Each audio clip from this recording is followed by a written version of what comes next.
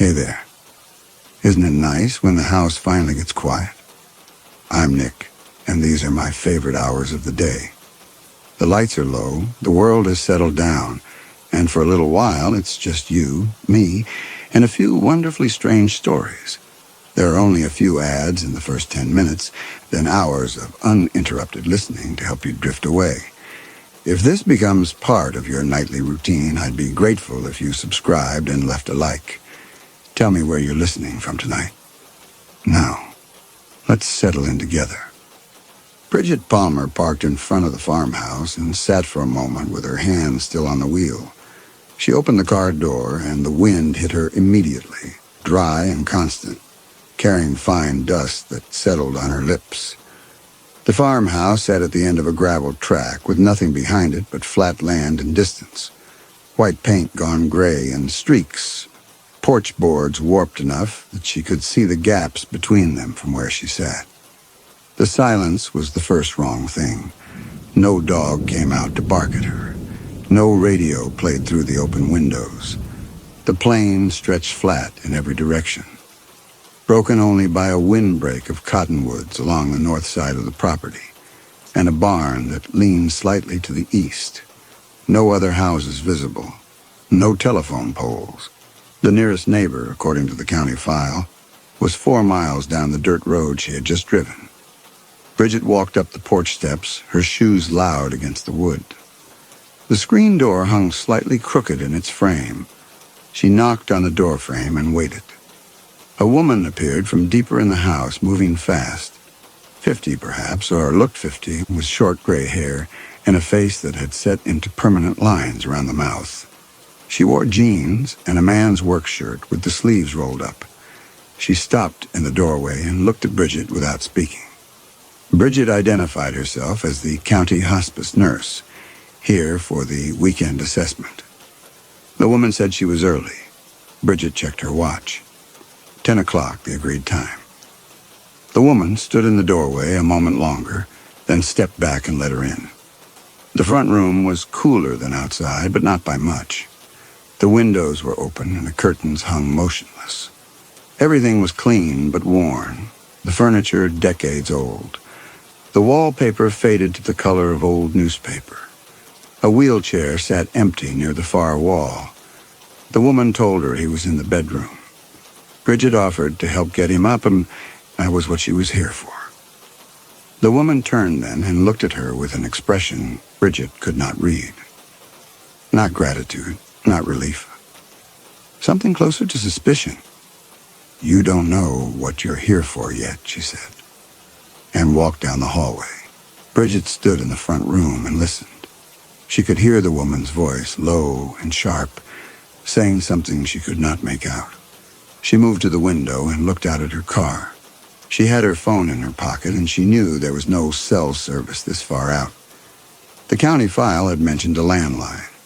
She would need to find it before the woman left. The wheelchair came down the hallway first, pushed by the woman. The man in it sat slumped to the left, his head tilted down so that his chin nearly touched his chest. His hands lay in his lap, fingers curled loosely. He wore pajama pants and a white t-shirt, both clean. His feet were bare. Bridget had seen the intake photos in the file. This was Caleb Tanner, 80 years old, late-stage dementia, nonverbal, total care required. The woman wheeled him to a spot near the window and set the brake. She did not look at him. She did not touch him except to push the chair.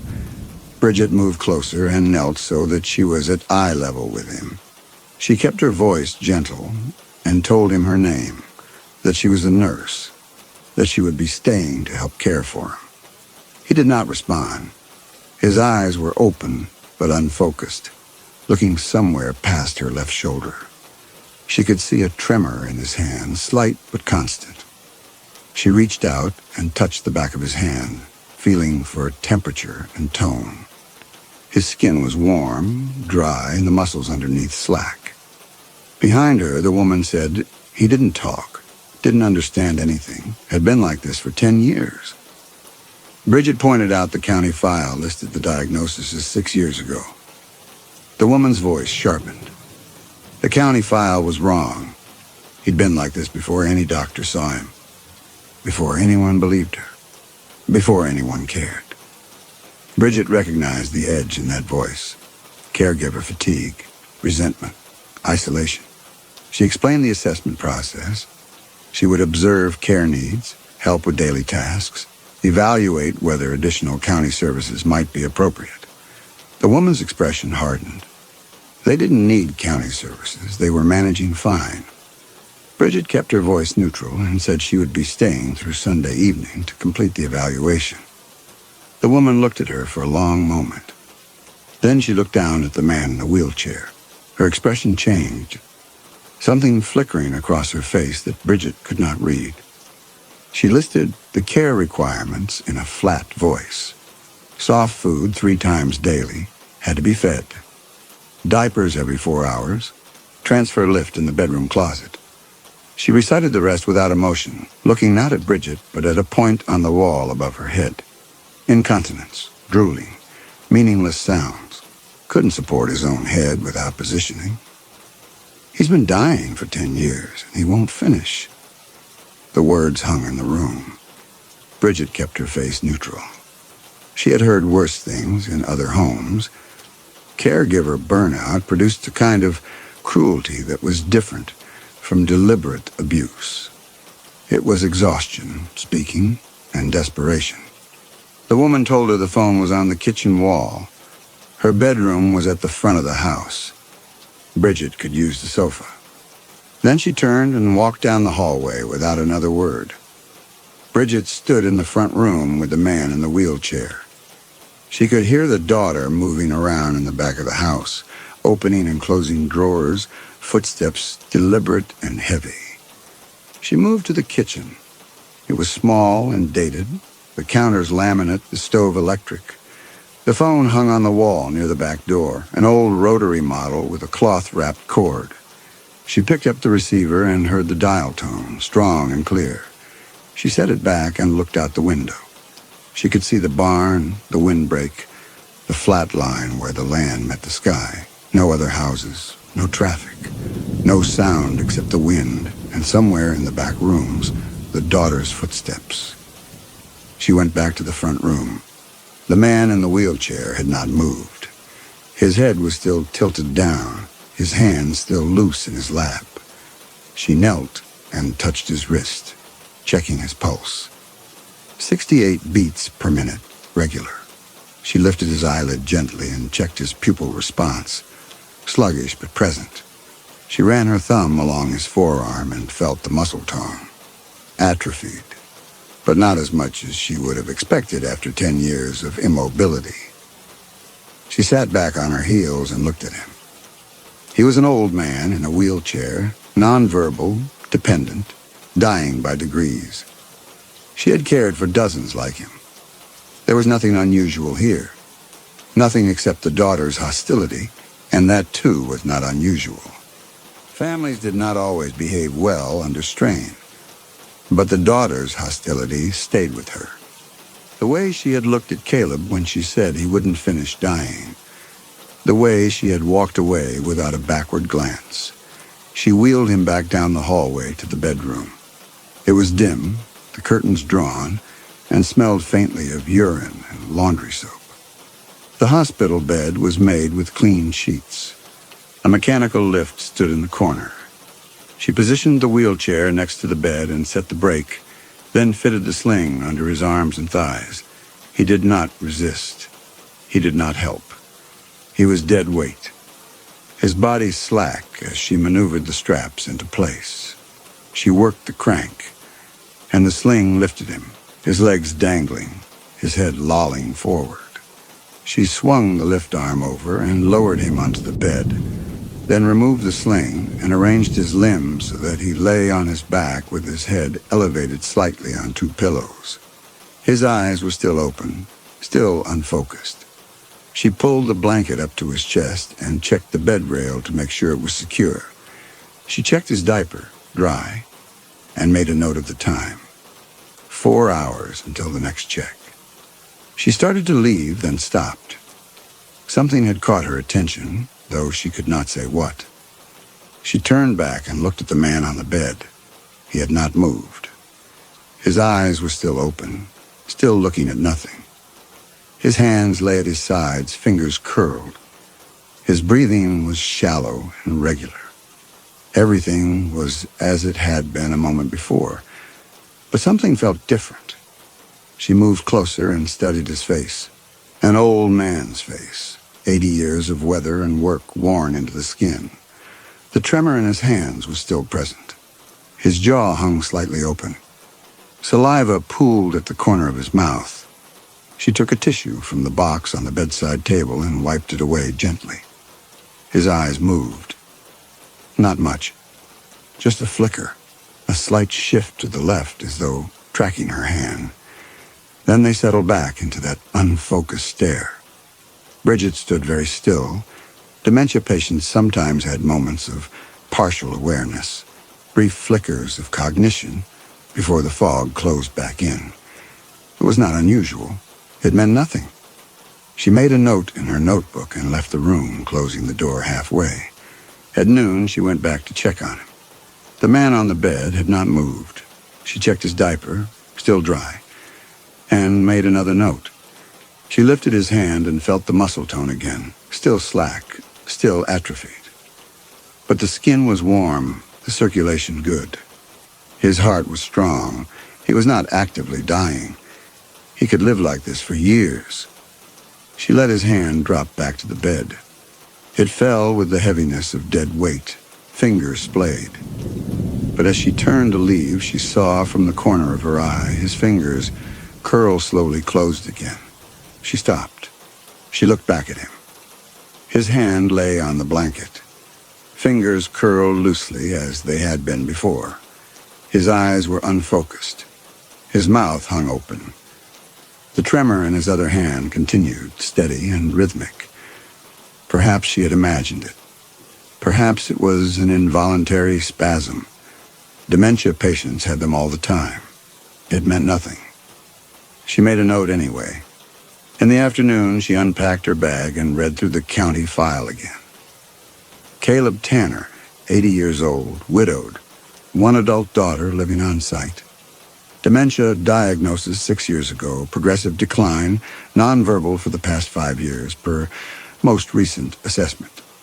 Family reported symptom onset approximately 8 years prior to diagnosis. No hospitalizations in 3 years. No home health aides, no physical therapy, no outside support. The daughter had refused all previous offers of respite care. This was the first time she had agreed to let anyone stay. Bridget wondered why. What had changed? Why now? At 2 o'clock, she went back to Turnham. Bedridden patients needed repositioning every few hours. She rolled him onto his side, tucked a pillow behind his back, and checked his skin. No sores, no redness. The daughter had been turning him regularly. Whatever else she felt about him, she had kept him clean and cared for. Bridget adjusted the blanket and started to leave. Then she stopped and turned back. His eyes were open. They were looking at her. Not past her. Not unfocused. Looking directly at her face. She stood frozen. His gaze held hers for a long moment, steady and clear.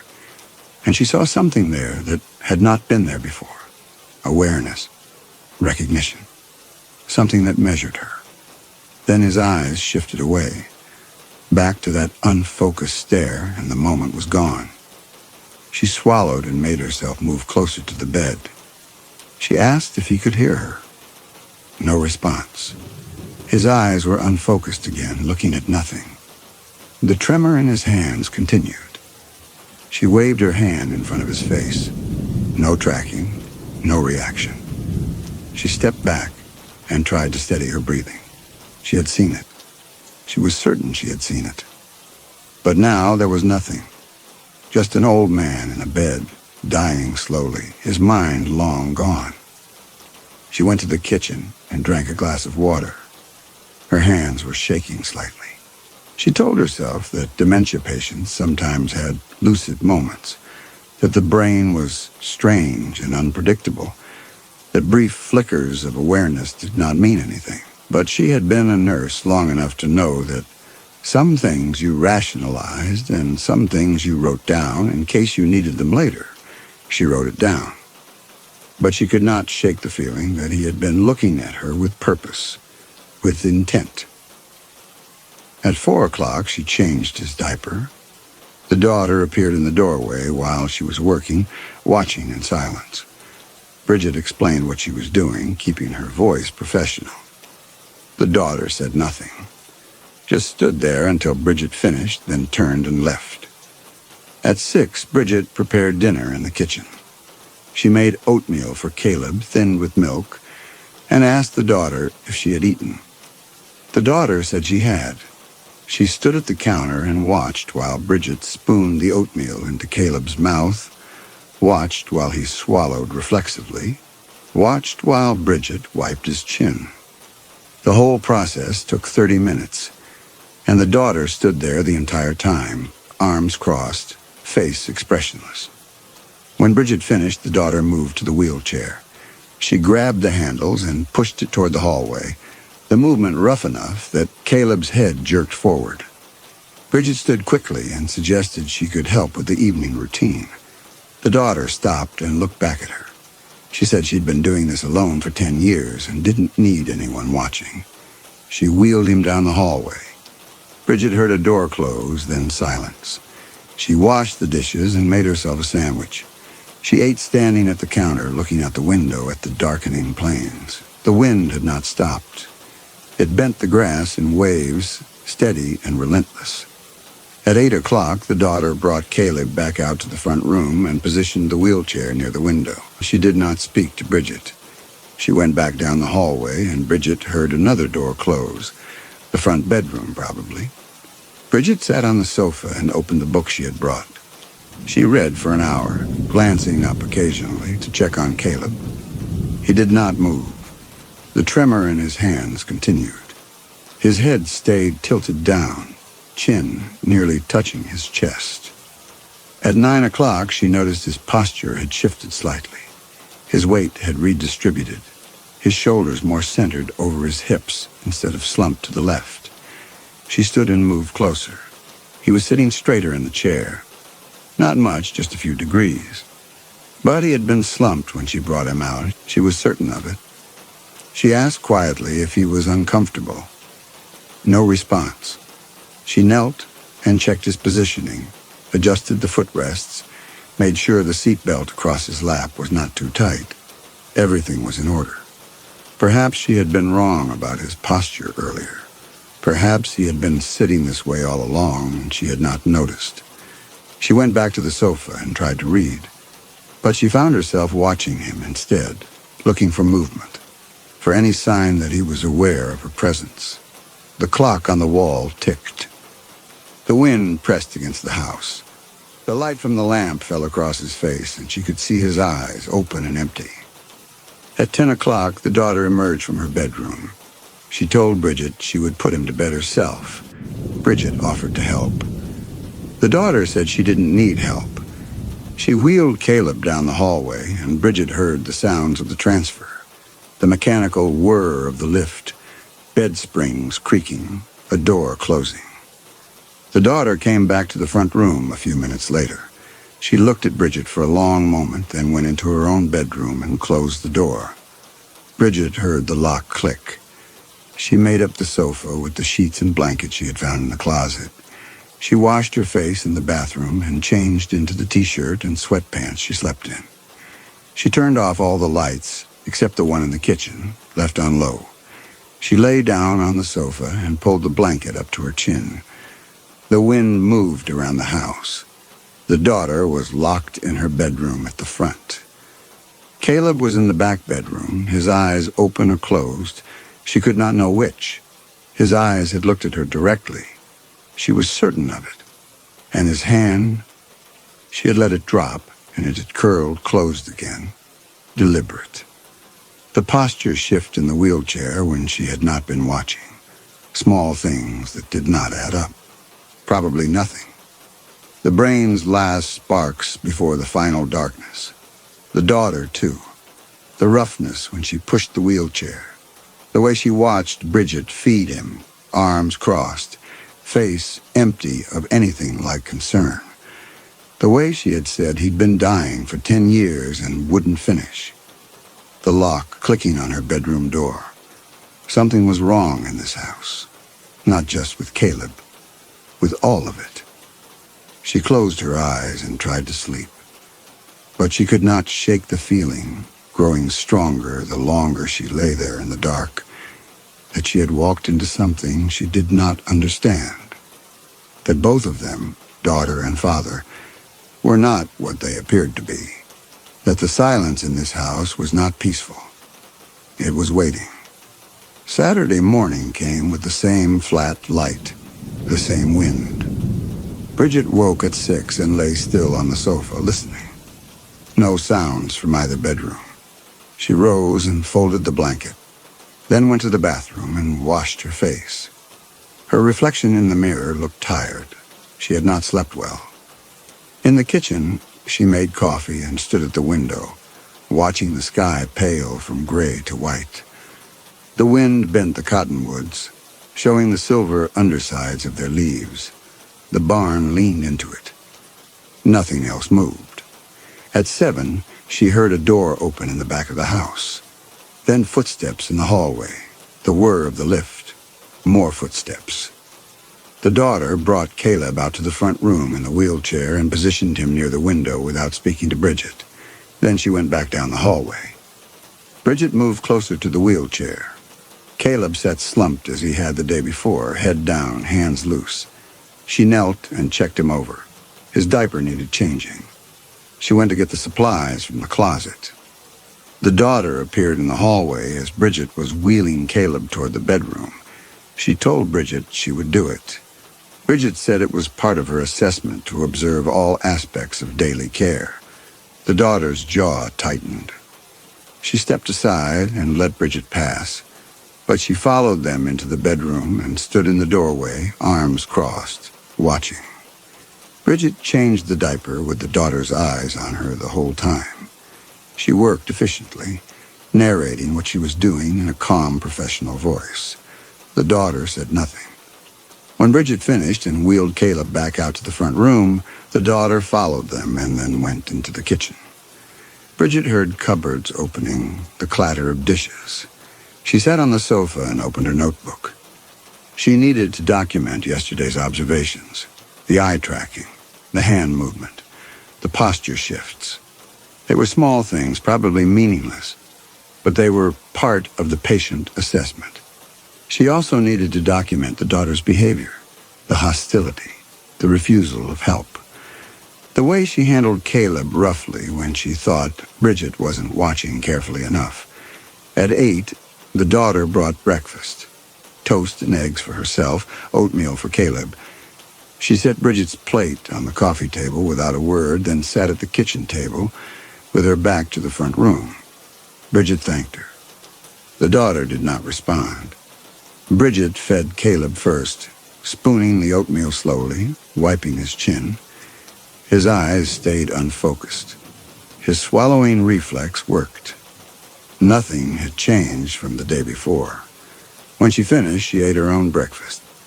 Glancing up occasionally at the daughter's rigid back, the morning passed slowly. Bridget checked Caleb every hour. Pulse, temperature, skin condition, hydration. She documented everything in her notebook. The daughter moved through the house like a ghost, appearing in doorways, watching, saying nothing. Once Bridget looked up from her notes and found the daughter standing at the edge of the front room, staring at her with an expression that was not quite hostility and not quite fear. Something else. Something Bridget could not name. She asked if everything was all right. The daughter turned and walked away without answering. At 10:30, the daughter came into the front room and stood beside Caleb's wheelchair. She looked down at him for a long moment, her face unreadable. Then she reached out and adjusted the blanket across his lap, smoothing it with hands that were not quite steady. The gesture might have been tender if not for the way her jaw was clenched. the tension visible in her shoulders. Bridget watched from the sofa. The daughter's fingers lingered on the edge of the blanket, then moved to Caleb's hand where it rested on the armrest. She picked it up, not gently but not roughly either, and held it in both of hers, looking at it.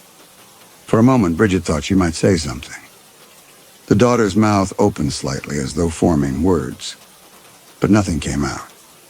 She set Caleb's hand back down and stepped away from the wheelchair. Bridget stood and moved closer. She asked if the daughter wanted to talk about anything, about how hard this must be, caring for him alone, about what kind of help might make things easier. The daughter's head snapped up. Her eyes were bright and hard.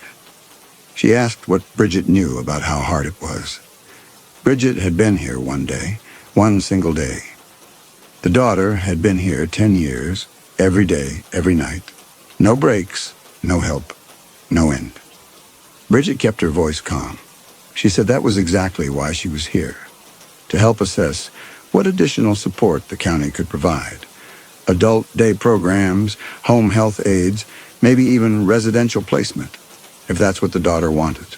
The daughter laughed. It was a harsh, broken sound. She said the county had assessed them before, 5 years ago, 6 years ago. More times than she could remember. They had sent people with clipboards and kind voices and promises. And then nothing had changed. Nothing ever changed. It was just her and him and this house and the days bleeding into each other without difference. Bridget said she understood burnout. She had seen it in other caregivers. The isolation. The resentment. The way love could turn into something else when you were trapped with someone who was dying but wouldn't die. It was normal. It didn't make the daughter a bad person. The daughter's face twisted. She asked if Bridget thought she had ever loved him. Her father. The man in the wheelchair. Bridget started to answer, but the daughter kept talking, her voice rising. She said he had been cruel when he could still walk. Cruel when he could still talk. Controlling. Demanding. He had driven her mother away when the daughter was 16. Had driven away the man she wanted to marry when she was 30. Had made it clear that she would stay and take care of him, or she would get nothing. Not the house, not the land, nothing. And then the dementia had come, or whatever it was, and the cruelty had stopped. But something worse had replaced it. The silence, the helplessness, the endless, grinding daily work of keeping him alive. And he just kept living, year after year, while she grew older and grayer and more tired, while whatever life she might have had disappeared. The daughter's hands were shaking now. She looked at Caleb in the wheelchair, and her face was ugly with something that might have been hate, or might have been grief, or might have been both. She said sometimes she thought about just stopping. Stop feeding him. Stop turning him.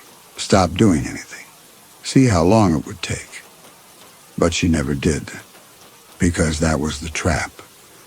He had trapped her when he was healthy, and now he was trapping her while he was dying, just by being alive, just by needing her. Bridget said they could talk about in-home hospice, pain management, palliative care that would make him more comfortable. The daughter turned on her then. She said Caleb wasn't in pain. He wasn't suffering. He was just existing. And as long as he existed, she had to be here.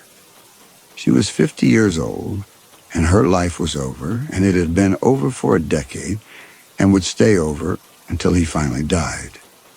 And she had started to think he never would, that this would just go on forever, that she would die first, and he would still be sitting there in that chair, drooling and blank and alive.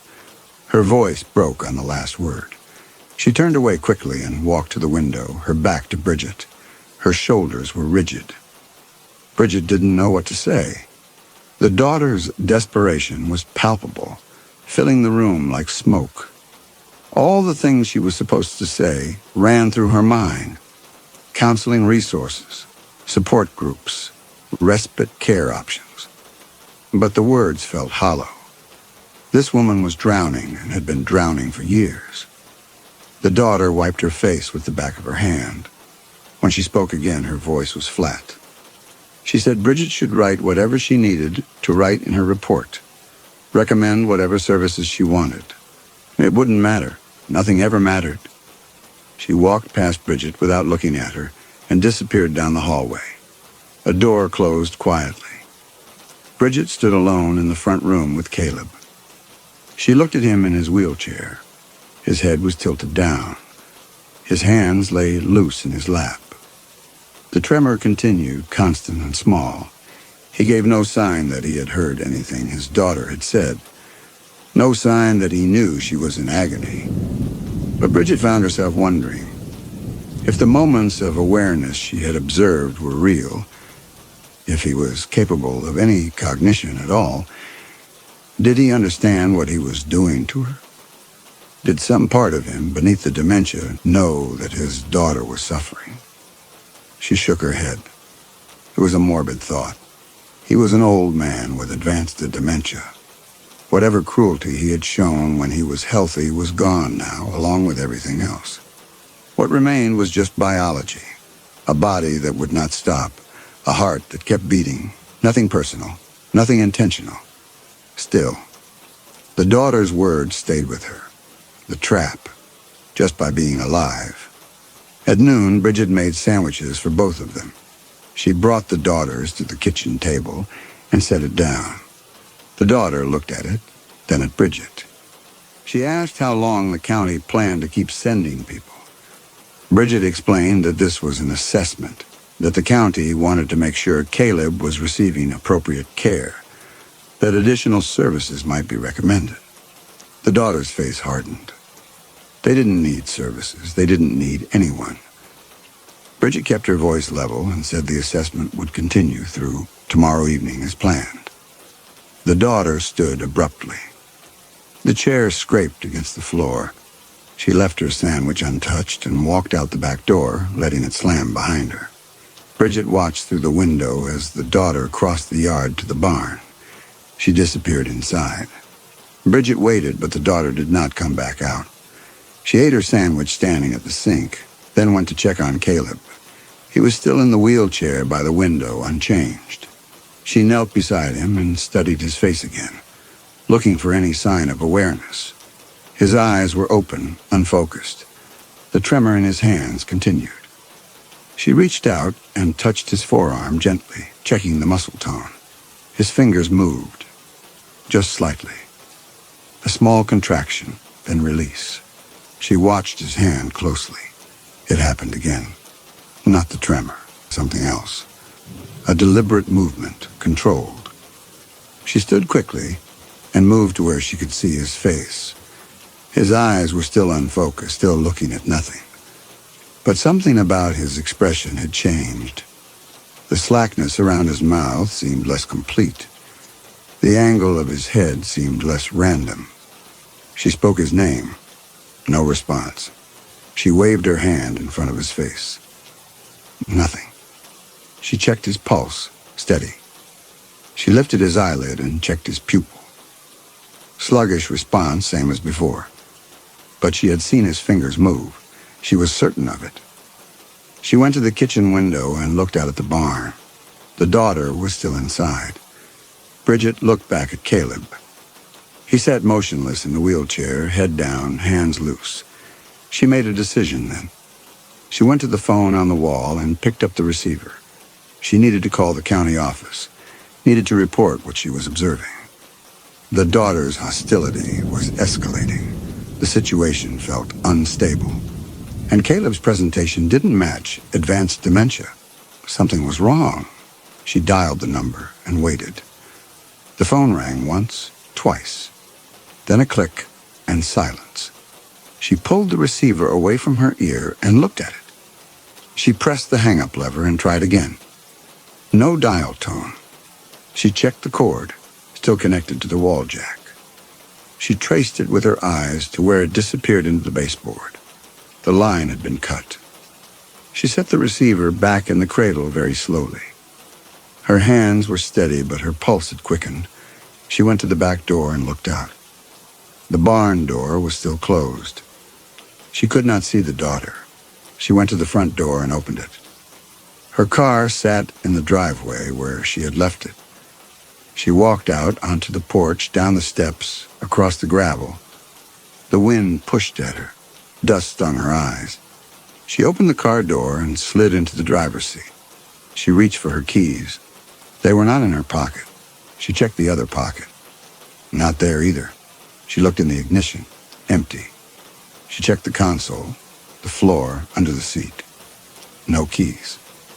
She sat very still, hands on the steering wheel, and tried to think. She had left the keys on the coffee table last night when she unpacked her bag. She was certain of it. She had seen them there this morning. She got out of the car and walked back to the house. In the front room, she checked the coffee table. Nothing. She checked her bag. Not there. She looked under the sofa cushions, under the coffee table, in the bathroom, in the kitchen. The keys were gone. She stood in the kitchen and looked out at the barn again. The daughter had been in the house this morning. She had brought breakfast. She had moved through the rooms while Bridget was occupied with Caleb. Bridget turned and looked at Caleb in his wheelchair. He sat motionless, head down, the picture of helplessness. She went to him and knelt. She put her face close to his and spoke quietly. She told him she knew something was wrong. She told him she was going to help him. She told him he was safe now. His eyes did not move. His expression did not change. But she could have sworn she saw the corner of his mouth twitch. Just barely. Just for a moment. She stood and backed away slowly. Her skin prickled. She turned toward the window and saw the daughter coming out of the barn, walking back toward the house. Bridget moved to the sofa and sat down, picking up her notebook, trying to look calm. The back door opened. The daughter's footsteps crossed the kitchen floor, stopped. Bridget looked up. The daughter stood in the doorway between the kitchen and the front room, watching her. Her face was expressionless. Bridget asked if everything was all right. The daughter said everything was fine. She walked past Bridget to the window and adjusted the curtain. Then she turned and looked at Bridget again. She said it was going to storm later. Dust storm, probably bad one. They got them out here sometimes. Bridget should plan to stay inside. Bridget said she understood. She asked if the daughter had seen her car keys anywhere. The daughter said she hadn't. She suggested Bridget check her pockets again. Then she walked down the hallway to her bedroom and closed the door. Bridget sat very still on the sofa. She could hear her own breathing. She could hear the wind outside. She could hear nothing from Caleb, but she felt his presence like a weight in the room. The phone line, the missing keys, the daughter's warning about the storm, and the way she had looked at Bridget just now, not hostile anymore. Calculating, satisfied. She was trapped. No car, no phone, no neighbors for 4 miles. A dust storm coming. And something was very wrong with the Caleb Tanner. The afternoon crawled past. Bridget sat on the sofa and pretended to read while watching the sky darken outside the windows. The wind increased, buffeting the house. Dust hazed the air, turning the sun pale and diffuse. At 3 o'clock, the daughter came out of her bedroom and stood at the kitchen window looking out at the approaching storm. Then she turned and looked at Caleb in his wheelchair. Her expression was unreadable. Bridget stood and said she needed to speak with her. The daughter turned and looked at her. Bridget chose her words carefully. She said she had concerns about Caleb's care, that his presentation suggested he might benefit from additional medical evaluation, that the county could arrange for a neurologist to assess him. The daughter's face went very still. She asked what Bridget meant by concerns. Bridget said she had observed some atypical responses, some inconsistencies in his cognitive presentation. The daughter's hands tightened into fists at her sides. She asked if Bridget was accusing her of something. Bridget said no, not at all. She was simply noting that Caleb might not be receiving all the care he needed. The daughter took a step closer. Her voice was quiet when she spoke. She said she had been taking care of her father for 10 years. 10 years without help, without relief, and without a single day to herself. And now some county nurse who had been here less than 2 days thought she knew better. Bridget kept her voice steady. She said she wasn't questioning the daughter's dedication. She was simply suggesting that Caleb might benefit from a medical review. The daughter laughed. It was a harsh sound without humor. She said the doctors didn't care. The county didn't care. Nobody had cared for 10 years, and now someone cared suddenly, just when she was ready to be done with all of it. Bridget checked the distance to the front door without meaning to. She asked what the daughter meant by done. The daughter didn't answer. She turned and walked to the wheelchair. She stood behind it, hands on the handles, looking down at Caleb's bowed head. "He's not what you think," she said, her voice so quiet, Bridget almost didn't hear it over the wind. Bridget asked her to explain what she meant. The daughter just stood there, hands tight on the wheelchair handles. Then she looked up at Bridget, and her eyes were bright with something that might have been tears or might have been rage.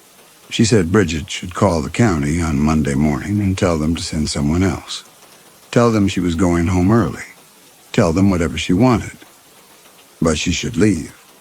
Tonight after the storm passed, walk to town if she had to, just go. It was the closest thing to mercy Bridget was going to get. She said she couldn't do that. She said she had a responsibility to complete her assessment, to ensure Caleb's safety. The daughter's jaw tightened. She said Caleb was perfectly safe. It was Bridget who should be worried about herself. Bridget's throat had gone tight. She asked if that was a threat. The daughter didn't answer. She wheeled Caleb toward the hallway, her movements jerky and rough. Bridget started to follow. The daughter turned on her. "Stay out of my way," she said, her voice shaking. Then she was gone down the hallway, the wheelchair rattling over the threshold. And Bridget heard a door slam. She stood alone in the front room. Outside the windows, the sky had turned brown. The wind howled. Dust streaked the glass. The storm was here. She needed to think. She needed to plan. She went to the back door and tried it. Locked. She tried the front door, locked from outside. The windows were old, painted shut. She could force one open, probably, or break the glass. But the sound would bring the daughter. And where would she go? Into a dust storm with no car, no phone, 4 miles from help. No. She needed to wait out the storm. Then she would leave on foot at first light, walk to the main road, flag down a car. She would go to the sheriff, tell them everything. They would come back here with her. They would get Caleb out of this house. But first, she had to survive the night. She checked every window, every door, all locked or painted shut. She was sealed in. She went back to the sofa and sat down, pulling her knees up. The house creaked around her. The wind screamed. Dust seeped in through gaps around the windows, settling on every surface. Hours passed. The light failed. The storm raged. Bridget did not turn on any lights. She sat in the growing dark and listened. She heard nothing from the back of the house. No sounds of movement. No sound of the lift. Nothing. At some point she must have dozed because she woke with a start to complete darkness and complete silence. The storm had passed. The wind had stopped. The house was utterly still. She sat up slowly. The darkness was absolute. No moon, no stars. The kitchen light had been turned off. She stood and felt her way to the wall, following it to where she thought the light switch was. She found it and flipped it. Nothing happened. She tried the lamp on the end table. Nothing. The power was out. She stood very still in the dark and listened. Nothing. No sound at all, not even the refrigerator's hum. Then from somewhere in the back of the house, a sound, a single soft thump. Then silence again. Bridget's hands were shaking. She felt her way back to the sofa and sat down. She would wait for morning. She would not move in the dark. She would sit here and wait for dawn. But she could not shake the feeling that something had changed while she slept, that the balance of the house had shifted, that the thing she had been afraid of was no longer waiting. It was happening now. She sat rigid on the sofa through the long hours of darkness, listening to the silence. The thump did not repeat. Nothing moved. The house held its breath. When the first gray light began to seep through the windows, Bridget stood on legs stiff from sitting. Her mouth was dry and tasted of dust. She moved to the kitchen window and looked out. The storm had left a fine coating of dirt on everything. The porch, the truck, the barn. The sky was clearing to pale blue. Dawn had come. She tried the kitchen light again, still nothing. She checked the back door, still locked. She went to the front door and tried it. The knob turned. It opened. She stood in the doorway, looking out at her car. The doors would be unlocked. She could check the glove box, under the seats, anywhere the daughter might have hidden the keys. Or she could leave now, start walking toward the main road. 4 miles. She could make it in an hour, maybe less if she ran part of the way. And Caleb helpless in the back bedroom, alone with the daughter who had threatened Bridget, who had trapped her here. If something had happened in the night, if that thump had been, she had a responsibility. She was a nurse. She could not leave a patient, no matter what. She closed the front door and turned back to the house. The silence pressed against her. She moved down the hallway toward the bedrooms. The door to the daughter's room stood open, an old skeleton key still sitting in the keyhole. Bridget looked in. The blankets were pulled back, the sheets rumpled. The room was empty. She continued to Caleb's room. That door was closed. She put her hand on the knob and paused, listening. Nothing. She opened the door. The room was dim, curtains still drawn. The hospital bed was empty. The blanket lay rumpled and the pillow askew. The wheelchair was gone. Bridget's pulse quickened. She stepped into the room and looked around. The lift stood in the corner, unused. No one was here. She checked the closet. Empty. Under the bed. Nothing. She backed out of the room and stood in the hallway. Her breathing had gone shallow. Where were they? Where had the daughter taken Caleb? She moved quickly through the house, checking every room. The bathroom, empty. The front bedroom, empty. The kitchen, the front room, no one. She was alone in the house. She went to the back door and tried it again, still locked. She looked out the window at the yard. Nothing moved. Then her eye caught something. The barn door stood open. It had been closed yesterday during the storm. Now it hung ajar, swinging slightly in the morning breeze. She tried the back door handle one more time, yanking hard. The lock held. She went to the kitchen window and pushed at the frame, painted shut. But the paint was old and cracked. She pushed harder and felt it give slightly. She braced her feet and shoved with both hands. The window groaned and suddenly gave way, sliding up with a shriek of wood on wood. Bridget climbed out onto the back porch. The morning air was cool and smelled of dust and damp earth. She walked across the yard toward the barn, her shoes crunching on gravel. The wind moved through the cottonwoods. Nothing else made a sound. She reached the barn door and stopped, listening. Silence. She pulled the door wider and stepped inside. The barn was dim, lit only by cracks between the wall boards. It smelled of old hay and motor oil. Farm equipment hulked in the shadows, a tractor, a plow, stacks of wooden pallets, and at the far end, set into the floor, a wooden hatch with an iron ring handle. The root cellar. Bridget moved closer. The hatch was closed, secured with a heavy padlock through the hasp. Locked. She knelt and examined it. It was an old combination lock, the kind with 3 numbered wheels. She tried pulling it, locked tight. But then she noticed something. Scratched into the wood of the barn floor next to the hatch, faint but deliberate, were 3 numbers, 473. Someone had left the combination, recently. The scratches looked fresh, her hands shaking as she spun the wheels. 4, 7, 3. The lock clicked open. She pulled it free and grasped the iron ring. The hatch was heavy, but she pulled it up, and it swung back on its hinges with a groan. Below was darkness and a ladder descending into it. She could see nothing at the bottom, but she could smell it. A close smell. Stale air and something else. Something wrong. She called down into the darkness. Her voice echoed off close walls. No answer came back. She needed light. She looked around the barn and found a flashlight hanging on a nail near the door. She clicked it on. The batteries were weak, but it worked. She went back to the hatch and shone the light down. The beam showed a small earthen room, maybe 8 feet square.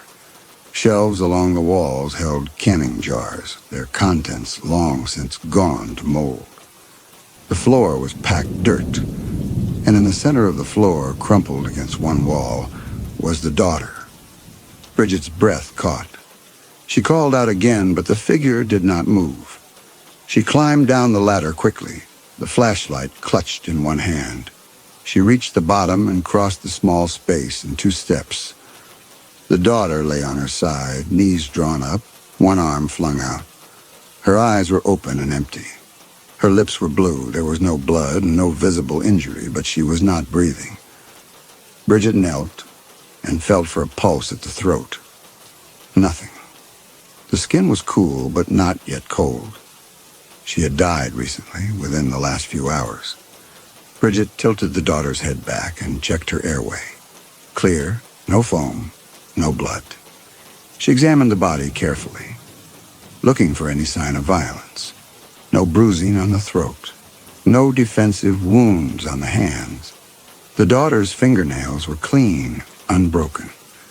Bridget sat back on her heels and forced herself to think like a nurse, not someone who was afraid.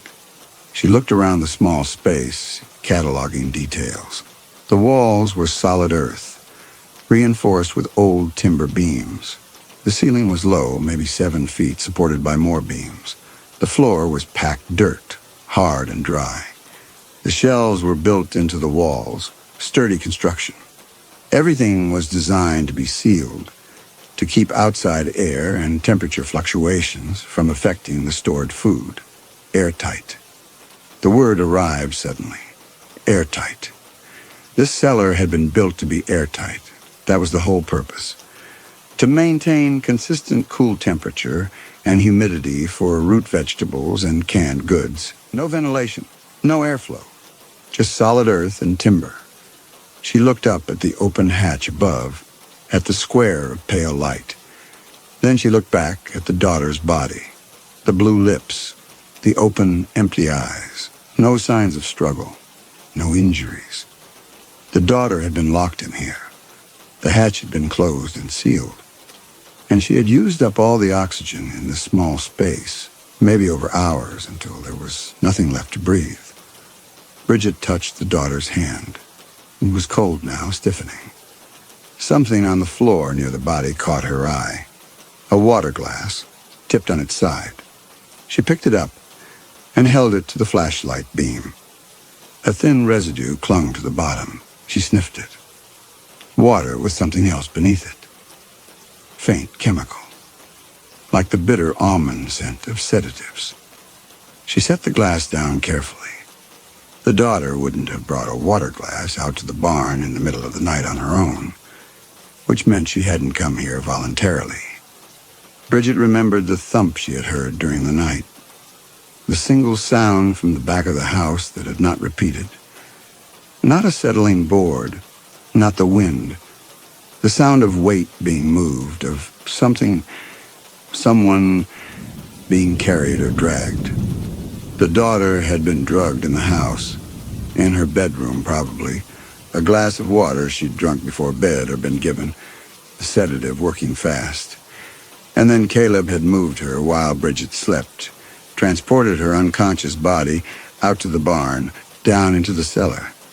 The glass placed beside her to complete the staging.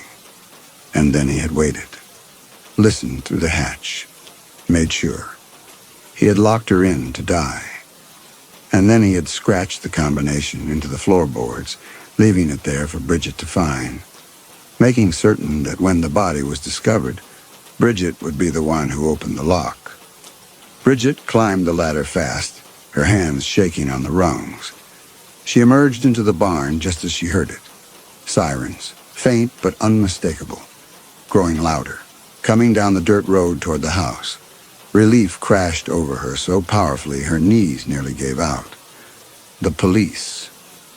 Someone had called them. The daughter must have before she died, or maybe there was an automatic alarm Bridget hadn't found. She ran toward the barn door, toward the sound of salvation. The sirens were close now, pulling into the driveway at the front of the house. She burst out of the barn into the bright morning sunlight. The barn sat directly behind the house. To her left and right, the yard gave way to waist-high dried grass and Russian thistle, thick and impenetrable after years of neglect. The only clear path to the front driveway was straight ahead, through the back door and out the front.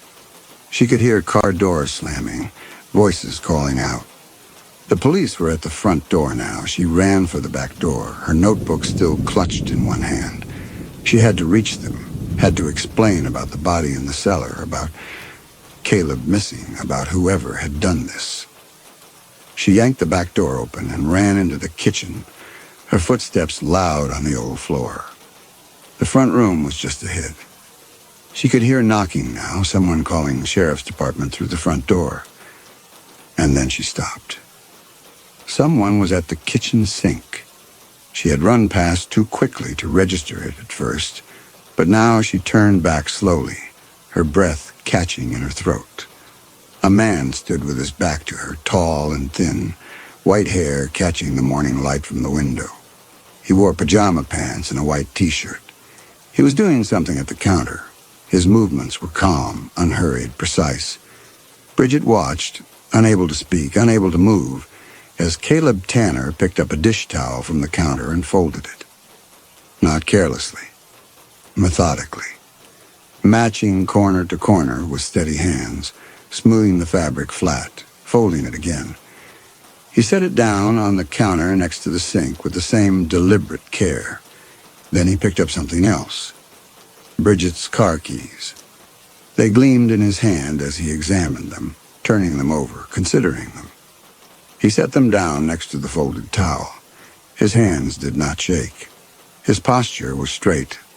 His movements were those of someone completely in control of his body, someone who had never trembled or drooled or slumped in a wheelchair. Bridget's throat closed. She tried to make a sound, but couldn't. And then Caleb turned around. Caleb Tanner looked at her with eyes that were perfectly clear, perfectly aware. His gaze was steady and intelligent, and utterly calm. He looked at her the way you would look at a stranger who had wandered into your house uninvited. Bridget could not move, could not breathe, could not make sense of what she was seeing. He had been in a wheelchair. He had been slumped and trembling and drooling and helpless. He had been dying for 10 years. He stood in front of her now, straight and strong, folding dish towels and examining car keys with perfectly steady hands. The sirens were louder, very close, in the driveway now. And Bridget understood. He had called them. Somehow he had called them. Her eyes went to the counter beside him. Next to the dish towel and her keys sat a cell phone. An old satellite phone with a thick external antenna folded against its side. The screen was still glowing. Bridget could read it from where she stood. A text message already sent, time-stamped from 20 minutes ago. Simple, damning. Please help. Nurse hurting us. Can't move. Scared. Below it, the recipient. 911. He had typed it out. Sent it. Summoned them here with perfect calculation. And now they would find his daughter's body in the cellar, and Bridget standing in the kitchen, the only other person on the property, the only person who could have hurt anyone. She found her voice, barely. Mr. Tanner? He tilted his head slightly as though considering whether to answer. Then something changed in his face. The blank expression she had seen for 2 days disappeared completely, replaced by something else. Intelligence, calculation, and beneath that something darker, satisfaction. He smiled. It was not a kind smile, not confused or helpless or vacant. It was sharp and deliberate and utterly sane. It was the smile of someone who had been waiting a very long time for this moment and was now watching it unfold exactly as he had planned. Bridget's legs went weak. She grabbed the doorframe to steady herself. Her mind tried to process what she was seeing but could not make it fit. 10 years. He had been like this for 10 years. The daughter had said so. The county file had confirmed it. Nonverbal, total care. Dying by degrees. But he was standing in front of her now, straight and strong, smiling that terrible smile. And the cell phone sat on the counter between them, proof that he had orchestrated everything. The sirens were right outside now, car doors slamming, footsteps on gravel. Caleb turned away from her. He walked slowly, steadily to the wheelchair that sat in the hallway just outside the kitchen doorway. She had not seen him bring it there. But it was there now, positioned perfectly, waiting for him. He lowered himself into it with practiced ease. He settled his weight, adjusted his position, gripped the armrests with both hands, and then, while Bridget watched frozen in the doorway, he began to transform. It started with his hands. The fingers that had been strong and steady curled slowly inward.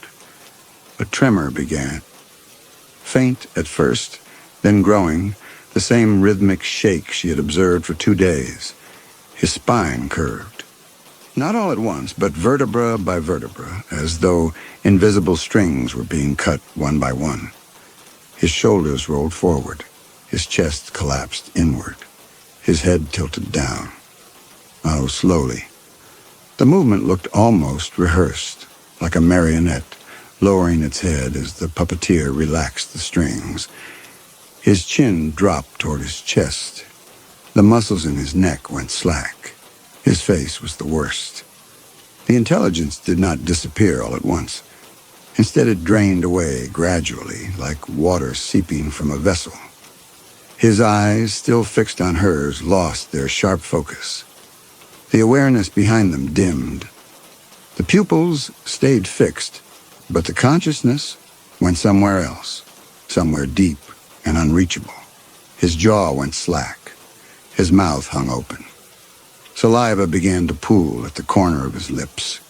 She could see his tongue move deliberately to create it, to complete the picture.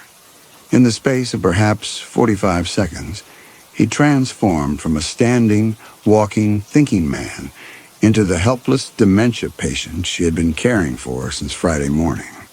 But his eyes, even as they went unfocused, even as they took on that empty glaze, they stayed locked on her face.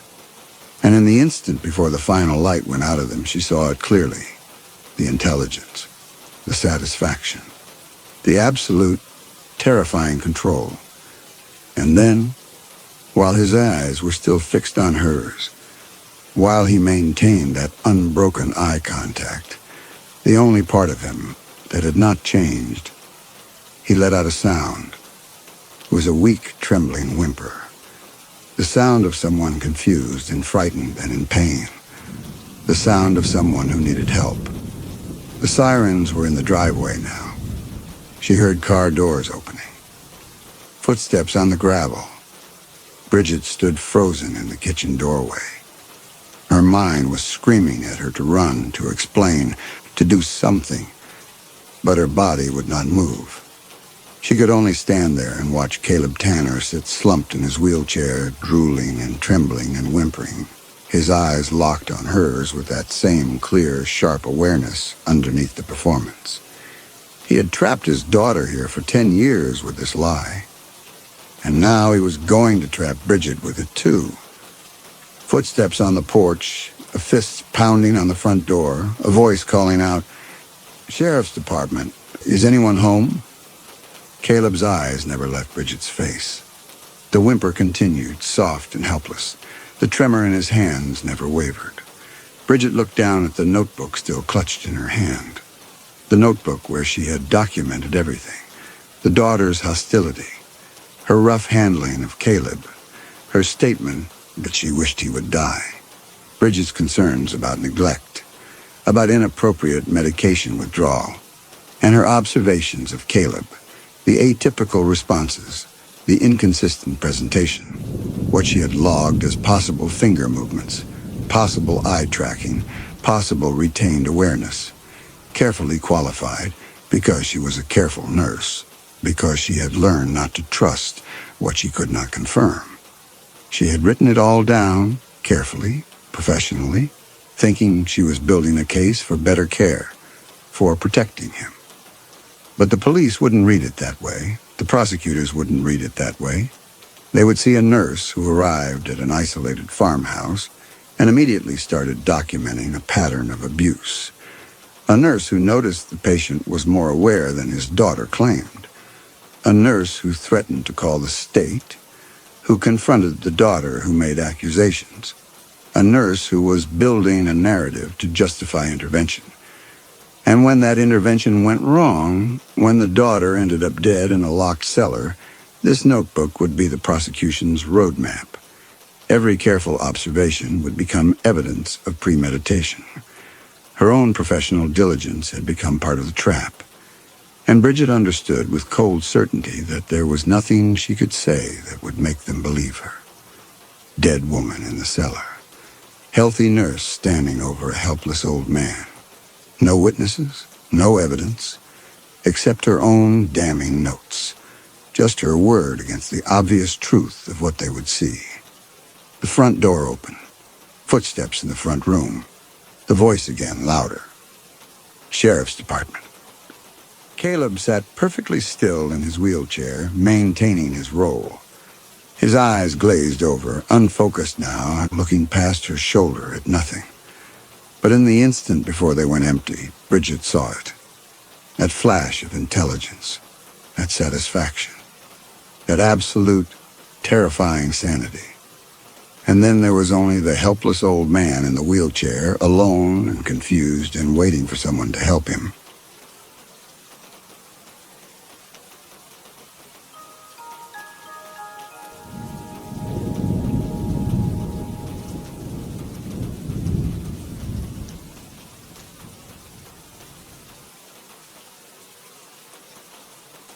The neon sign buzzed and flickered outside, throwing red light through plate glass windows in pulses like a failing heartbeat.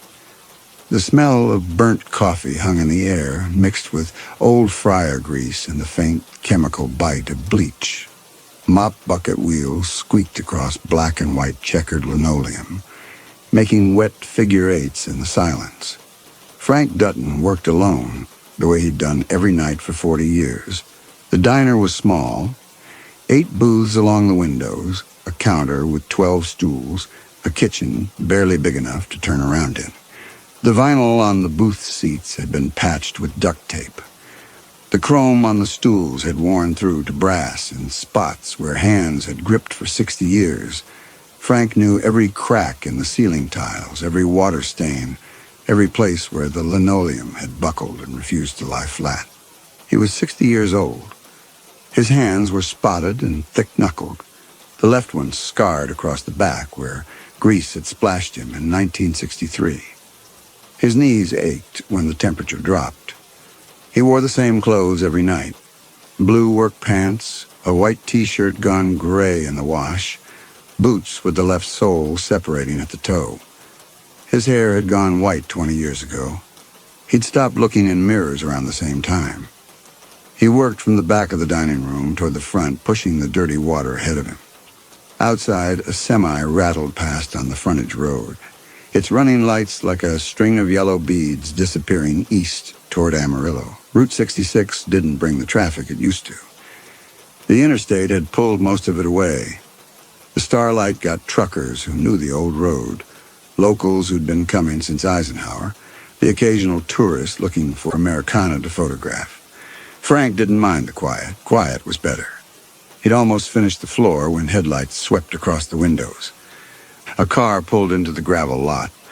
A sedan, dark color, Texas plates. Frank stopped mopping. The clock above the register said 1:51. He'd flipped the sign to closed at midnight. The car door opened. A man got out, middle-aged, wearing a short-sleeved button-down and khakis. He walked to the door and tried the handle, locked. He cupped his hands against the glass and peered inside. Frank could see him clearly in the neon glow. Tired eyes, 2 days of stubble, the loose posture of someone who'd been driving too long. The man knocked. Frank wheeled the mop bucket to the side and walked to the door. He unlocked it, opened it 6 inches. Told the man they were closed. The man said he knew, he'd seen the sign, but he'd been driving since Albuquerque and just needed coffee. A sandwich if Frank had bread. He could pay extra. Frank looked past him at the car. Nobody else inside. The back seat was piled with boxes and a garment bag. Moving, maybe, or running from something. Frank had seen enough of both to know the difference. This one looked like moving. Frank named a price. $20, cash. The man pulled out his wallet without hesitation. Frank opened the door. The man came in and sat at the counter, third stool from the left. He put his keys down. His hands were clean, but the nails were ragged, bitten down.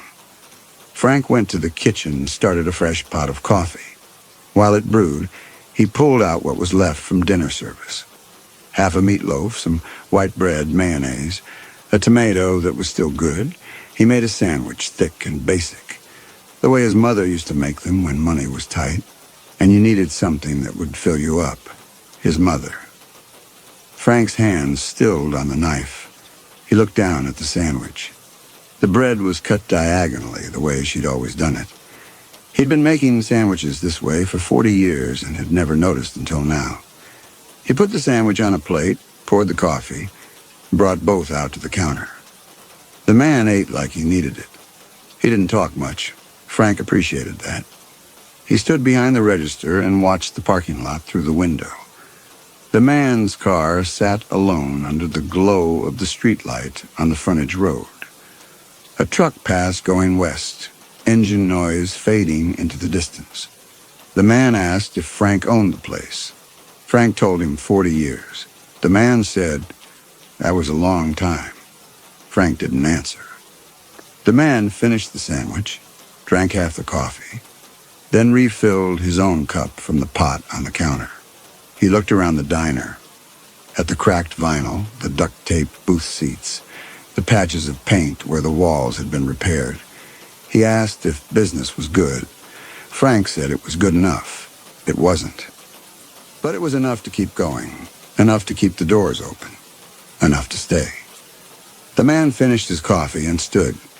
He put a $5 bill on the counter for a tip Frank hadn't earned, told Frank he appreciated it. Frank walked him to the door, unlocked it, let him out. The man got in his car and drove off, taillights disappearing east. Frank locked the door again and stood for a moment looking at the empty parking lot.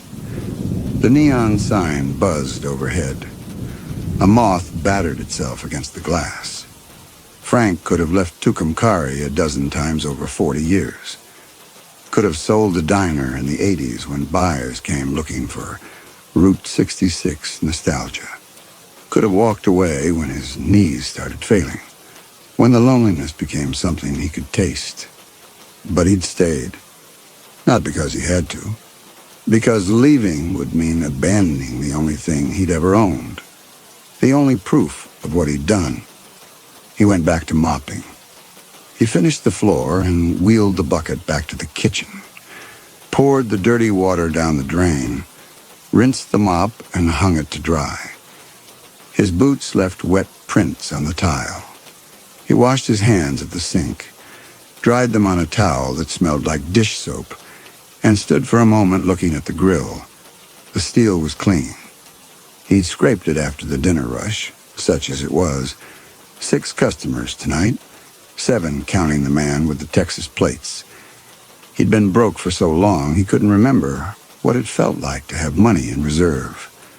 The diner made just enough to keep the lights on and the gas flowing. Some months, it didn't make that much. Frank ate whatever was about to spoil. He lived in a room behind the kitchen that had probably been a storage closet once, barely big enough for a cot and a cardboard dresser. He hadn't left Tucumcari in 15 years. Before that, he couldn't remember. The temperature in the kitchen dropped. It happened fast, the way it always did.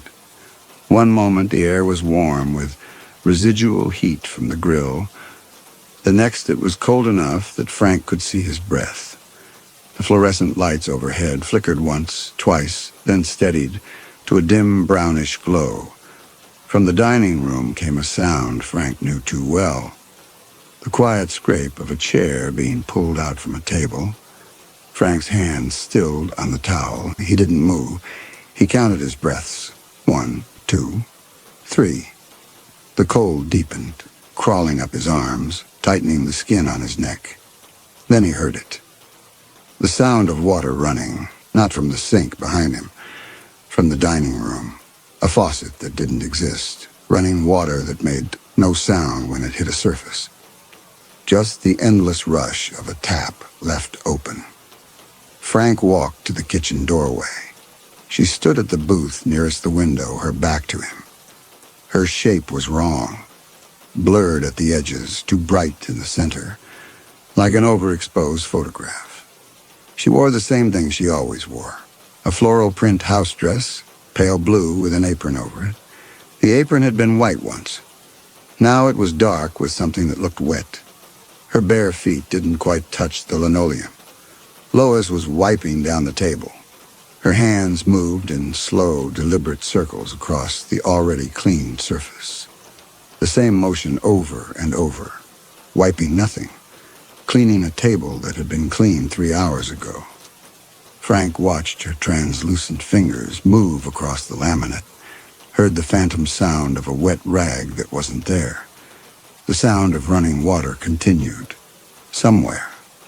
Nowhere. Frank stepped into the dining room. His boots made no sound on the floor, but Lois's shape flickered, her movements stuttering for a moment before resuming the same slow circles. Her face was hidden behind a mass of static that shifted and crawled. She finished wiping the table, stood there for a moment, hands at her sides. Then she moved to the next booth and started again. The same slow circles, the same obsessive precision. Frank had seen her do this 100 times when he was a child. Wipe down surfaces that were already clean, trying to erase any evidence that might trigger his father's rage. She was still doing it. 40 years dead, and she was still trying to clean a house that no longer existed. Frank's jaw ached from the cold.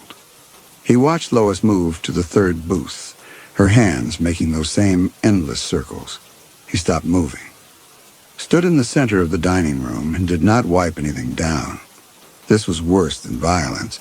This was her trapped in the routine of survival, repeating the small, desperate rituals that had never kept her safe. Then she turned toward him. Not suddenly, not the way a person turns. Her whole shape rotated, feet fixed in place, as if she were mounted on an axis. The static around her face pulsed. The sound of running water stopped. Lois's hands rose slowly, palms out, as if she were trying to show him they were empty. Her fingers spread and began to tremble. Frank could see through them to the booth behind her. Then she crossed the room. It wasn't walking. The space between them folded, and she was in front of him, close enough that Frank could smell her. Something like wet clay and cold metal, a smell that had nothing to do with the living. Her hands reached toward his face, not his chest, reaching for his cheek the way she used to when he was small and crying. Frank stepped back. His spine hit the kitchen door frame. Lois's hand stopped inches from his face. Her fingers trembled in the air between them. The cold was so deep now that Frank's lungs ached with each breath. She held that position, reaching, unable or unwilling to close the distance, for seconds that felt like minutes. Then her right hand dropped and moved toward the nearest booth. Frank heard it before he saw it. The sound of something sharp dragging through wood grain, slow and deliberate. When she finished, she was gone.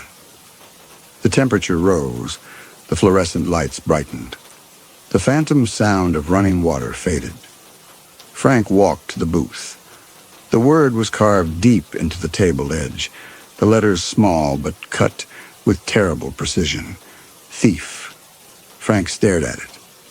He'd seen this word carved into wood 1,000 times over 40 years, into counters, tables, door frames, walls. He'd sanded it away, painted over it, replaced entire boards. It always came back. Thief. For 40 years, Frank had read it as an accusation. His mother's ghost, calling him what he was, condemning him. But standing in the cold, fading air, Frank pictured Lois wiping down clean tables in the dark, saw her hands trying to reach his face, remembered the way she'd screamed that word in the kitchen in Sacramento while his father beat her. She hadn't been screaming it at Frank. She'd been screaming it at herself, taking the blame, calling herself a thief to protect him. And now she carved it over and over, trapped in the moment that she'd died trying to save him, unable to stop repeating the lie she'd told. Frank's hands started shaking. He gripped the booth's edge. The word stared up at him, small and terrible. He got the sander from the storage closet and erased it. The machine screamed in the silence. Sawdust filled the air and coated his arms. When he finished, the table had a smooth, pale depression where the letters had been. Frank stood holding the sander and understood what he'd been doing for 40 years.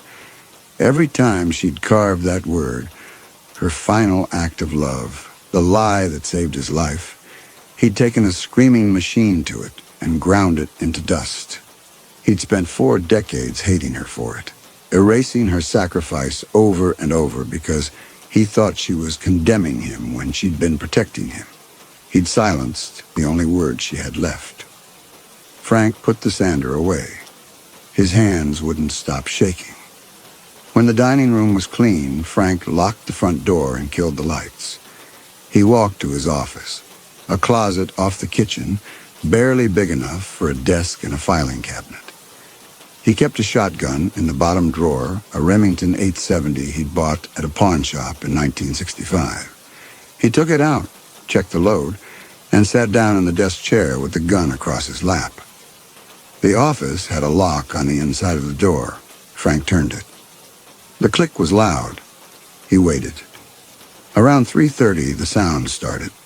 Not crashes or violence, just the quiet domestic noises of someone trying not to be heard.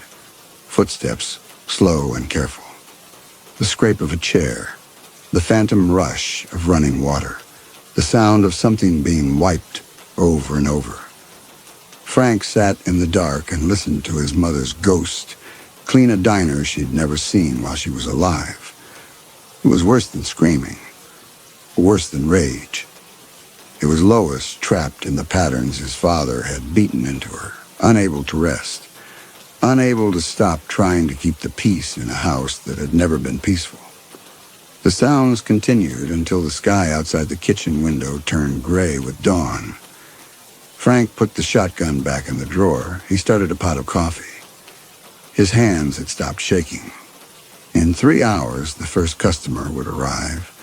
The old man who came every morning at 7 for eggs and white toast. Frank would take his order. He would cook the eggs. He would pour the coffee. he would smile and say the things people expected him to say. Then night would come, and he would close the diner and mop the floor and wait for Lois to appear. It had been 40 years. He couldn't remember anymore what it felt like to sleep through the night. On Wednesday night, Frank burned sage in the dining room. He'd bought it at a tourist shop on Tucumcari Boulevard, the kind of place that sold turquoise jewelry and Kachina dolls to people driving through. The woman behind the counter had wrapped the bundle in brown paper and told him to burn it at sunset. Frank had nodded and paid cash and driven back to the diner without asking why sunset mattered. He didn't believe the sage would work. He'd tried salt lines in 1967, holy water in 1973, a crucifix nailed above every door in 1981. Lois came anyway, but he had to try something. The sun dropped below the horizon, and Frank lit the sage with a match from the box he kept by the grill. The bundle caught and smoldered, smoke rising in a thin gray ribbon that smelled like campfire and something medicinal he couldn't name. He walked through the dining room, waving the sage. The smoke drifted against the ceiling and hung there in layers. Frank set the bundle in an ashtray on the counter and went back to closing. Wiped down the counter, stacked the chairs on the tables so he could mop. The sage kept burning, the smoke thickening, and Frank's eyes started to water. He was halfway through mopping when the temperature dropped, faster than usual. The cold came down like a weight, pressing against his shoulders, and Frank's breath fogged white. The fluorescent lights didn't flicker this time. They went out completely. The only light came from the neon sign outside. Red glow pulsing through the windows in steady rhythm. The sage bundle didn't explode. It went out, just stopped burning, as if someone had pinched the ember between wet fingers. Frank turned around. Lois stood in the center of the dining room, not near a booth. Dead center, as if she'd measured. Her shape was sharper tonight and more defined. Frank could see details he'd never noticed before. The small yellow flowers on her dress. The way the hem was uneven, shorter on one side where the stitching had come undone. Her bare feet with the toenails still painted a faded pink. Her hands hung at her sides, not wiping, not reaching, just hanging there, fingers slightly curled. And she was looking directly at him. Frank couldn't move. The cold was different tonight. Not just temperature, but pressure, like being held underwater. Lois's shape didn't flicker. She stood perfectly still, and in that stillness Frank could see what he'd been refusing to see for 40 years. She wasn't trying to hurt him. She'd never been trying to hurt him. She was just here, trapped here, unable to leave, unable to speak, unable to do anything but repeat the small, terrified rituals she'd learned to survive a man who killed her. The cold deepened. Frank's breath came in shallow gasps. Lois raised one hand, slowly, deliberately, and pointed at the booth behind Frank, at the table edge where she'd carved thief 3 nights ago, at the smooth depression where Frank had sanded it away. The static around her face roiled. A sound came from her. Not the phantom running water, not footsteps. A sound Frank recognized from childhood. The quiet, choked sound of someone trying to cry without making noise. Frank stepped forward. His boot touched the edge of the mop bucket and sent it skidding sideways. The wheels squealed. Lois's shape flickered and Frank stopped. She lowered her hand, turned away from him, moved to the nearest booth and stood there, her back to Frank, her hands rising to begin wiping the table again. The same slow circles, the same endless, futile cleaning. Frank ran. He made it to his office and slammed the door. His hands shook so hard, it took 3 tries to turn the lock. He didn't get the shotgun. He sat down hard in the desk chair and pressed his palms against his eyes. He'd seen her face. Almost seen it. The static had thinned enough that for a moment, Frank had recognized the shape underneath. The woman he'd left standing in a kitchen window in Sacramento. The woman who'd died screaming thief at herself to save him. Frank sat in his office until dawn. The sounds from the dining room continued. Footsteps, the scrape of furniture being carefully moved, the endless phantom rush of water that never stopped running. His mother's ghost, cleaning and cleaning and cleaning, trying to erase evidence of a crime that had happened 40 years ago in a house 1,000 miles away. When gray light finally showed through the kitchen window, Frank unlocked the office door and stepped out. The dining room was exactly the way he'd left it, the mop bucket on its side, the chairs stacked on tables, the floor clean. The new carving was on the baseboard beneath the register, letters small and cramped. Thief. Frank got the sander. At 7 o'clock, the old man came in for breakfast. He came every morning, had been coming every morning since before Frank bought the place. He was older than Frank by at least a decade, bent at the shoulders, his hands spotted with age and scarred from work Frank had never asked about. He sat in the same booth every time, second from the door, window side. He ordered the same thing, 2 eggs over easy, white toast, coffee black. Frank brought him a menu anyway. The old man waved it off. Frank took his order, poured his coffee, went back to the kitchen to crack the eggs on the grill. His hands were shaking again. The tremor had started around 6 and hadn't stopped. Frank had to crack the first egg 3 times before it broke clean. The yolk stayed intact. He set it on the grill and cracked the second one. Toast in the toaster. Coffee pot on the warmer. His burned thumb from the sage bundle throbbed. Frank plated the eggs and brought them out with the toast. The old man nodded his thanks. He ate slowly, systematically, cutting the eggs into precise squares before forking them into his mouth. Frank stood behind the counter and poured himself another cup of coffee. His third since dawn. The caffeine wasn't helping. His eyes felt gritty and his skull ached. More customers came. A woman Frank recognized from the motel 2 blocks down. A trucker who ordered pancakes and asked for extra syrup. 2 men in work clothes who sat at the counter and talked about a job in Amarillo, whether the pay was worth the drive. Frank took orders, cooked food, poured coffee. He smiled when people spoke to him. He made change from the register. His hands shook the entire time. Nobody noticed. Or if they noticed, they didn't say anything. By 9 o'clock, the morning rush was over. Frank had taken in $93. He cleared the tables and ran the dishes through the ancient washer in the back. The hot water made his burned thumb sting. Frank ignored it. He wiped down the counter, refilled the napkin dispensers, swept the floor.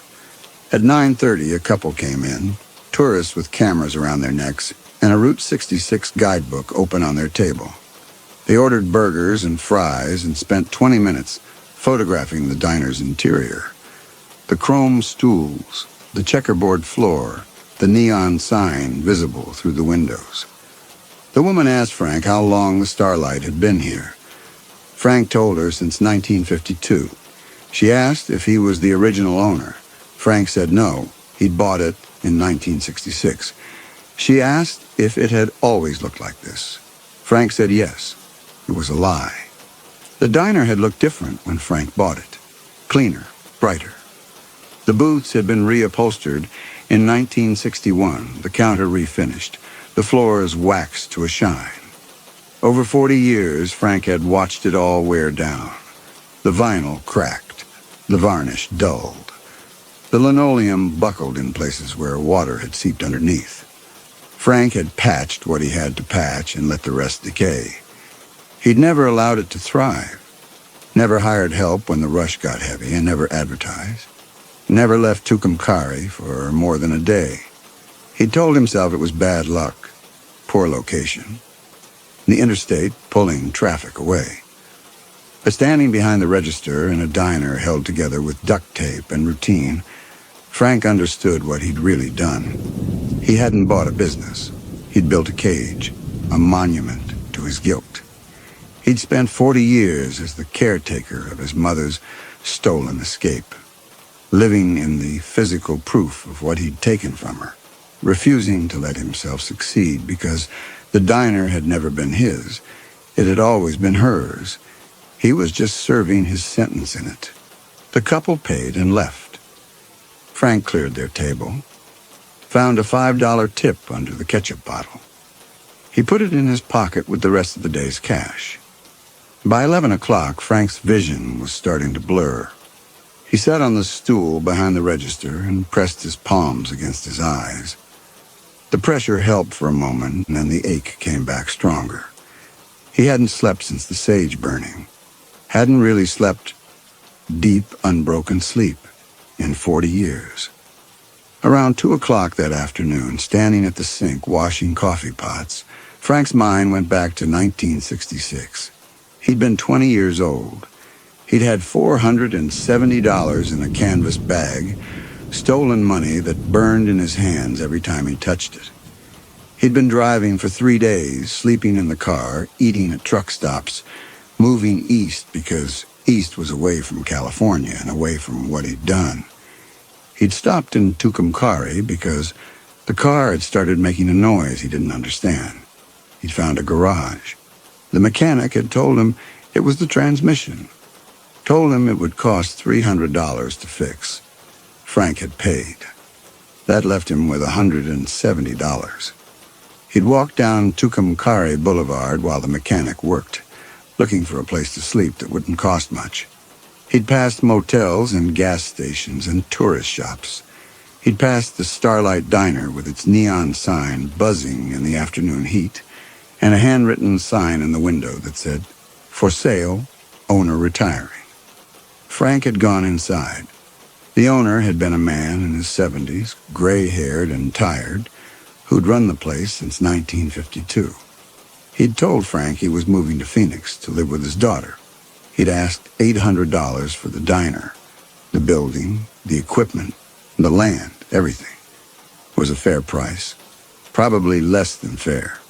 Frank had $170. He'd told the owner he was interested but needed time to raise the money.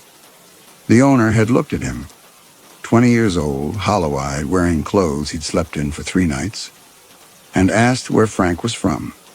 Frank had lied and said Texas. The owner had asked what brought him to Tucumcari. Frank had said he was looking for work. The owner had offered him a job, dishwasher, short-order cook, whatever needed doing. Minimum wage plus meals. Frank could save up, the owner had said. Come back when he had the money. Frank had worked at the Starlight for 6 months. He'd lived in a room above the hardware store down the street and walked to the diner every morning at 5. He'd washed dishes and mopped floors and learned to work the grill.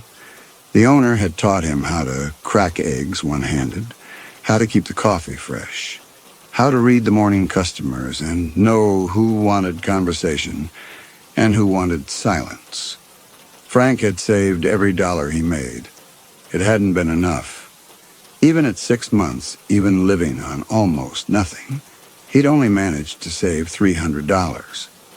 Added to the $170 he'd started with, that made $470. Still $430 short of what the owner was asking. Frank had stolen $470. He couldn't steal more. But he could lie. In December of 1966, Frank had told the owner he'd saved enough. He'd shown him the $470 in cash and said he'd been saving for years, working odd jobs back in Texas, living cheap. The owner had believed him, or pretended to believe him. Frank had never been sure which. They'd gone to a lawyer. The lawyer had drawn up papers. Frank had signed his name, his real name, Franklin Dutton, because he hadn't known yet that you could run from what you'd done, but you couldn't become someone else. The owner had signed. The lawyer had notarized everything and filed it with the county. The Starlight Diner belonged to Frank. $470 for an $800 business. The old owner had taken the loss without complaint. He'd shaken Frank's hand, wished him luck, and driven off toward Phoenix in a car packed with boxes. Frank had stood in the empty diner that first night as the new owner and felt nothing but relief. He'd made it. He'd escaped. California was 1,000 miles away. His father was 1,000 miles away. What Frank had done was 1,000 miles away, buried under distance and time in a new life in a town where nobody knew him. He'd been wrong. Lois had found him 3 months later. Frank closed the refrigerator and stood in the kitchen of the diner he'd bought with his mother's money. The money she'd saved for 20 years, hidden in a coffee can in the back of the cupboard. Money his father didn't know about. Frank had found it the night he left.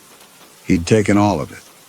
He'd told himself she wouldn't need it, that he needed it more, that it was the only way he could get out before his father killed him. He'd told himself a lot of things that night. None of them had been true. Frank had stolen his mother's escape money and used it to buy his own escape. And 3 months later, Lois had died, beaten to death in the kitchen of the house Frank had abandoned her to, and her ghost had come looking for the son who'd robbed her. She'd found him at the Starlight, the diner bought with her money, the only thing Frank owned, the only place he had, purchased with $470 that had never belonged to him. Frank opened the freezer and stared at the packages of ground beef he'd just put away.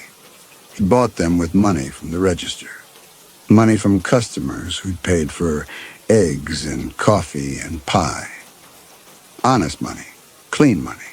Didn't matter. Every meal Frank served, every cup of coffee he poured, every dollar that went to the register, it all came from the same source. The Starlight Diner bought with stolen money in 1966. Lois's money. The money she'd needed to leave Frank's father. The money that might have saved her life if Frank hadn't taken it first. He closed the freezer. The sun was still up outside. 4 hours until closing. 4 hours of serving food, taking orders, pouring coffee.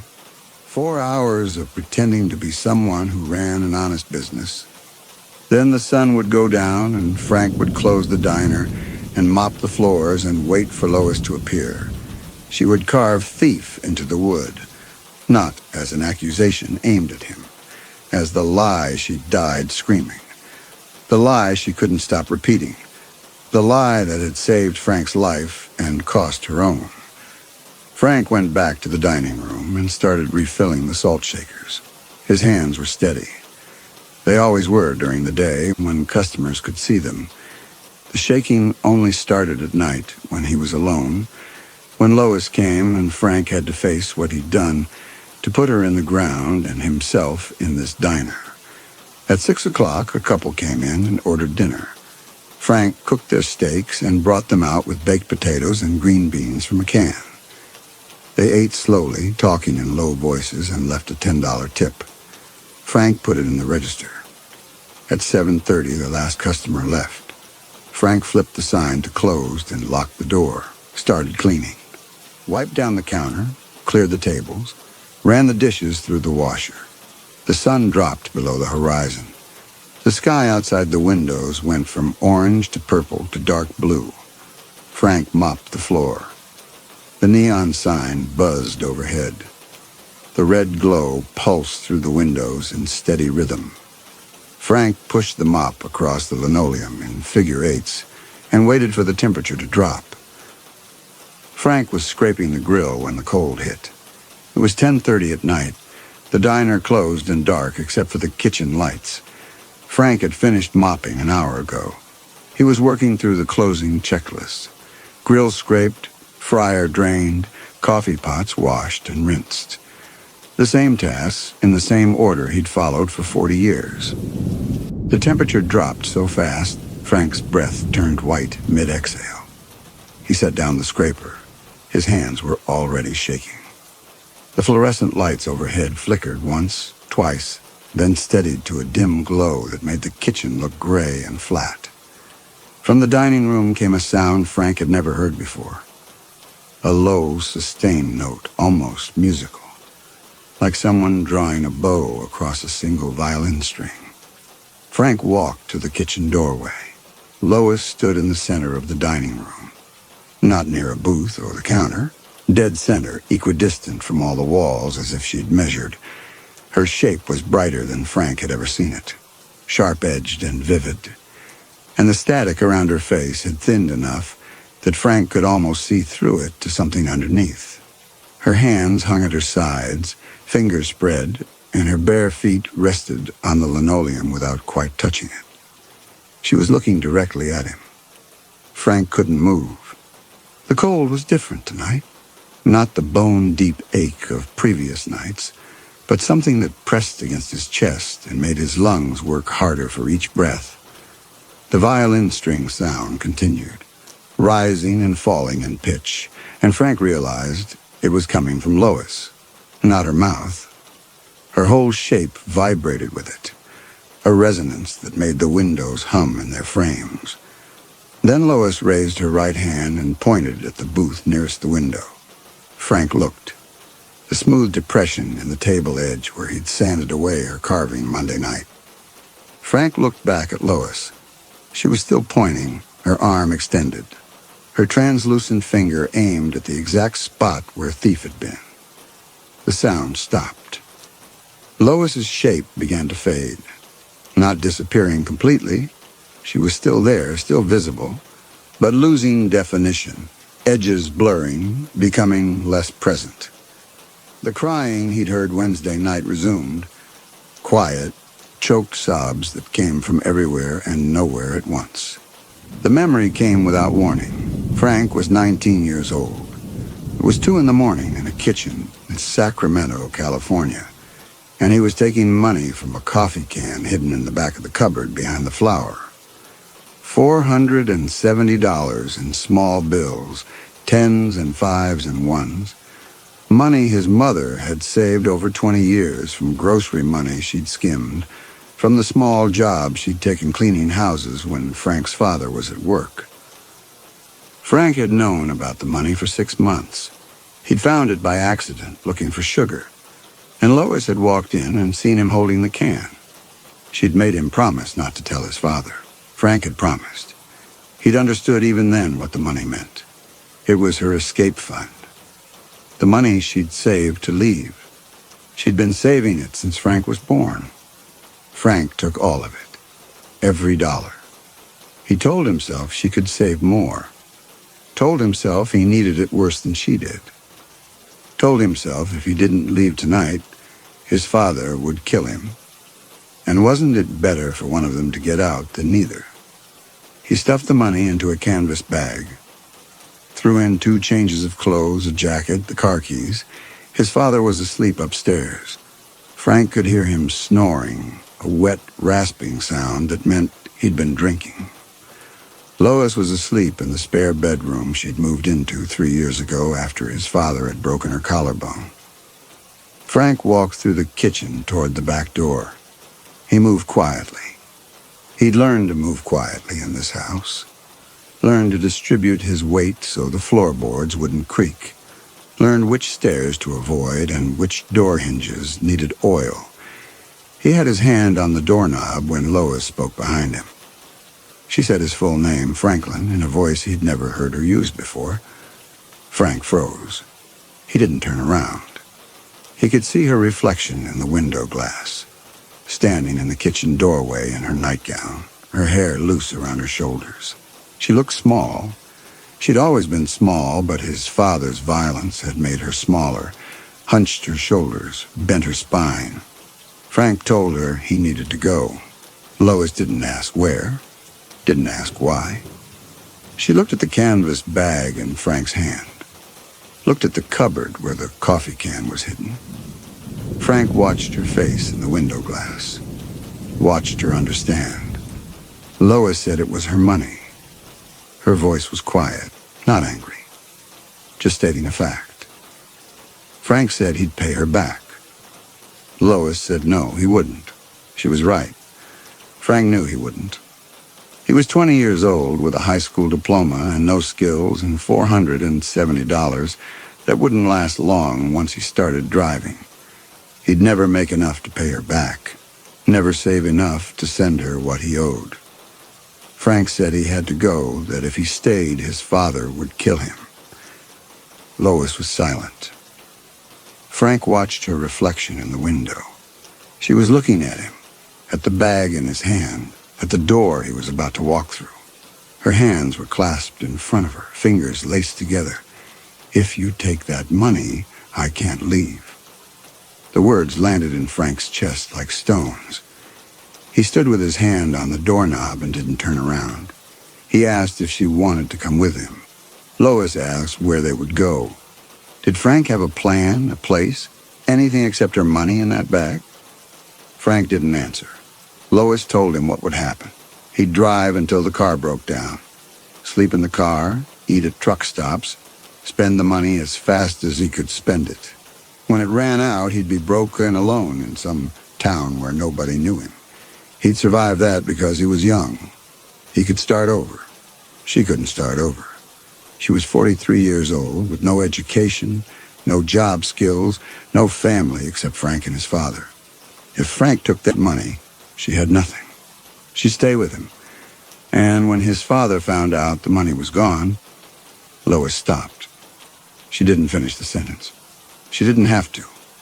Frank turned the doorknob, told her he was sorry. He opened the door. The night air was cool and smelled like eucalyptus. Frank stepped out onto the back porch. Behind him, Lois made a sound, a single, sharp intake of breath that might have been the start of a word or might have been just air. Frank walked to the car, got in, put the canvas bag on the passenger seat, started the engine. He looked at the house one more time. Lois was standing in the kitchen window, backlit by the overhead light, her hand pressed against the glass. She wasn't crying. She was just watching him. Frank put the car in reverse and backed out of the driveway. He drove for 3 days straight. He never looked back. The memory released Frank, and he was standing in the kitchen of the Starlight Diner with his hands gripping the counter edge so hard his knuckles had gone white. The crying had stopped. The dining room was empty. Lois was gone. Frank's legs gave out. He slid down the cabinet and sat on the kitchen floor with his back against the wood. His breath came in shallow gasps. Sweat had soaked through his shirt. The memory had been so vivid, so complete, that for a moment Frank had smelled the eucalyptus, had felt the weight of the canvas bag in his hand. He'd seen Lois's face in the window. He'd driven away from that face. He'd taken her money and driven away and left her alone with a man who would beat her to death when he found out the money was gone. Frank had known. Standing in that kitchen in Sacramento, hand on the doorknob, he'd known exactly what would happen. Lois had told him, "If you take that money, I can't leave." When he finds out the money's gone, she'd known too. They'd both known. Frank had taken it anyway. He sat on the floor of his kitchen and pressed his palms against his eyes. The pressure made lights burst behind his eyelids.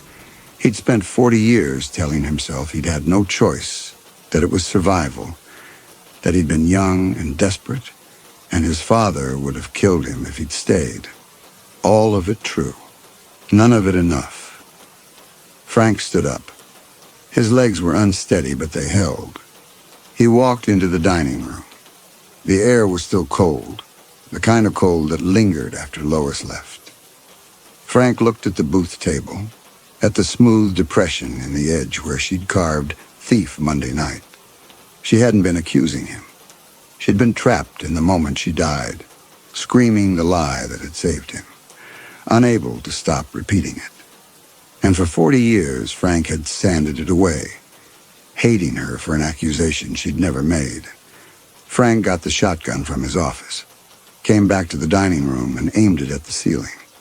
His finger found the trigger. The metal was warm from his hand.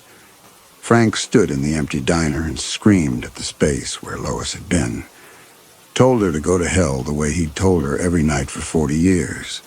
His voice cracked on the words. Frank fired the shotgun. The blast was deafening in the enclosed space. The ceiling tiles shattered, raining white dust and fiberglass. Frank's ears rang. He pumped the shotgun and fired again. Another tile exploded. Dust filled the air. Frank kept pumping and pulling the trigger, but the gun was empty, clicking on spent shells, and he was still screaming that she could have the place. It was hers. He'd bought it with her money. He'd stolen everything from her. He knew what he'd done. The words tore his throat. Frank threw the shotgun. It hit the far wall and clattered to the floor. He swept his arm across the counter, sending the salt shakers flying, the napkin dispensers, the sugar packets. He kicked over a chair, another, grabbed a booth table and tried to flip it, but it was bolted to the floor. Frank stood in the wreckage in the silence that followed and realized he was crying. He sank into the nearest booth, put his head in his hands. The tears came hot and fast, and he couldn't stop them. He'd cried only once since leaving California, 3 months after arriving in Tucumcari, when Lois's ghost had appeared for the first time and Frank had understood that distance didn't matter, that you couldn't outrun what you'd done. He'd cried then. He hadn't cried since. Now he sat in the booth and wept while the dust from the shattered ceiling tiles settled around him like snow. When he finally stopped, when his breath evened out and his vision cleared, Frank looked up at the ceiling. 2 tiles were destroyed, ragged holes showing the rafters and insulation above. The shotgun lay on its side against the wall. The floor was covered in debris, salt, sugar, broken ceramic from the shakers. Frank stood and started cleaning. It took him until 4 in the morning. He swept up the dust and the fiberglass, threw away the broken shakers, righted the chairs. He got a ladder from the storage closet and patched the ceiling holes with cardboard and duct tape. Temporary fix. He'd need to replace the tiles eventually, add it to the list of repairs he couldn't afford. When the dining room was as clean as he could make it, Frank put the ladder away, retrieved the shotgun, sat in his office with the gun across his lap and no shells in the chamber. He waited for dawn. It came slowly, gray light creeping across the kitchen floor. Frank stood, put the shotgun back in its drawer, and started the coffee. In 2 hours, the first customer would arrive. Frank would serve eggs and toast. He would pour coffee. He would take money and make change and smile when customers spoke to him. He would do this every day for the rest of his life, trapped in the diner he'd bought with his mother's blood. The man came in at 1:47 in the morning. Frank was wiping down the counter, close to finished, with the night's closing routine. He'd mopped the floors, cleaned the grill, washed the coffee pots. The register held $98. In 15 minutes, Frank would lock the front door and go to his office and wait for Lois to appear. The man opened the door before Frank could flip the sign to closed. He was young, 20, maybe 21, wearing a denim jacket and jeans that hung loose on a thin frame. His face was sunburned and his hands were dirty. He looked like he'd been on the road for days. He walked to the counter and sat down on the middle stool. Didn't look at Frank, just sat with his hands on the counter and stared at the chrome napkin dispenser. Frank stopped moving. He stared at the young man, at the hollow eyes, at the unwashed clothes, at the posture of someone who was running from something and hadn't slept in days. Frank knew that posture. He'd worn it himself 40 years ago. The young man looked up, met Frank's eyes, said he needed to use the bathroom. Frank pointed to the hallway at the back. The man stood and walked toward it, his boots loud on the linoleum. Frank watched him go, watched the way he moved. Too stiff, too deliberate. The walk of someone carrying weight that wasn't physical. Frank looked at the stool where the man had sat. There was a smear of something dark on the chrome edge. Frank touched it. His finger came away red, slick with blood. The young man came back from the hallway, walking faster now, and his right hand was in his jacket pocket, and Frank could see the shape of it. The outline of a gun barrel pointing forward through the fabric. The man told Frank to open the register. Frank didn't move. He looked at the young man's face, at the sweat on his forehead, the tremor in his jaw, the barely controlled panic in his eyes. This was not a criminal. This was someone desperate. Someone who'd made a choice he couldn't take back and was trying to survive it. Frank knew that look. He'd seen it in his own eyes 40 years ago, standing in a kitchen with stolen money in a canvas bag. The young man pulled the gun out of his pocket, a revolver, chrome-plated, held in a shaking hand, and aimed it at Frank's chest. Told him to open the register or he'd shoot. Frank said there was less than $100 in it. Said $100 wouldn't get him far. Said whatever he'd done, whatever he was running from, this wasn't going to fix it. The man said he didn't need advice. He needed the money. Frank said he understood. Said he'd been where this man was. Said he'd made the same kind of choice once and had been running from it for 40 years. Said taking money from a stranger at gunpoint wouldn't save him. Would just make it worse. The young man's hand tightened on the gun. He said Frank didn't know anything about him. Said to open the register. Frank said he knew enough. Said he could see it in the way the man was shaking, in the blood on his hands, in the fact that he looked like he hadn't slept since whatever he'd done. Said he knew because he'd been that person, was still that person. The young man said he didn't care. Said open the register or he'd start shooting. Frank looked at the gun, looked at the young man's finger on the trigger, looked at the fear in his eyes. And the same fear Frank had felt in Sacramento, the fear that makes you do things you know are wrong because the alternative is worse. Frank said no. The chrome revolver caught the red pulse of the neon sign outside, light sliding across the barrel in rhythm with the young man's trembling hand. The smell of his sweat filled the space between them. Sharp, acidic. The smell of someone who'd been running for days. The young man's eyes went wide. He said, "What?" Frank said he wasn't going to open the register. Said if the man wanted to shoot him, he could shoot him. But Frank wasn't going to help him make the same mistake Frank had made. Said this man was standing where Frank had stood 40 years ago, and if Frank could stop one person from doing what he'd done, from carrying that weight for the rest of his life, then maybe... Frank didn't finish the sentence. The gun went off. The sound was enormous. Frank felt the impact, a punch to his chest that knocked the air from his lungs and sent him backward into the shelf behind the counter. Coffee mugs fell and shattered. Frank's legs gave out, and he slid down the cabinet to the floor. His hand went to his chest. It came away wet. The young man was already running toward the door, the gun still in his hand, his boots pounding across the linoleum. The door opened, slammed shut. Through the plate glass window, Frank saw him sprint to a car parked at the edge of the lot, saw the taillights flare, saw the car pull onto the frontage road and disappear east, just like Frank had done 40 years ago, driving east and running. Frank sat on the floor behind the counter and looked at his hand. Blood covered his palm, ran between his fingers, dripped onto the linoleum. He pressed his other hand against the wound. The pressure sent pain through his chest, so sharp his vision went white. He couldn't breathe right. Each inhale came shallow and wrong. Frank leaned his head back against the cabinet. The ceiling tiles swam in and out of focus. He needed to call for help. The phone was on the wall 10 feet away. He couldn't reach it. The temperature in the diner dropped. It happened faster than Frank had ever felt it. One moment the air was warm with the residual heat from the day. The next it was freezing. Cold so deep, Frank's breath came out in clouds. The blood on his hands began to steam.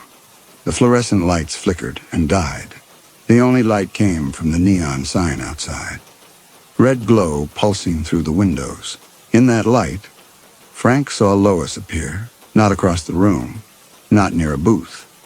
She was right there, 5 feet away. Her shape so bright in the darkness, it hurt to look at. The static around her face was gone. Frank could see through to something underneath.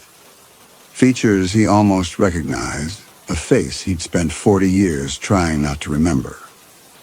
Lois looked at him. Looked at the blood on his hands, the wound in his chest, the way he was slumped against the cabinet. And something in her changed. The light that made up her shape flickered. Her hands, translucent and trembling, rose toward her face. She made a sound, not the crying, not the phantom water. This was a sound of pure anguish, a wail that came from somewhere deep and terrible. Then Lois moved. She didn't collapse distance. She ran. Her bare feet made no sound on the linoleum, but Frank could see her moving, could see her knees hit the floor beside him, could see her hands reaching for his chest.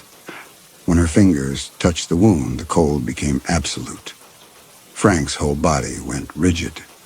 The pain in his chest magnified, intensified, became something beyond bearing. But Lois didn't pull back. She pressed her hands harder against the wound, her translucent fingers spreading across Frank's chest, and the cold went deeper. Frank could feel it inside him, spreading through his ribs, wrapping around his lungs, freezing his heart. Lois was trying to stop the bleeding. She was trying to save him. But her touch was killing him faster. Frank stared up at her. The static was almost gone now. He could see her face. The face he'd seen in the kitchen window 40 years ago. The face he'd driven away from. Older than he remembered. Lined with worry and grief. Her eyes were wide and desperate, and fixed on the wound under her hands. She looked terrified. Not of him. For him. Frank's vision was starting to gray at the edges. His chest felt like it was being crushed under ice. But he couldn't look away from Lois's face. Couldn't look away from the desperation in her expression. The way her mouth was moving without sound. The way her whole shape was flickering and failing as she pressed harder against his chest, trying to save him. Trying to keep him alive with hands that could only bring cold and death. She wasn't a demon. She'd never been a demon. She was his mother. And she was trying to save him the only way she could, even though her love was the thing killing him. Mom. The word came out barely a whisper. Frank's hand rose, shaking, covered in blood, and reached toward Lois's face. His fingers passed through her cheek like smoke, but he kept reaching, kept trying to touch her. Lois looked down, met his eyes. For the first time in 40 years, they looked at each other directly, and Frank saw everything he'd been hiding from. Saw the love there, saw the fear, saw the grief that had kept her here for 4 decades, anchored to this diner, enduring his hatred. Watching him from the shadows, trying in her small, trapped way to protect him. Saw that she'd never wanted to punish him. She'd only wanted to know he was safe. The static cleared completely. Lois's face became solid, real, more present than Frank had ever seen it. Her hands pressed against his chest, glowed brighter. The cold spread through Frank's whole body. His lungs seized. His heart stuttered and stopped.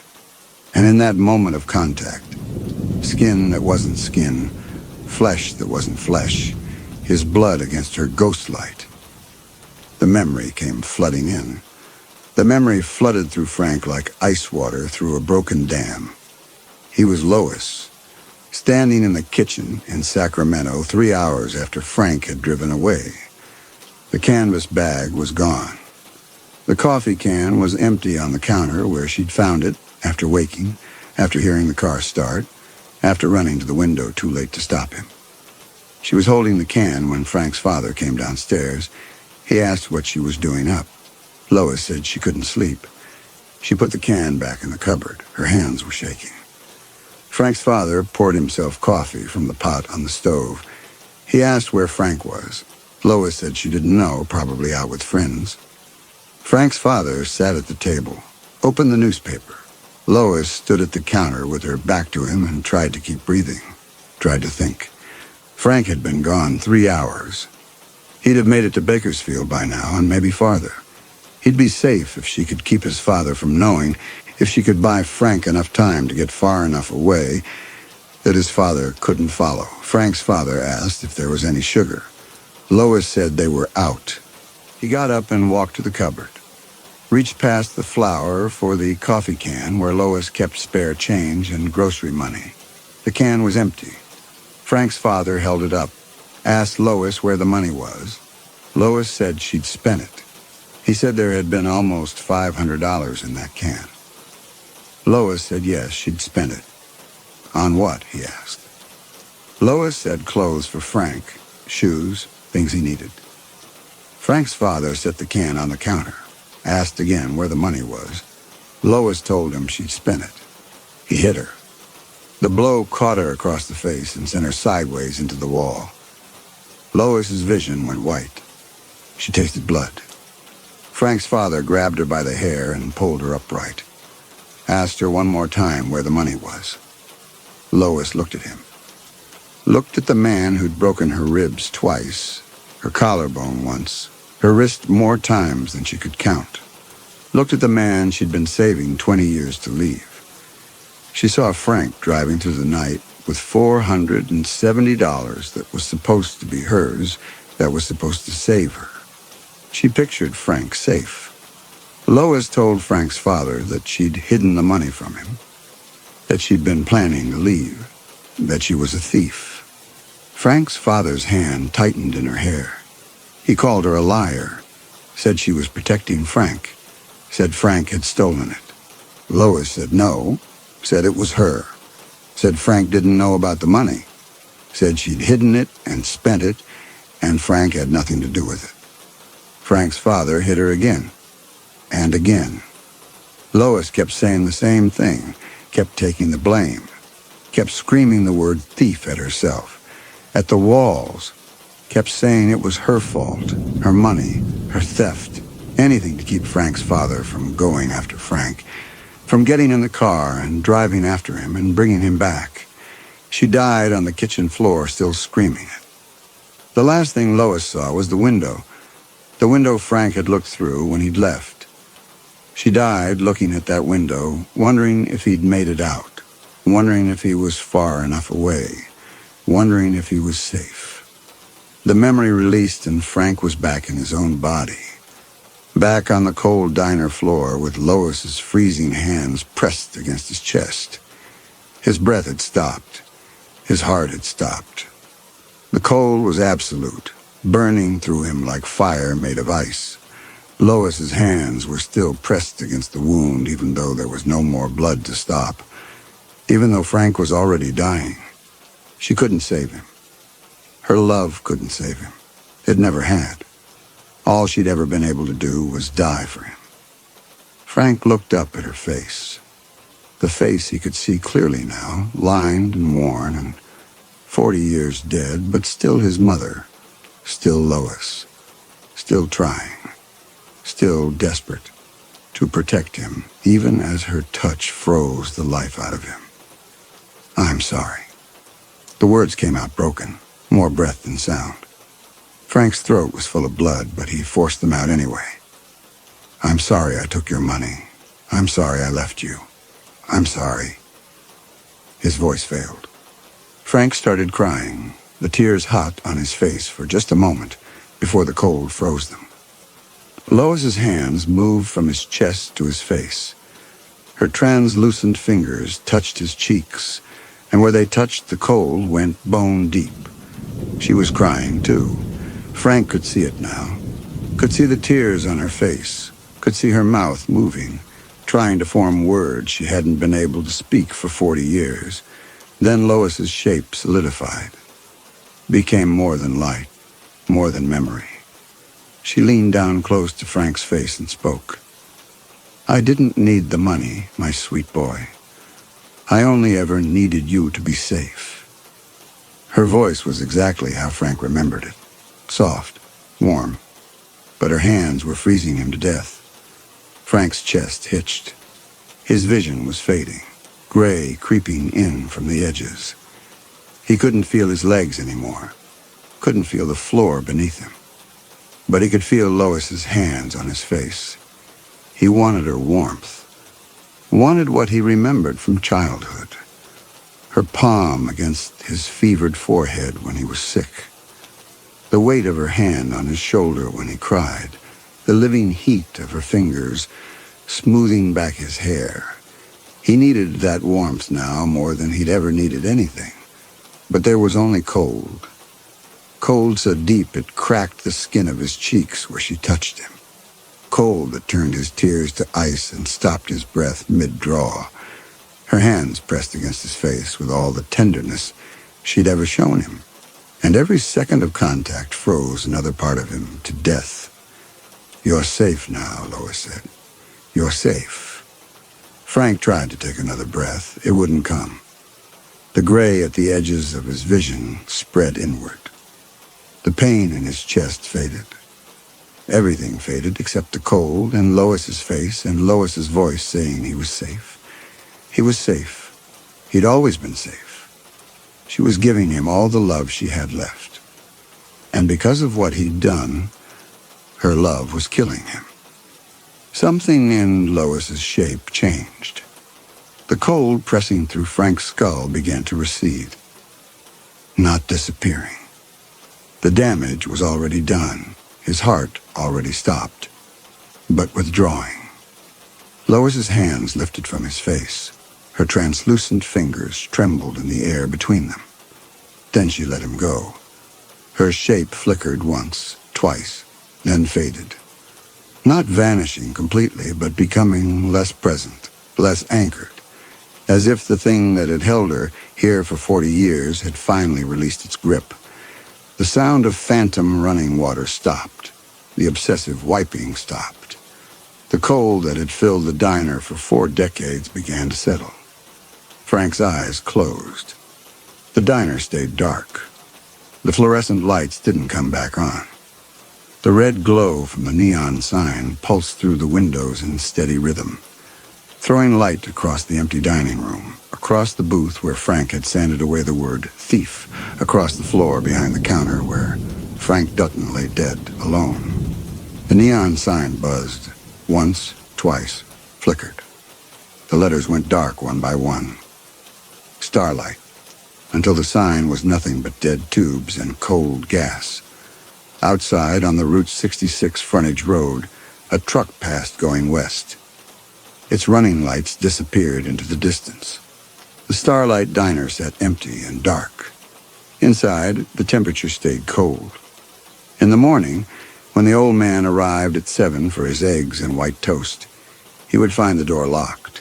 He would peer through the plate glass window and see nothing but darkness. He would try the door again, then leave.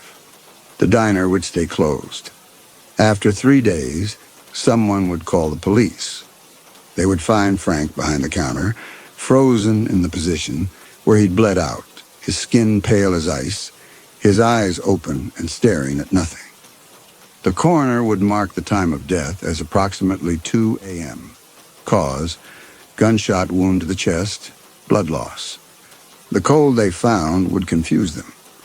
Frank's skin was ice pale, his lips faintly blue, though the diner's thermostat read 72 degrees. They would note it in the report without understanding it. They wouldn't see the word carved into the baseboard beneath the register. Thief. Wouldn't know what it meant. Wouldn't know about the woman who died 40 years ago in Sacramento, or that she'd finally stopped repeating the lie that saved her son. The Starlight Diner would never open again. It would sit empty on the frontage road until the bank foreclosed. Eventually, it would be torn down. The land would go back to desert. The foundation remained visible for 2 years before the sand covered it completely. Drivers on the frontage road stopped noticing the empty lot. The spot where the neon sign had buzzed for 60 years held nothing but creosote and hardpan. The cold stayed for a while. Even in summer, for the first few months, the air above that patch of ground ran a few degrees colder than the desert around it. No one noticed. No one had reason to walk there. By the time the foundation disappeared under the sand, the cold had faded too, leaving only the empty ground where Franklin Dutton had died on the floor of a diner he'd bought with his mother's escape money, held one last time by the ghost who'd loved him enough to die twice.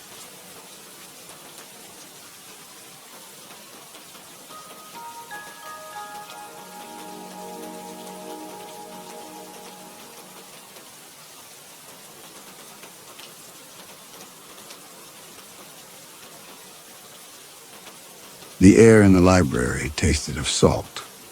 Not the fresh salt of spray blown inland on a clean wind, but something older, something that had soaked into leather bindings and stone walls and waited.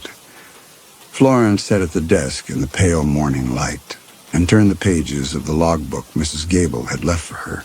Its edges curled where water had soaked through the binding months ago, and the taste grew stronger as she read, coating her tongue like she had licked the rim of a glass left too long beside the sea. The room smelled of dust and something sharp and mineral that she could not name, and when she spread her fingers across the brittle pages, she felt the faint grittiness of dried brine beneath her palm. Mrs. Gable had left the book on the desk without explanation, along with 3 rolled charts that crackled when Florence unfolded them, and showed coastlines she did not recognize, soundings marked in a small, careful hand. She had arrived the previous afternoon by carriage from Penzance, the road winding along the cliffs until the house appeared above the sea like something carved from the gray stone itself, narrow and tall with windows that caught no light, even in full sun. The housekeeper had met her at the door, a silent woman of perhaps 50 who took Florence's single trunk and led her up 3 flights of stairs to a small room overlooking the water. Mrs. Gable herself had appeared only briefly at dinner, a pale figure in black silk who spoke in a low voice about the library and the cataloging work Florence was hired to complete, and then withdrew before the soup course was cleared. The library occupied the entire western wing of the house, a long room with shelves rising to the ceiling, and a stone fireplace at one end that had not been lit in what looked like years. Dust lay thick on every surface, and when Florence ran her finger along a shelf, it came away gray and gritty. The books were arranged without system, maritime law beside volumes of sermons, novels stacked on atlases, and the disorder suggested years of accumulation without care. But what struck her most were the objects that had no place in a library at all. A ship's compass mounted on a wooden stand, its brass face spotted with verdigris, a coil of tarred rope coiled beside a stack of encyclopedias, a brass sextant tarnished green sitting atop a complete set of Shakespeare. There were charts rolled and tied with string, a ship's bell that had lost its clapper, a barometer with a cracked face, and in one corner a wooden sea chest with iron fittings that was locked with a rusted padlock. It was as though someone had taken everything from a captain's cabin and simply deposited it here without thought for organization or preservation. Florence found this strange, given Mrs. Gable's otherwise meticulous household, but she supposed grief affected people in different ways. Perhaps the widow could not bear to see these reminders of her husband, but could not bring herself to dispose of them either. Florence had spent the morning making an inventory, her pen scratching against the silence, cataloging titles and noting condition. The work was soothing in its methodical nature, and she had almost forgotten the strangeness of the house and its remote situation when she came to the desk and found the logbook waiting there, open to its final pages as though someone had just been reading it. The entries were dated from the previous year, January through October, written in the same small, careful hand as the charts. The ship was named the Ceres, a merchant vessel out of Plymouth, and the captain's name appeared on the first page in firm black ink, Jonathan Gable. She turned the pages slowly, reading the terse notations of weather and position. Cargo loaded and discharged, and then near the end the writing changed, became hurried and irregular. The final entry was dated October 15th. Heavy seas. Hull strain amidships. Pumps at capacity. And then nothing. She knew from the letter Mrs. Gable had sent through the employment agency that the widow's husband had perished at sea the year before, but the letter had offered no details and Florence had not pressed. The position had seemed straightforward. Catalog a private library in a remote coastal estate, room and board provided, wages generous. The isolation had not concerned her. She had worked in remote houses before and found the solitude conducive to focused work. But now, sitting with the evidence of Captain Gable's death beneath her hand, the first stirrings of unease began.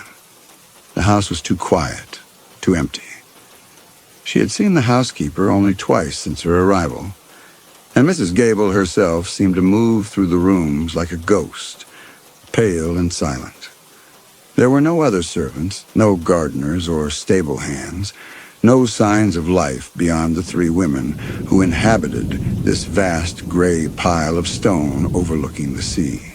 And Mrs. Gable had placed this logbook here deliberately, had left it open to the final entries, and Florence could not shake the sense that this was a test of some kind, that she was meant to understand something the widow would not say aloud. The housekeeper brought lunch on a tray at 1 o'clock and set it on a small table near the fireplace without speaking.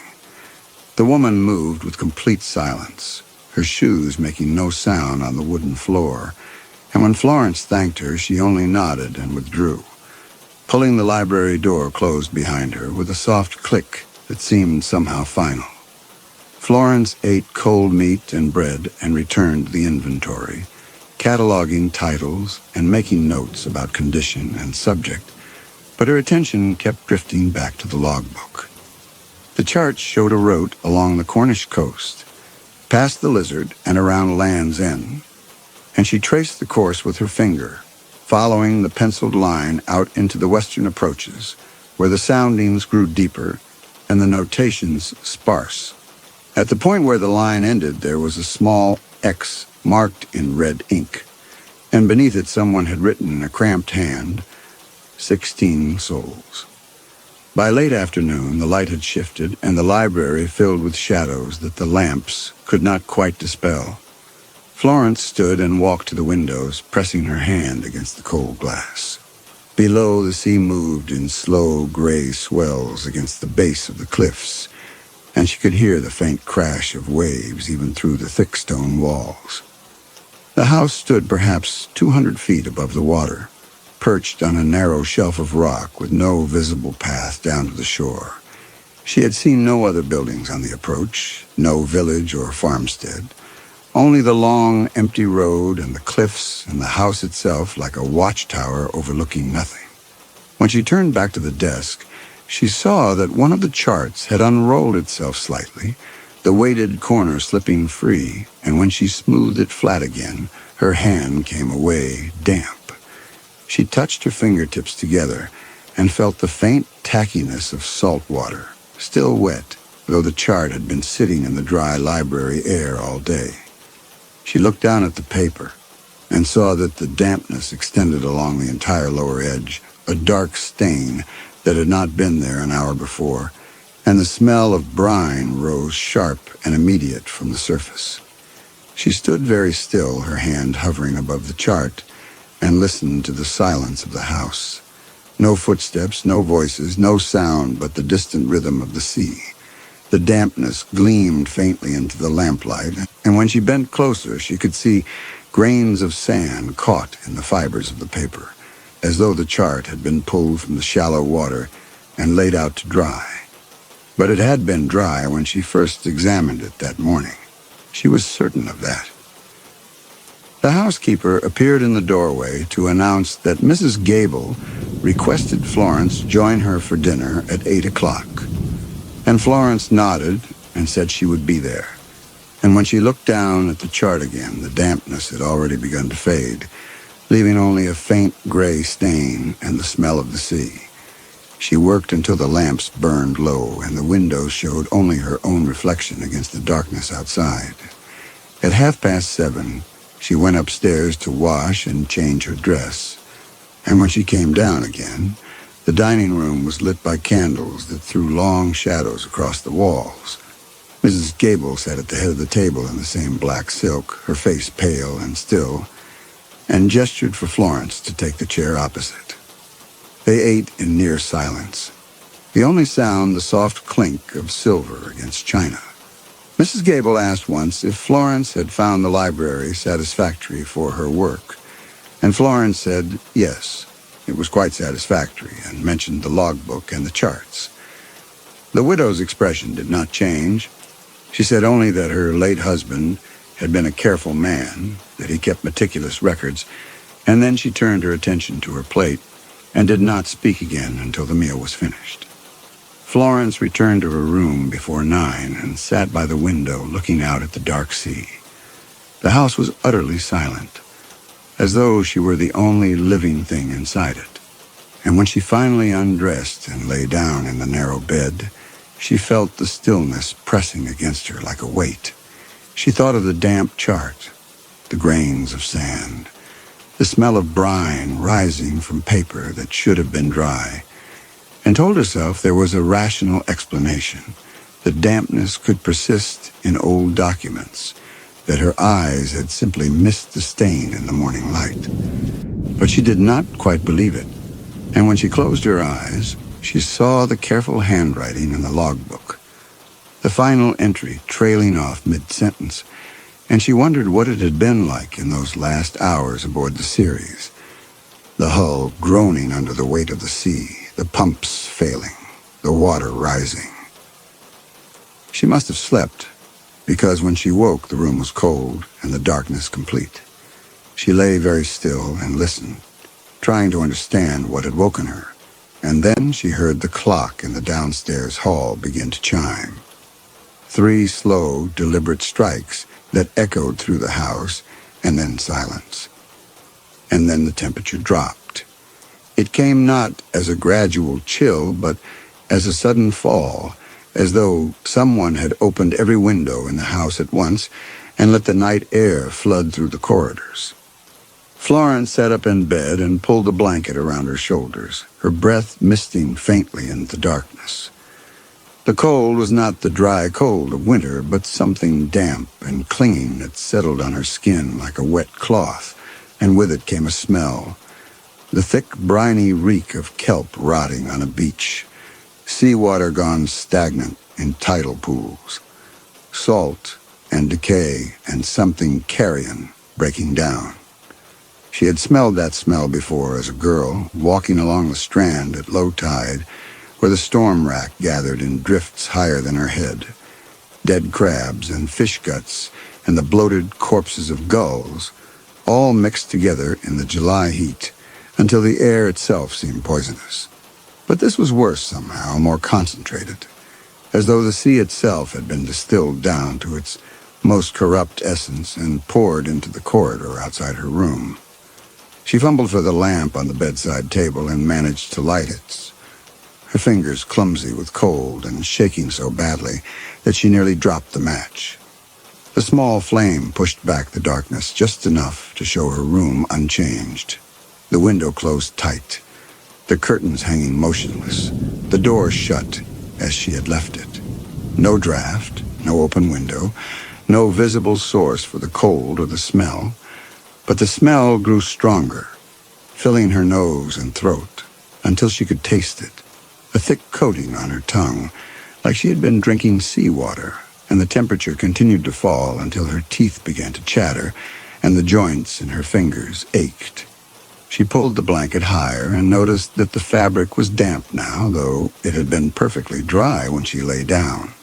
Not wet exactly, but clammy, as though it had been hanging in a cellar for weeks and absorbed all the moisture from the stone walls. When she touched it to her face, the smell intensified, and she threw it off with a gasp and stood beside the bed in only her nightgown, her bare feet on the cold floor. And then she heard the footsteps. They came from the corridor outside her room, slow and heavy, and with each step there was a wet sound like boots squelching through mud, or a man walking through the surf with the water up to his knees. Thud squelch, thud squelch. A deliberate rhythm, unhurried, moving along the hallway toward her door with terrible patience. Florence stood frozen beside the bed and watched the thin line of darkness beneath her door. That gap of perhaps an inch where light should show if anyone were carrying a lamp in the corridor. But there was no light, only darkness, and the footsteps grew louder, closer, accompanied now by the sound of water dripping, a steady patter like rain falling on stone, and beneath that a horrible liquid, gurgling as though whoever was walking was also drowning, their lungs filling even as they moved. The cold deepened until Florence could see her breath pluming white in the lamplight, could feel the moisture in the air condensing on her skin in tiny droplets that ran down her arms like sweat. The footsteps stopped directly outside her door. Florence could not move, could not breathe.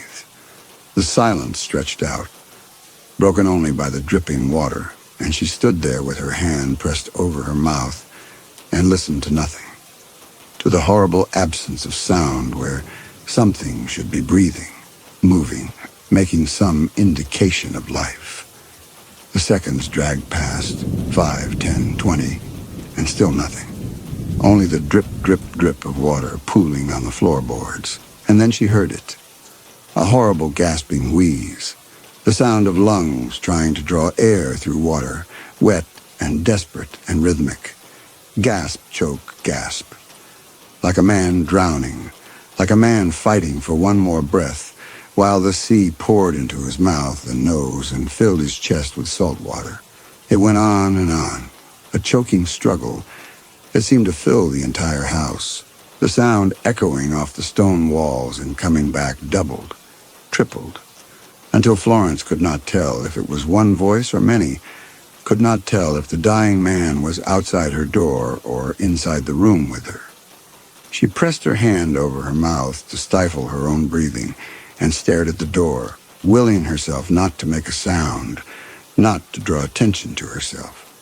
Though some part of her mind knew that whatever was outside already knew she was there, could probably hear her heart beating against her ribs like a fist pounding on wood. The gasping continued, relentless and terrible, and beneath it she could hear the wet drip of water pooling on the floorboards, the sound changing as the puddle grew deeper, from drip to splash to the soft liquid plop of drops falling into standing water. The smell of brine was so thick now that her eyes watered and her nose ran, and when she wiped her face, her hand came away wet, not just with tears, but with moisture from the air itself, as though she were standing in fog so dense it was almost rain. The cold had deepened until she could see frost forming on the inside of the window pane, delicate patterns spreading across the glass like fingers reaching, and the lamp flame guttered and jumped as though a wind were blowing through the sealed room. And then, as suddenly as it had begun, it stopped. The gasping cut off mid-breath. The dripping ceased. The smell began to fade, and the temperature slowly climbed back toward something tolerable. Florence sat in her bed and listened to her own heartbeat loud in her ears, and the silence that followed the horror was somehow worse than the sounds had been, because now she had to decide whether to open the door, whether to look and see what had been standing outside her room. When she finally gathered the courage to stand and cross to the door, her legs shook so badly she had to steady herself against the wall. She counted to 10, then 20, then 50, her hand on the cold brass handle, before she could make herself turn it. She pulled the door open, holding the lamp high, and her breath caught. The corridor was empty. No figure stood waiting. No drowned man reached for her with waterlogged hands. But the floorboards were not dry. They gleamed with moisture in the lamplight, a trail of wet footprints leading from the stairs to her door, and then away again, down the hall toward the far end of the corridor. And scattered in the puddles were things that should not be there. Dark fragments of seaweed, grains of sand, and small white objects that Florence realized with a jolt of revulsion were pieces of barnacle shell, the same kind she had seen growing on the pilings below the harbor at Polruan. She knelt and touched her fingers to the nearest puddle, and the water was ice cold and tasted of salt when she brought her fingers to her lips without thinking. Not the brackish taste of seawater mixed with rain, but the deep salt of the open ocean, bitter and clean. Florence stood and followed the trail of footprints down the corridor. They led to a window at the far end of the hall, which stood open to the night air, and when she looked down, she saw nothing below but a sheer drop to the rocks and the sea. No ledge, no way for anyone to have climbed up or down. The window should have been latched from the inside, but it stood wide open, and the cold wind that blew through it smelled of brine and deep water. She closed and latched the window with shaking hands, and then she walked back to her room slowly, her lamp throwing long shadows on the walls. She did not look at the footprints again, did not examine the seaweed or the barnacle fragments. She went into her room and closed the door and sat on the edge of the bed until dawn, the lamp burning low beside her, and told herself again and again that there was a rational explanation, that someone in the house had done this, that it was stagecraft and nothing more. But her nightgown was damp with cold sweat, and when she finally stood to dress for the day, she saw that her hands were still trembling. And when she opened her door again in the full light of morning, the corridor was dry, and all traces of the water and the seaweed and the impossible footprints had vanished as though they had never been. Mrs. Gable did not appear at breakfast. The housekeeper brought tea and toast to the library without comment, and Florence sat at the desk and tried to focus on her work. But the logbook seemed to pull at her attention, the final entry with its ominous notation of hull strain and failing pumps, and she found herself reading it again and again, imagining the water pouring in, the ship listing, the crew scrambling in the darkness. She worked through the morning in a kind of numb exhaustion, cataloging titles and making notes, but her mind would not settle. At midday, she asked the housekeeper if there were any other records related to Captain Gable's ship, any correspondence or documents that might provide more information, and the woman looked at her for a long moment before saying that Mrs. Gable kept certain materials in her private study and did not wish them disturbed. Florence let the matter drop, but she could not shake the sense that she was meant to pursue it, that the widow had placed the logbook and charts in her path deliberately, and expected her to ask questions. That evening at dinner she tried to raise the subject again, mentioning that she had found the captain's final entries troubling, and wondered if there had been an inquiry into the wreck. Mrs. Gable's expression remained perfectly still. She said only that the ship had gone down in a storm, that these things happened at sea, and that she did not care to discuss it further. The second night began exactly as the first had ended. Florence lay awake in her bed watching the darkness, and when the clock struck 3, the cold descended like a wave. The smell of brine filled the room, thick and choking, and the footsteps began again in the corridor outside. Thud squelch, thud squelch, slow and deliberate, dragging closer, and then the terrible gasping wheeze of a man drowning on dry land. This time Florence forced herself to remain still, to listen, to try to understand what she was hearing. The footsteps paced back and forth outside her door, the wet sound of boots never varying, and the gasping seemed to come from directly on the other side of the wooden panels, so close she could almost feel the spray of water on her face. She counted the seconds between each gasp, noted the rhythm, the way the sound rose and fell as though the unseen presence were struggling against some terrible weight. It lasted perhaps 10 minutes, though it felt like hours, and then it stopped as abruptly as before. The cold lifted, the smell faded, and Florence lay in silence and felt her heart slowly return to its normal rhythm. When dawn finally came, she rose and dressed, and went down to the library with her lamp still burning, unwilling to trust the darkness even after the sun had risen. The logbook was exactly where she had left it, open to the final page. But now there was something new on the desk beside it. A folded nautical chart, edges crisp and dry, that had not been there the night before. She approached it slowly, half expecting it to be damp, and when she unfolded it, she saw a coastline marked in red ink, a route that matched the one in Captain Gable's logbook. And at the bottom, in the same small, careful hand, a single notation. Here. The mark indicated a point perhaps 30 miles off the coast, where the soundings showed deep water, and the chart's legend noted dangerous currents. Florence stood looking at it for a long time, and then she folded it again and placed it back on the desk. Her hands steady now, her exhaustion replaced by something colder and more deliberate. She would find out what had happened to the series.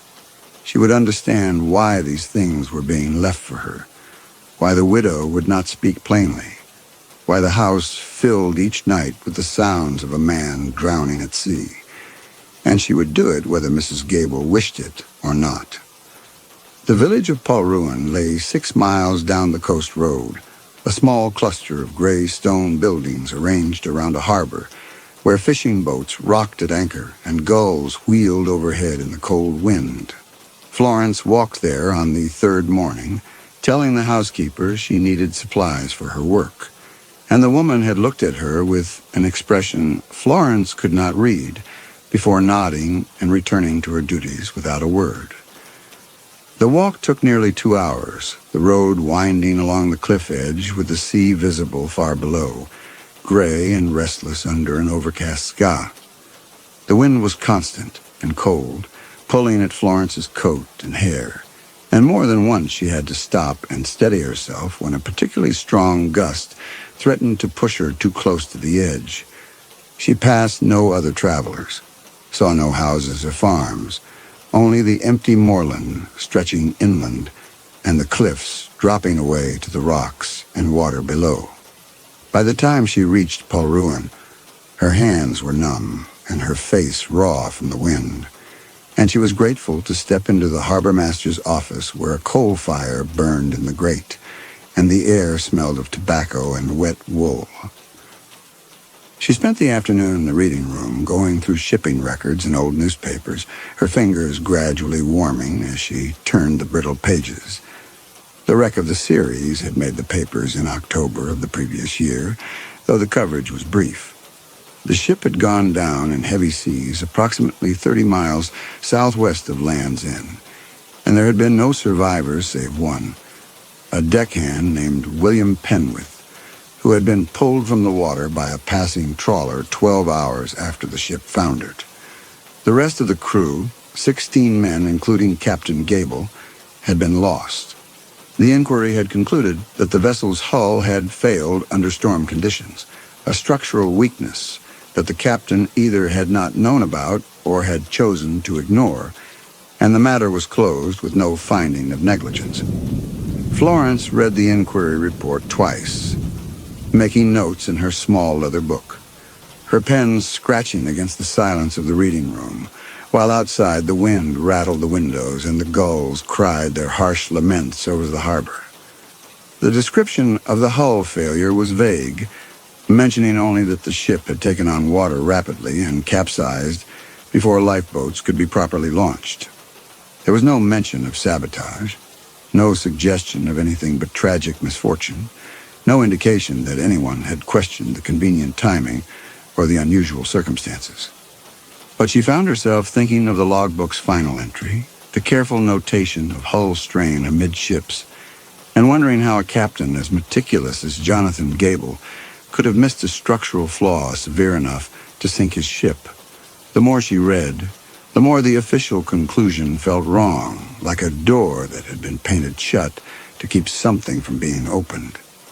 She asked the harbor master if he knew anything more about the wreck, and the old man shook his head and said only that it had been a bad business, that storms in those waters could tear a ship apart faster than a man could pray, and that Captain Gable had been known as a steady sailor who would not have taken unnecessary risks. When Florence pressed further, asking if there had been any question about the condition of the hull before the voyage, the harbor master's expression closed. He said he could not speak to matters outside the official record, and then he paused and looked at her for a long moment before adding, more quietly, that Mrs. Gable had come to his office several times in the months after the wreck. The widow had not asked about her husband, the old man said. She had been very interested in the inquiry proceedings, attending the public sessions, requesting copies of the witness statements, asking to review the technical assessments of the hull damage. Most widows wanted nothing to do with such details, wanted to bury their grief and move forward. But Mrs. Gable had been meticulous, taking notes, asking pointed questions about how such failures were documented and investigated. The harbor master had thought it odd at the time, a grieving widow so focused on the bureaucratic machinery of maritime inquiry. But he had assumed she wanted to understand exactly what had happened, or perhaps was looking to assign blame to the ship's owners. But now, he said, looking at Florence with eyes that had seen 60 years of the sea and its tragedies, Mrs. Gable's new employee had come asking the same questions, wanting to see the same records. He did not say more, but Florence understood the warning in his silence. She walked back to the house as the afternoon light began to fail, the wind off the sea cold enough to make her eyes water, and by the time she reached the estate gates, the sun had dropped below the horizon and left only a dull gray twilight. The house loomed above her on its rocky promontory, every window dark, and as she climbed the long drive, she had the uncomfortable sensation of being watched from those blank panes of glass. The housekeeper was waiting at the door when Florence arrived, which was unusual. The woman did not speak, only took Florence's coat and said that Mrs. Gable wished to see her in the drawing room immediately.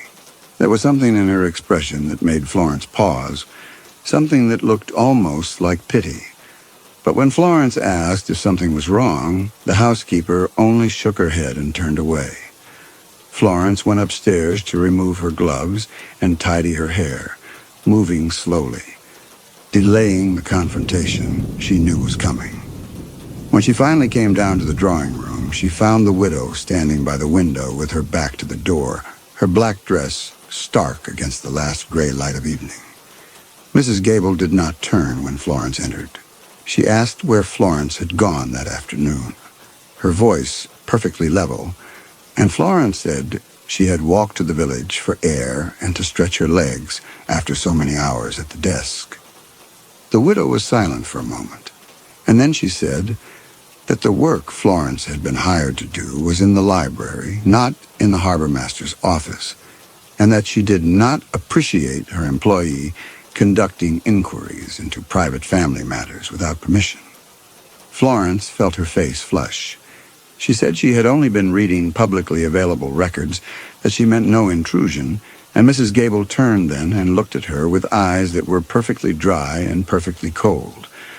The widow said that her husband's death was not a subject for idle curiosity, that Florence was here to catalog books and nothing more, and that if she could not confine herself to that task, then perhaps the arrangement was not suitable after all. The threat hung in the air between them. Florence stood very still and felt her carefully maintained composure crack just slightly enough to let a thread of anger through. She said that she understood, that she would not pursue the matter further, and Mrs. Gable nodded once and dismissed her with a small gesture of one pale hand. That night, Florence did not wait for sleep. She sat in her bed, fully dressed with the lamp burning and a blanket wrapped around her shoulders. And when the clock struck 3, she braced herself for what would come. The cold descended as it had before, but tonight it was different. It came not gradually, but all at once, a plunge into winter so sudden and deep that frost formed instantly on the inside of the windows, spreading across the glass in patterns that looked almost like hands reaching. The lamp flame guttered and turned blue, and Florence's breath came out in thick white clouds that hung in the air like fog. The smell of brine rose thick and choking, but this time there was something new beneath it. The stench of diesel oil and rust, the sharp mineral tang of blood in seawater, smells that spoke of machinery failing and men dying in the cold Atlantic dark. And with it came the sound of water pouring, a steady rush like a pump failing, like a hull breached and the sea flooding in. The footsteps came again, dragging and wet, but now they were accompanied by other sounds.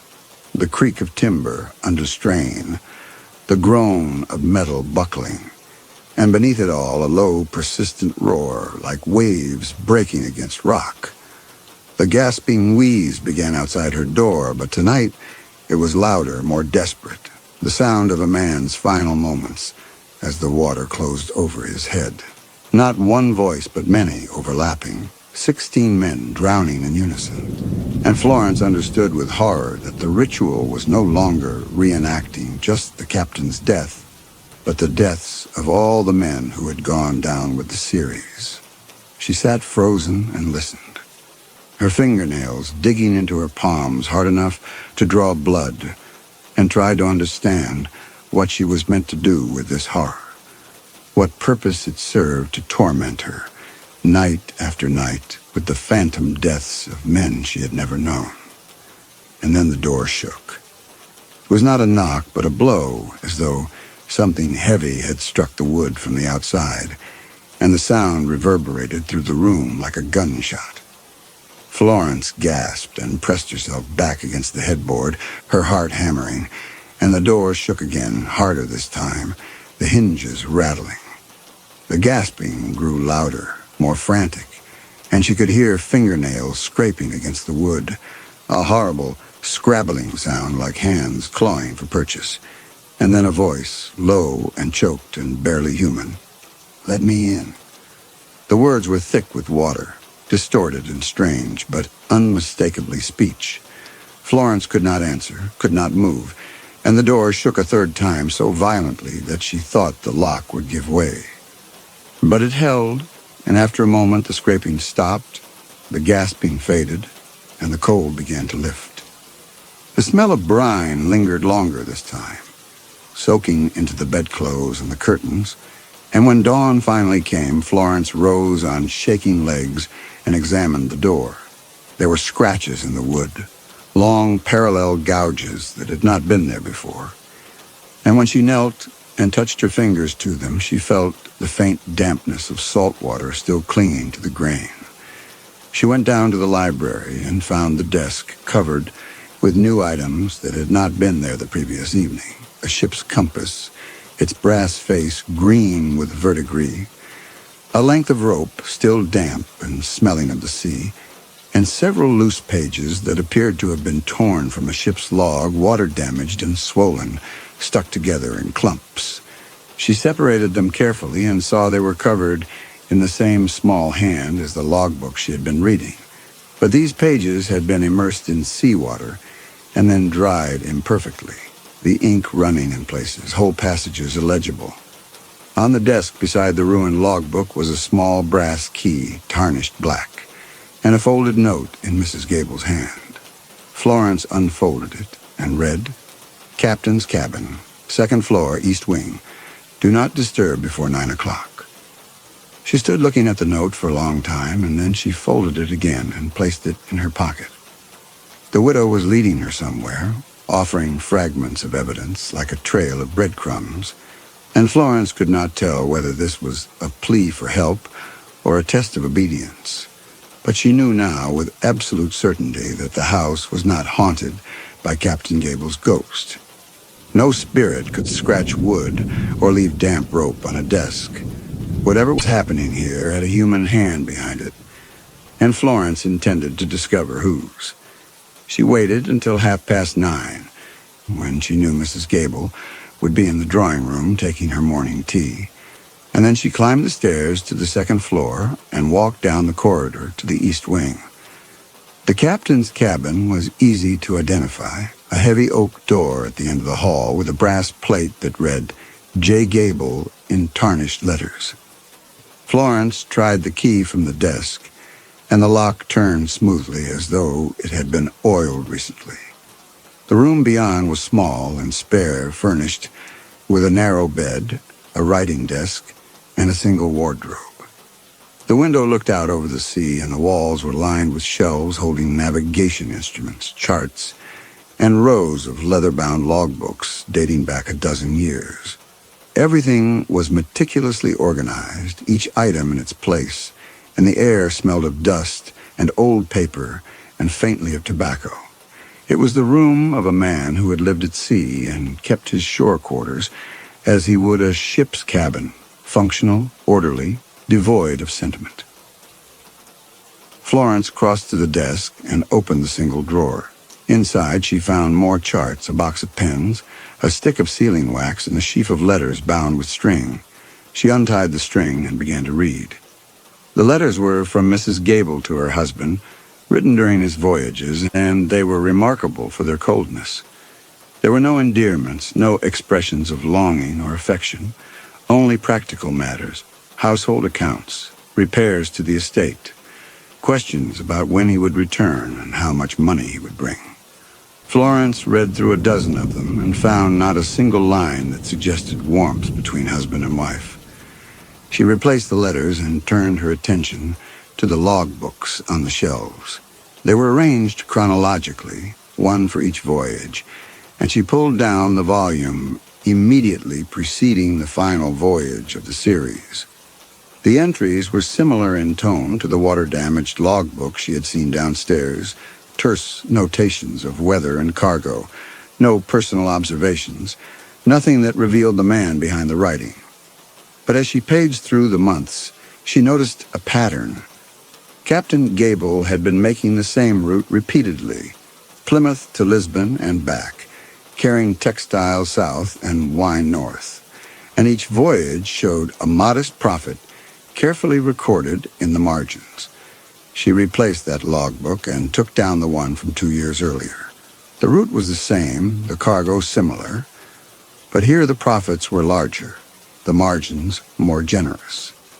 She went back further, 5 years, 10, and saw the same pattern.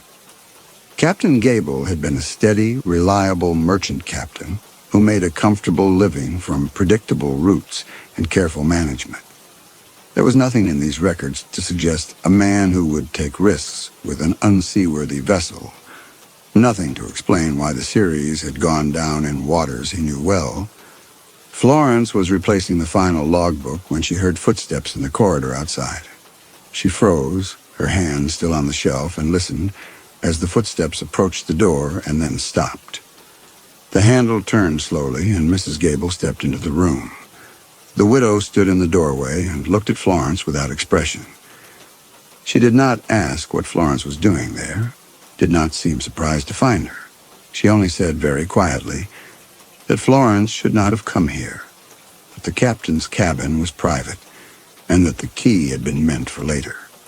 Florence felt her face flush with anger and embarrassment in equal measure.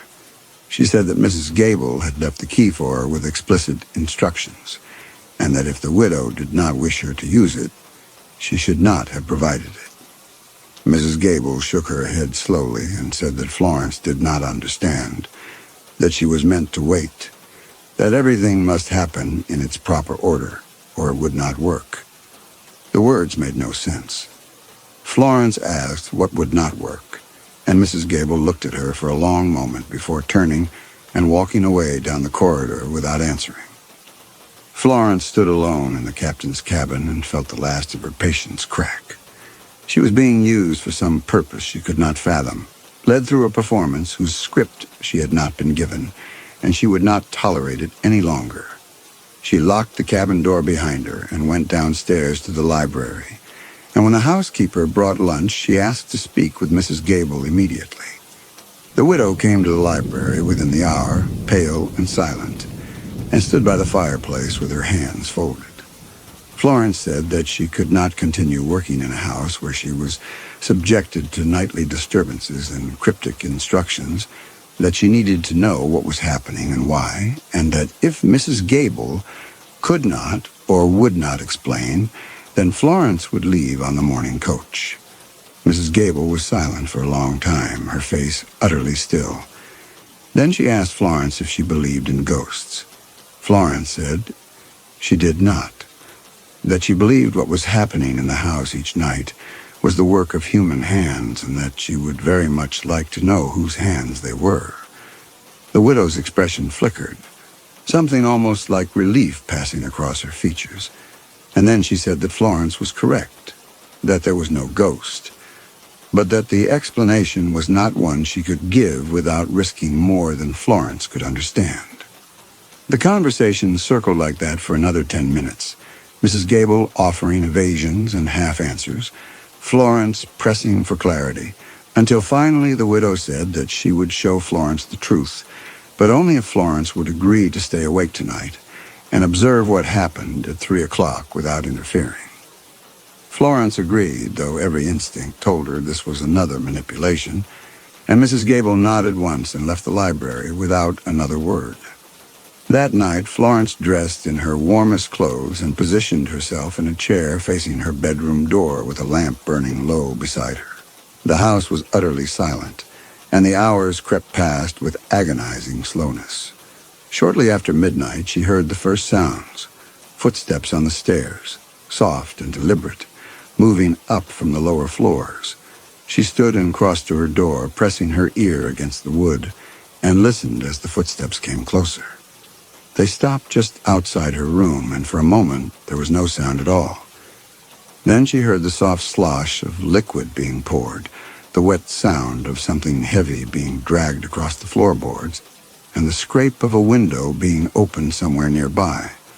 The smell of brine began to seep under her door, and she heard the faint creak of a phonograph being wound, the scratch of a needle finding its groove. And then the gasping began. Not outside her door, but from a mechanical speaker. The recorded sound of a man choking and struggling for air played at low volume through a wax cylinder. Florence stood frozen, her hand on the door handle, and listened as the recording played through once, twice, and then fell silent. The footsteps retreated down the corridor, and after a moment, she heard a door close softly.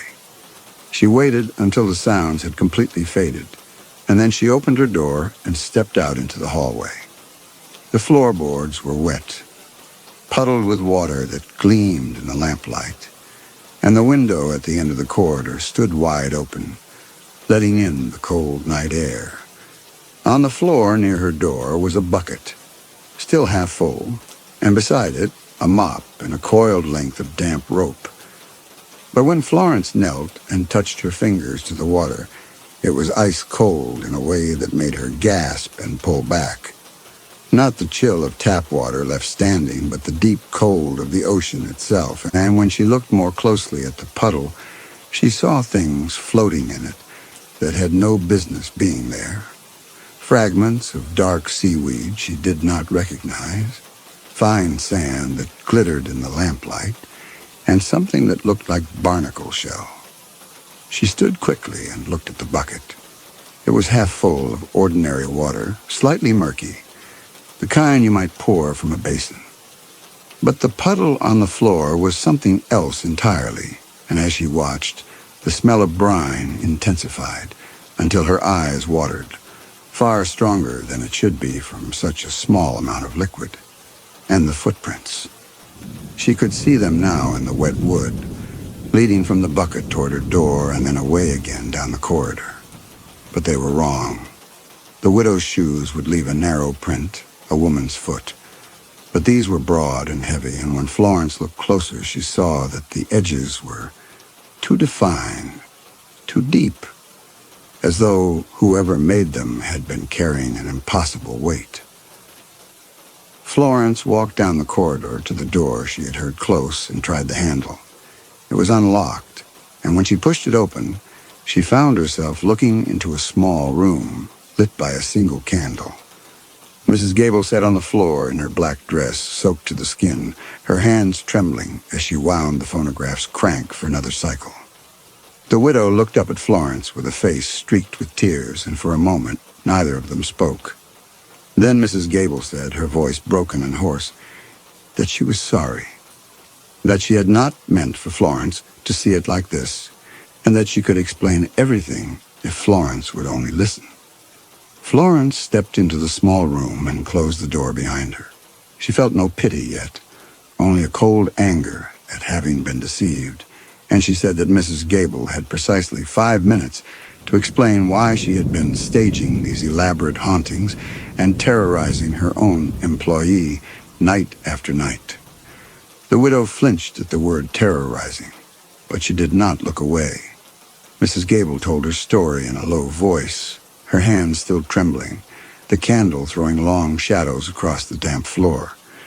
She said that her husband had been a cruel man, violent and unpredictable, that he had beaten her throughout their marriage and threatened worse if she ever tried to leave.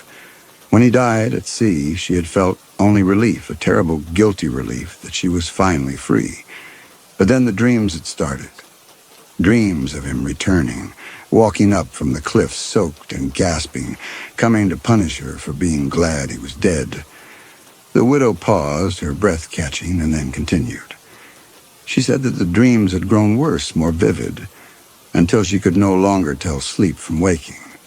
She had consulted a spiritualist in Plymouth, a woman who claimed to have helped others tormented by vengeful spirits, and the spiritualist had given her very specific instructions.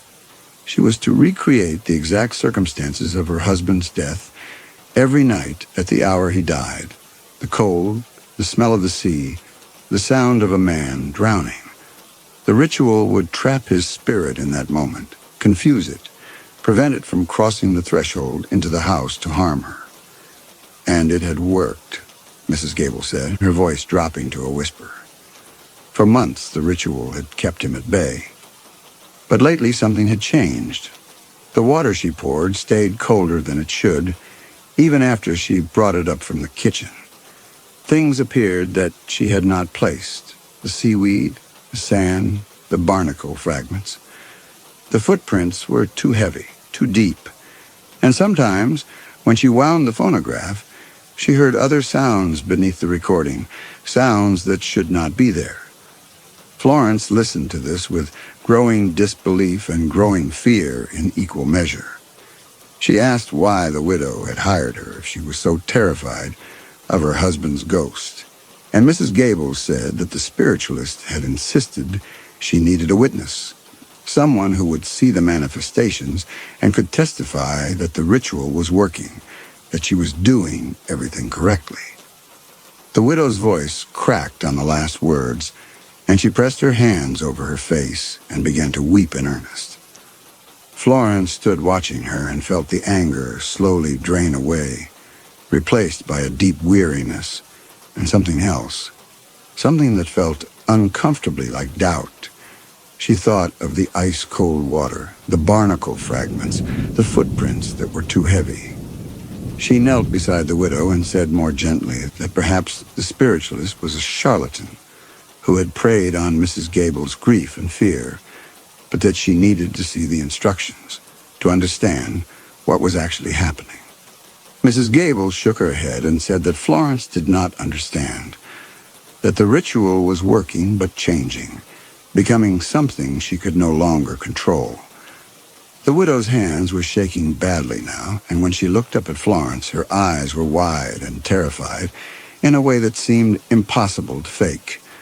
The conversation went in circles, the widow insisting that she had to continue the ritual or something worse would happen, Florence trying to understand what was real and what was performance, until finally Florence said that if Mrs. Gable would show her the spiritualist's instructions, perhaps together they could make sense of what was happening. The widow hesitated, her tears-streaked face uncertain, and then she said that she kept the letters in her private study, that she had never shown them to anyone, but that perhaps Florence was right. Perhaps it was time. Florence helped her to her feet, and they walked together down the dark corridor to a small room on the third floor that Florence had not seen before. Mrs. Gable lit a lamp and crossed to her writing desk, unlocking a drawer with a key she wore on a chain around her neck. She withdrew a bundle of papers tied with a black ribbon, and her hands shook as she untied the knot and laid them out on the desk. Florence picked up the first document and began to read by lamplight. It was a printed form from the Plymouth Spiritualist Society, dated October of the previous year, with handwritten instructions filled in for protection against vengeful spirits of those who died by drowning. Recreate circumstances of death nightly at hour of passing. Continue until manifestations cease. The instructions were elaborate and specific, with notations in Mrs. Gable's hand in the margins. Too cold. Water wrong temperature. Must be exact. She set it aside and picked up the next paper, a letter from the spiritualist, dated 3 months after the wreck, responding to what must have been an anxious inquiry from Mrs. Gable. You must not deviate from the ritual in any particular. The slightest variation will break the protection. If you cannot maintain the conditions precisely, you risk inviting rather than repelling. Florence spread the papers out across the desk. There were more letters, a dozen at least, charting Mrs. Gable's growing desperation. The cold is too intense. I cannot achieve it with ordinary means. And the spiritualist's reply, you must find a way. Authenticity is everything. And then near the bottom of the stack, something that made Florence's hand still, a single sheet of notepaper in Mrs. Gable's hand, undated, with a list of names written in careful columns. At the top, William Penwith. Below it, other names Florence did not recognize, and at the bottom circled London employment agencies. Florence picked up the last document with numb fingers. It was a letter from a London agency dated 8 months after the wreck, confirming Mrs. Gable's request for candidates with archival experience, emphasizing that the position required someone with excellent references and no local connections. The letter mentioned the generous wages Mrs. Gable had offered, and included a note in the agency director's hand. I have 3 suitable candidates if the isolation is acceptable. Florence's breath came short and fast. She turned to the widow who stood against the far wall watching her, and tried to understand what she was seeing. The ritual was real.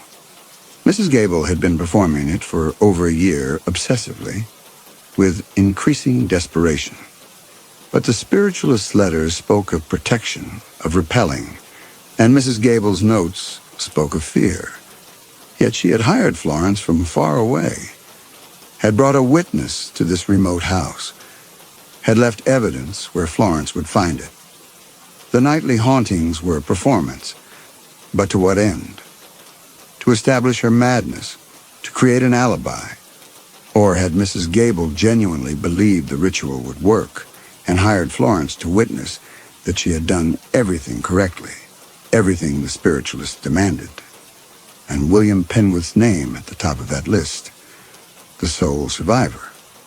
What did it mean that his name was there, circled, before the other names, before the London agencies? Florence looked at the papers spread across the desk and felt certainty slip away. Mrs. Gable might be a murderer, or she might be a woman who had paid the survivor to tell her what happened in her husband's final moments, who had descended into obsessive ritual, who had hired a witness because she feared she was losing her mind. Mrs. Gable's expression was unreadable as she watched Florence try to assemble the fragments into something coherent. The tears had stopped, the trembling had stilled, and when she spoke, her voice was perfectly level, perfectly cold. But even as she tried to hold on to that uncertainty, another thought cut through. If the hauntings were mere performance, what explained the barnacle fragments? The deep ocean cold that no bucket of water could produce? The footprints too heavy to be the widow's? Mrs. Gable watched her and then said very quietly that Florence should not have read those papers, that they were private, and that she had made a terrible mistake. The widow's voice was different now, stripped of its trembling. She said that Florence was welcome to leave in the morning, that a carriage could be arranged, and that she would be paid if she chose not to pursue this unfortunate misunderstanding. But her eyes were cold and calculating, and Florence understood it was not an offer, but a threat. Florence looked at the papers spread across the desk and felt her mind racing. The spiritualist letters, the list of names, the London agency correspondence. None of it was proof, but together they suggested something she could not quite name. If she could get them to the authorities in Polruan, if someone else could read them and tell her what they meant, if she could make someone listen. Mrs. Gable stepped forward and began gathering the papers with quick, efficient movements. She said that Florence had been under a great strain, that the nightly disturbances had clearly affected her judgment, and that it would be best if she rested now and they spoke again in the morning with clear heads. The widow's hands were steady as she retied the bundle with black ribbon, and when she locked the drawer again and tucked the key inside her dress, she smiled. Florence backed toward the door. She said she would leave tonight, that she did not need the carriage, that she would walk to Polruan and catch the morning coach from there. Mrs. Gable shook her head and said that was impossible, that the cliff road was dangerous in the dark, that Florence would surely fall and hurt herself. The way she said it, surely fall, made Florence go very still.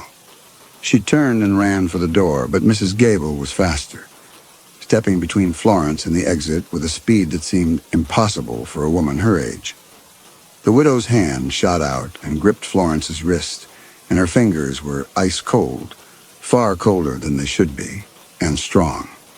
Florence wrenched herself free and stumbled backward, and Mrs. Gable's expression flickered, something passing across her face that looked almost like fear. The widow glanced toward the window, where the first gray light of dawn was beginning to show, and her grip tightened on the key at her throat. She said very quietly that Florence had seen things she could not be allowed to speak of, and that she was very sorry, but there was no other way. She reached into her pocket and withdrew something small and dark, and Florence saw it was a vial, the kind apothecaries used, and understood that Mrs. Gable had planned for this possibility, had prepared for the chance that her witness might prove too curious, too stubborn, too dangerous to release. And then, from somewhere below them in the house, came the sound that froze them both, the wet, dragging footsteps. Thud squelch, thud squelch. Slow and deliberate, climbing the stairs. Mrs. Gable's face went white. She looked toward the door of the study, and Florence saw a naked terror in her eyes, the same terror she had seen in the small room when the widow sat weeping on the floor. This was not performance. This was real. The footsteps grew louder, closer, accompanied now by the sound of water dripping, and the temperature in the small study began to drop. Florence felt it against her skin, that same damp cold that had filled her bedroom each night, and the smell of brine began to seep under the door, thick and choking. Mrs. Gable backed away from the door, the vial forgotten in her hand. She whispered something Florence could not hear, and then louder, "No, not yet. It's not 3 o'clock yet." But the footsteps did not stop. They reached the top of the stairs and began moving down the corridor toward the study, and Florence understood, with a horror beyond reason, that the ritual had changed. that the thing the widow had summoned was no longer bound by her rules, no longer confined to the hour of death. The two women stood on opposite sides of the small room and listened as the footsteps stopped outside the door.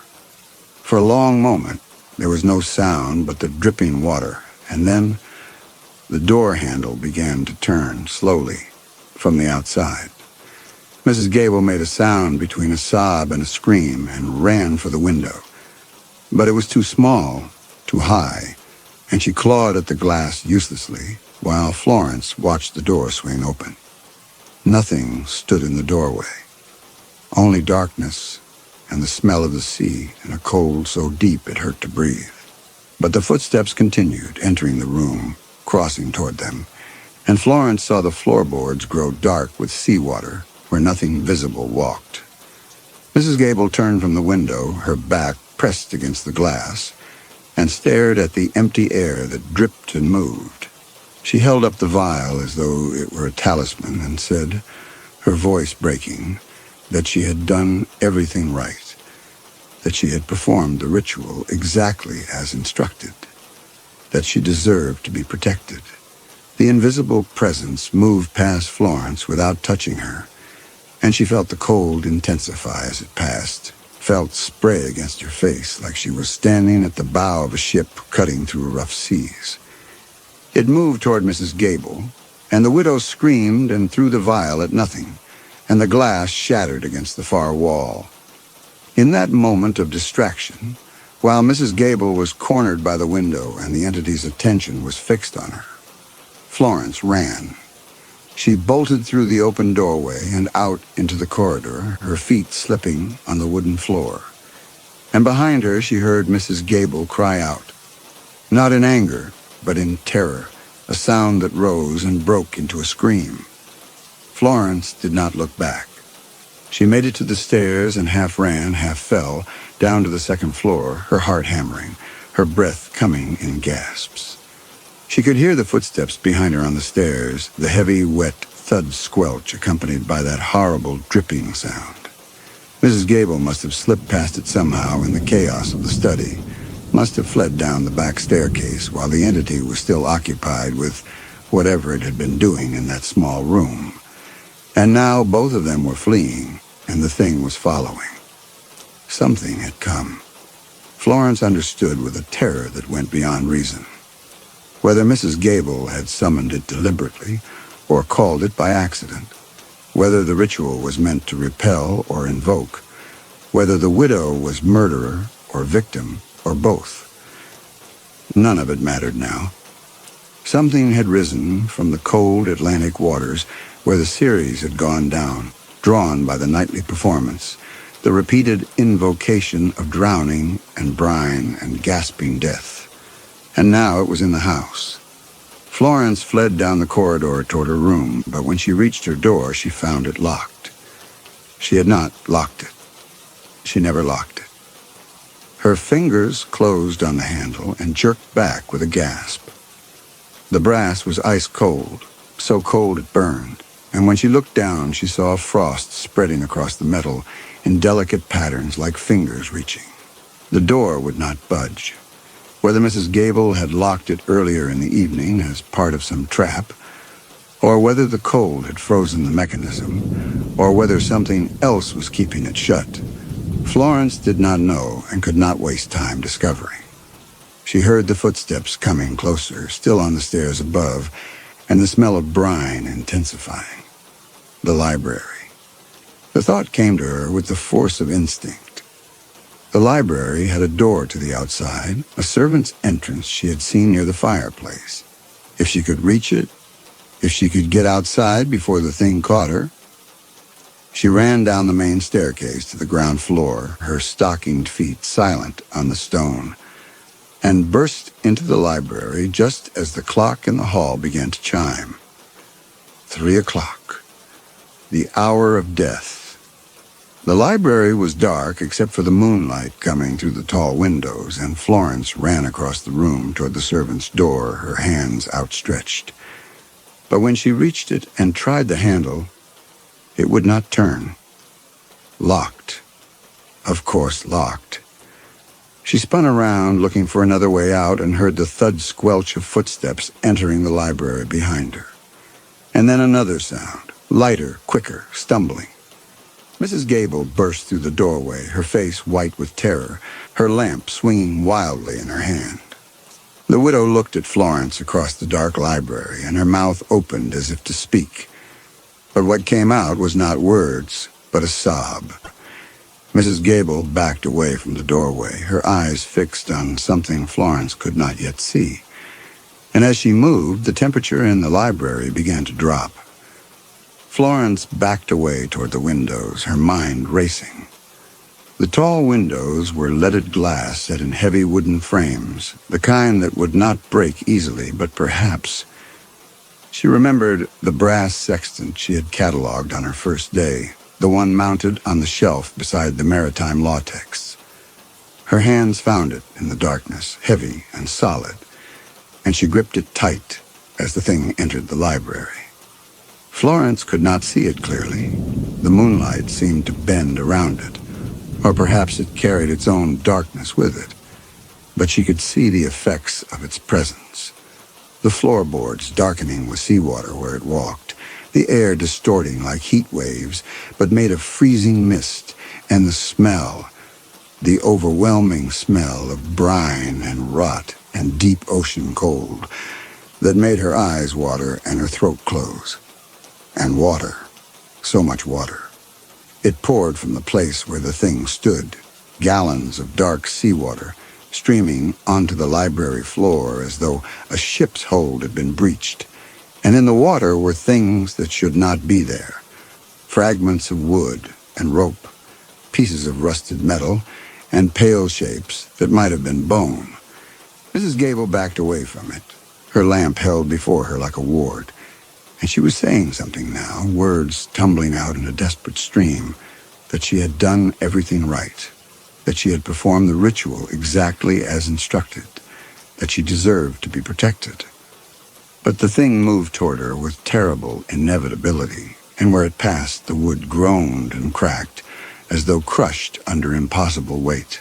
Florence could see it more clearly now, or thought she could, a shape in the darkness, broad-shouldered and tall, and for an instant the lamplight caught something pale, the gleam of waterlogged flesh, and the suggestion of a face that had been too long in the sea. But the image slid away from her eyes, refused to resolve into anything her mind could hold, and she looked away before the sight could fix itself in her memory. The entity turned from Mrs. Gable and moved toward Florence, and she raised the sextant and brought it down hard against the nearest window. The glass cracked, but did not break. The thing was 10 feet away now, 5, and she could feel the cold radiating from it like frost, could see the floorboards buckling and splitting under its footsteps. She struck the window again, harder, feeling the impact jar through her arms.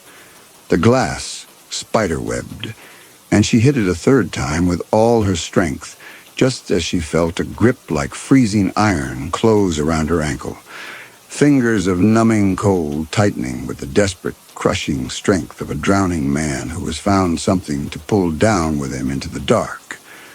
The window shattered outward in a shower of glass, and Florence tore her leg free, feeling the grip slide and clutch and finally release, and climbed through the broken frame, feeling glass cut into her hands and feet, not caring, knowing only that she had to get outside, had to get away. She fell more than climbed through the window, landing hard on the rocky ground outside, and scrambled to her feet. When she looked back, she saw a shape standing in the broken window, water pouring from it in a steady stream, and for just a moment she thought she saw the outline of a hand pressed against the remaining glass, fingers spread wide.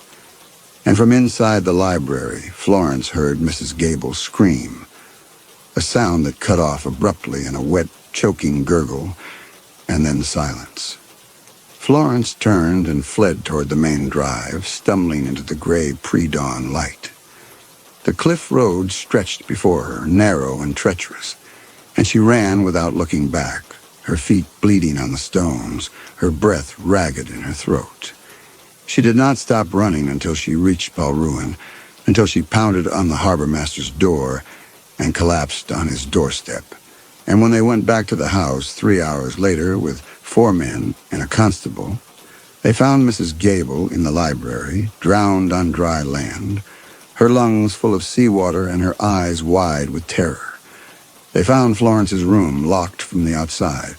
They found the phonograph and the buckets and the evidence of the nightly performances. They found the papers in the widow's study, the spiritualist letters and the list of names and the correspondence with the London agency that had sent Florence to this remote house on the cliffs. The inquiry concluded that Mrs. Gable had succumbed to grief-induced madness, that she had staged elaborate hauntings for reasons the investigators could not fathom, and that she had died by misadventure in circumstances that defied rational explanation. The case was closed within a fortnight. Florence did not tell them about the things she had seen in the library, about the grip of freezing water around her ankle, about the shape that poured seawater onto the floor. She did not tell them that she suspected Mrs. Gable of anything beyond madness. What would she have said? That she had found letters suggesting the widow might have paid the sole survivor for something, though the papers did not say what. That a list of names proved nothing except that Mrs. Gable had been methodical in her descent into obsession. She kept silent, and the inquiry called it grief, and no one looked any further. Florence returned to London a week after giving her statement to the constable, and she tried very hard to put the house on the cliffs behind her. She found new employment, cataloged new libraries, and took a small flat in Bloomsbury, where the windows faced a busy street, and she could hear the sounds of the city at all hours. But she could no longer sleep with the door closed. Even in summer heat, she kept the door to her bedroom ajar, because a closed door made her chest tighten and her breath come short, made her see again the study door swing open to reveal nothing but darkness and the smell of the sea. Her landlady thought it odd, but Florence could not explain that the alternative, waking in the night to find herself sealed in, was unthinkable. She could no longer bear the sound of a clock chiming. When the church bells rang the hours, she would stop whatever she was doing and count the chimes with her hands pressed flat against the nearest solid surface, and she would not move again until the 3rd chime had passed and the 4th begun. Her employers found this peculiar, but they were kind enough not to comment. And sometimes, in the hour before dawn, she would wake to the smell of brine and rotting kelp.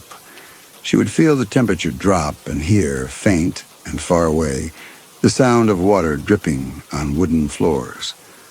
She would lie very still in the darkness with the door ajar and the city sounds beyond her window. And she would wonder if the ritual had ended when Mrs. Gable died, or if somewhere in the gray house above the cliffs, at 3 o'clock every morning, something still performed its nightly drowning, waiting for someone to witness it, waiting for someone to call it home.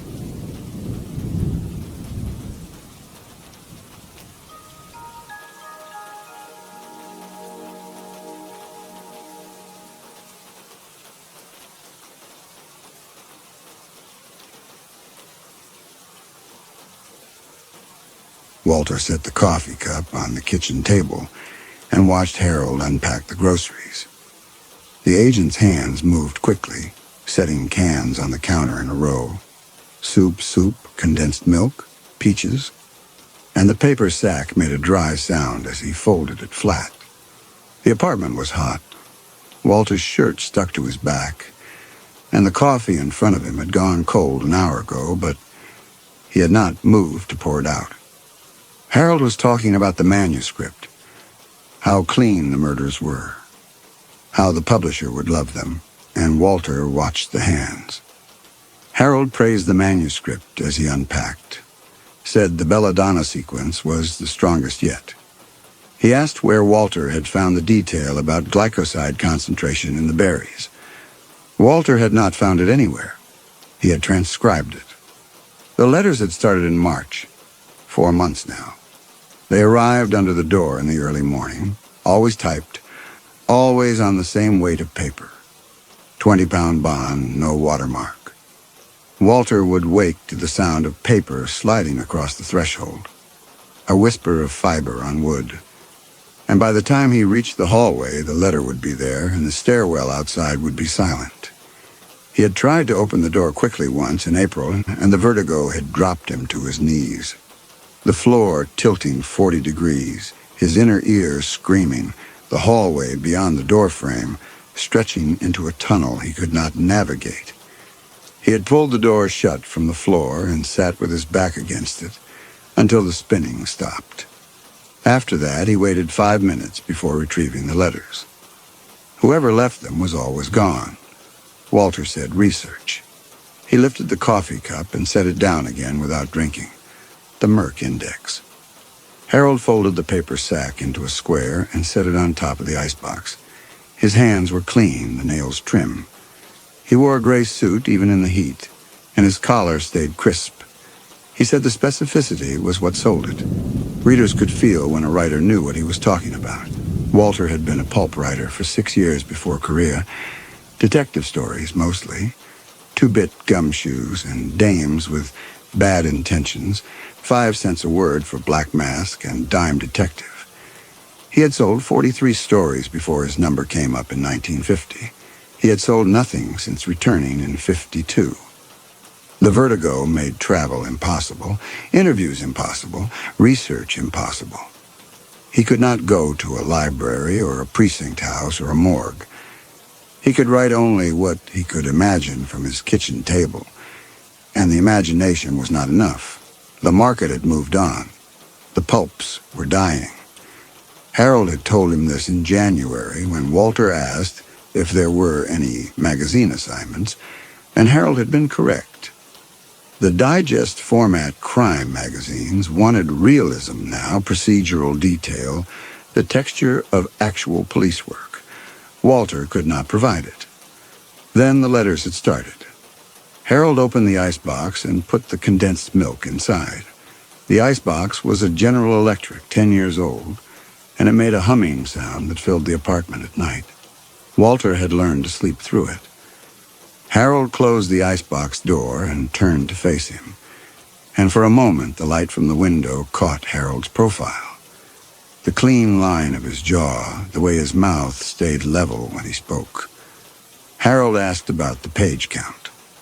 Walter told him 190 pages, Chapter 11. He had finished Chapter 10 yesterday. Harold nodded.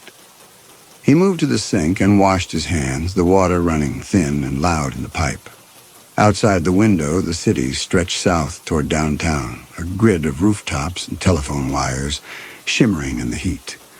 Walter could see 3 blocks from his kitchen window, no further. The buildings cut off the horizon. He had not seen the ocean in 14 months. Harold said he wanted to take the manuscript to New York next week, show it to an editor at Simon & Schuster. They were looking for something dark. Walter said it was not finished. Harold said they would buy on proposal if the pages sang, asked if Walter trusted him to pitch it. Walter did not trust anyone anymore, but he had no alternative. He nodded. Harold smiled. It was a small smile, controlled, the smile of a man who had expected the answer. He said he would return Friday with groceries. 2 chapters a week, and they would have it wrapped by September. 2 chapters a week. Walter had been managing one. The letters did not arrive on a schedule. Sometimes 3 days between them, sometimes 10. The last letter had come 6 days ago, the one about the belladonna. He had stretched the transcription across 12 pages, adding description, slowing the pacing. But he had finished it yesterday, and now the notebook was empty. He needed another letter. He did not say this to Harold. Harold picked up his hat from the counter and set it on his head, adjusting the brim. He said Walter was doing fine work, the best thing he had written. Walter said he was transcribing. The word came out before he could stop it. Harold paused, his hand still on the brim of his hat. He asked what Walter meant. Walter looked down at the coffee cup. The surface of the liquid was still a brown mirror. He could see the ceiling fixture reflected in it, a white disc distorted by the curve of the porcelain. He said nothing, just that it felt like the work was writing itself. Harold said that was inspiration. He adjusted the hat and picked up his briefcase from beside the door. He told Walter not to question it, just to keep the pages coming. He let himself out. The door clicked shut, and Walter heard his footsteps descending the stairwell, fading as they reached each landing. Then the sound of the outer door closing 3 floors below. The building settled back into silence. The icebox hummed. Somewhere below him, a radio played, faint and warped by distance. Walter sat at the table and looked at the cans Harold had left on the counter. 2 Campbell's tomato soup, 1 Carnation condensed milk, 1 Del Monte peaches in heavy syrup. The labels faced forward in a row, edges aligned. He had not asked Harold to arrange them that way. Harold had simply done it. The same way he folded the paper sack into a perfect square. The same way he dried his hands and draped the towel with the edge aligned to the nail. The neatness was automatic. Walter had been watching it for 4 months. Since March, since the letter started. And he had not noticed it before. Or he had noticed it and filed it as a trait. The way some men were neat and some were not. But now, sitting in the hot kitchen with the coffee gone cold and the cans in their row, he wondered if neatness was the right word. Precision was closer. Walter stood and poured the coffee into the sink. The liquid swirled brown against the white porcelain and disappeared down the drain. He rinsed the cup and set it on the counter to dry, then walked to the front room where the typewriter sat on a desk by the window. The manuscript was stacked beside the typewriter, 190 pages held together with a binder clip. He sat down and rolled a fresh sheet into the carriage, then stopped. He had nothing to write. The last letter had been transcribed. He could invent something, a new murder, a new method. But the invention would not have the weight of the letters. The letters had detail that Walter could not fabricate. The exact glycoside concentration in belladonna berries, the diameter of a wood chipper's intake hopper, the angle required to push a man into industrial machinery without leaving defensive wounds.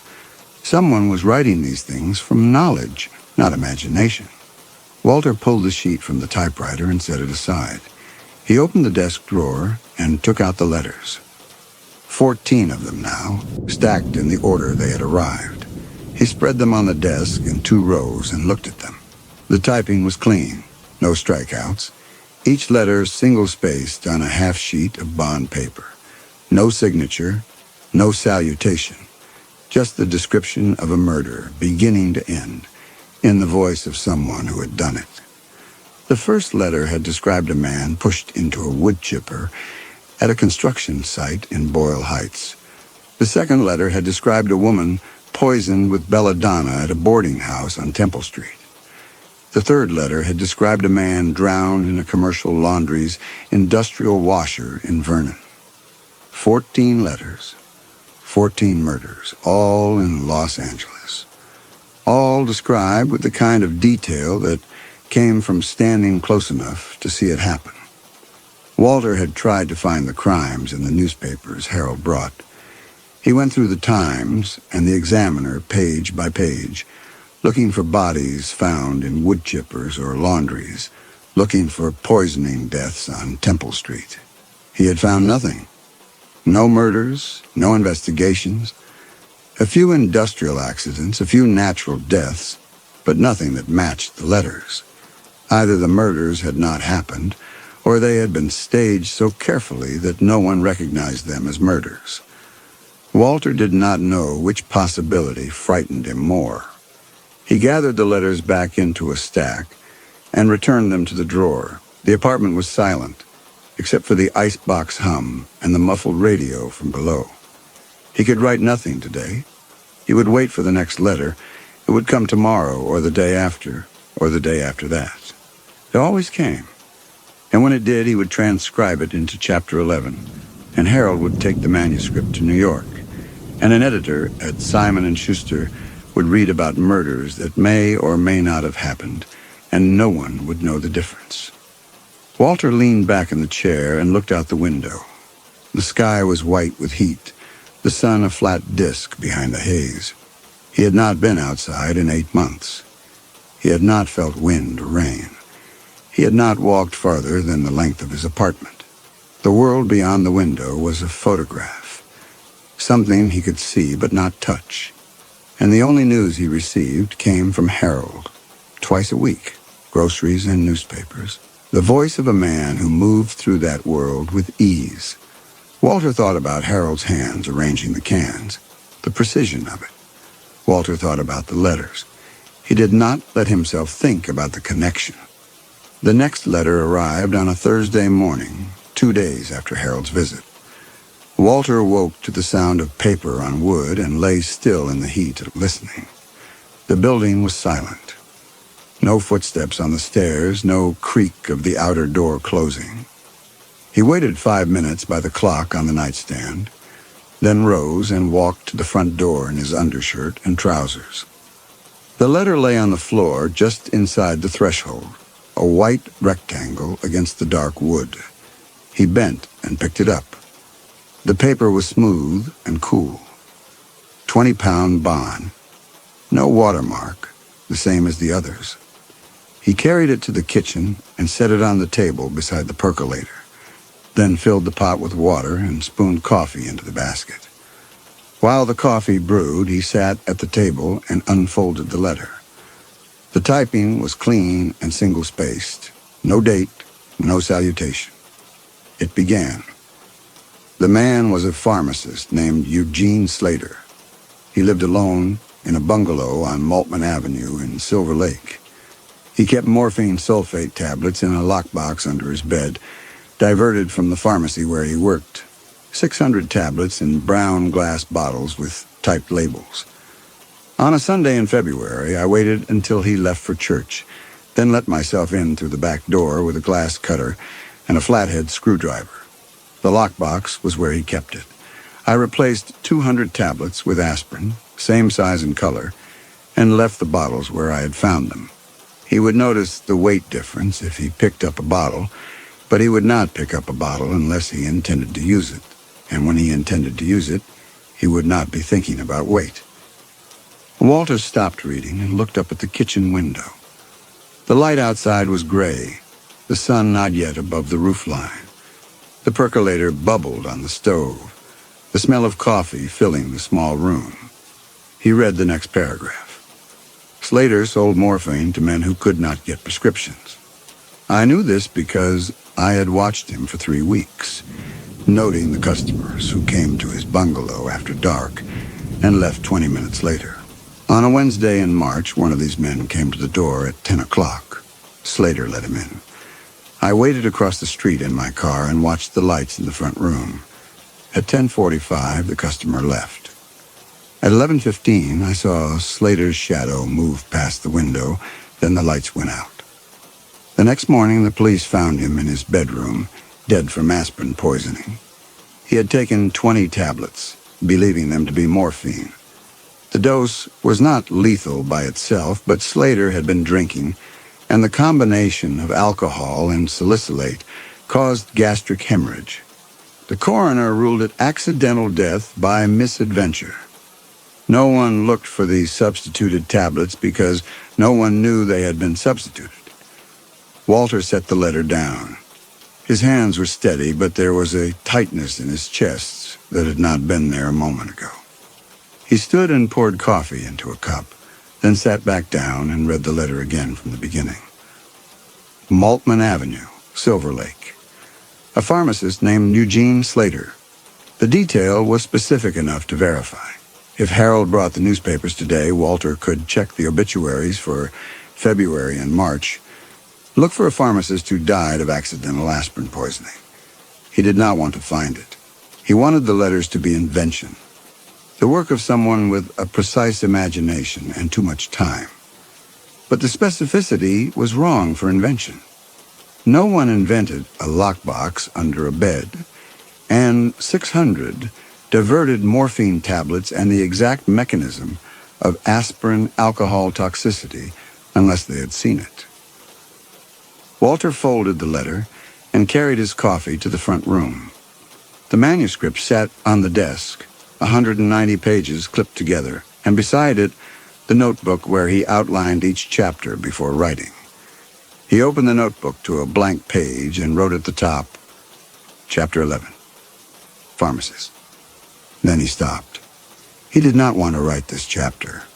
He did not want to transcribe a murder that might have happened, to turn it into clean prose and give it to Harold, who would give it to an editor in New York who would publish it as fiction. But he had no other material. The well was dry. Without the letters, he had nothing. Walter set the coffee cup on the desk and began to outline. Protagonist discovers body. Police investigation. Coroner's conclusion. He worked for an hour, building the scene around the letter's details, adding the texture of a detective's perspective.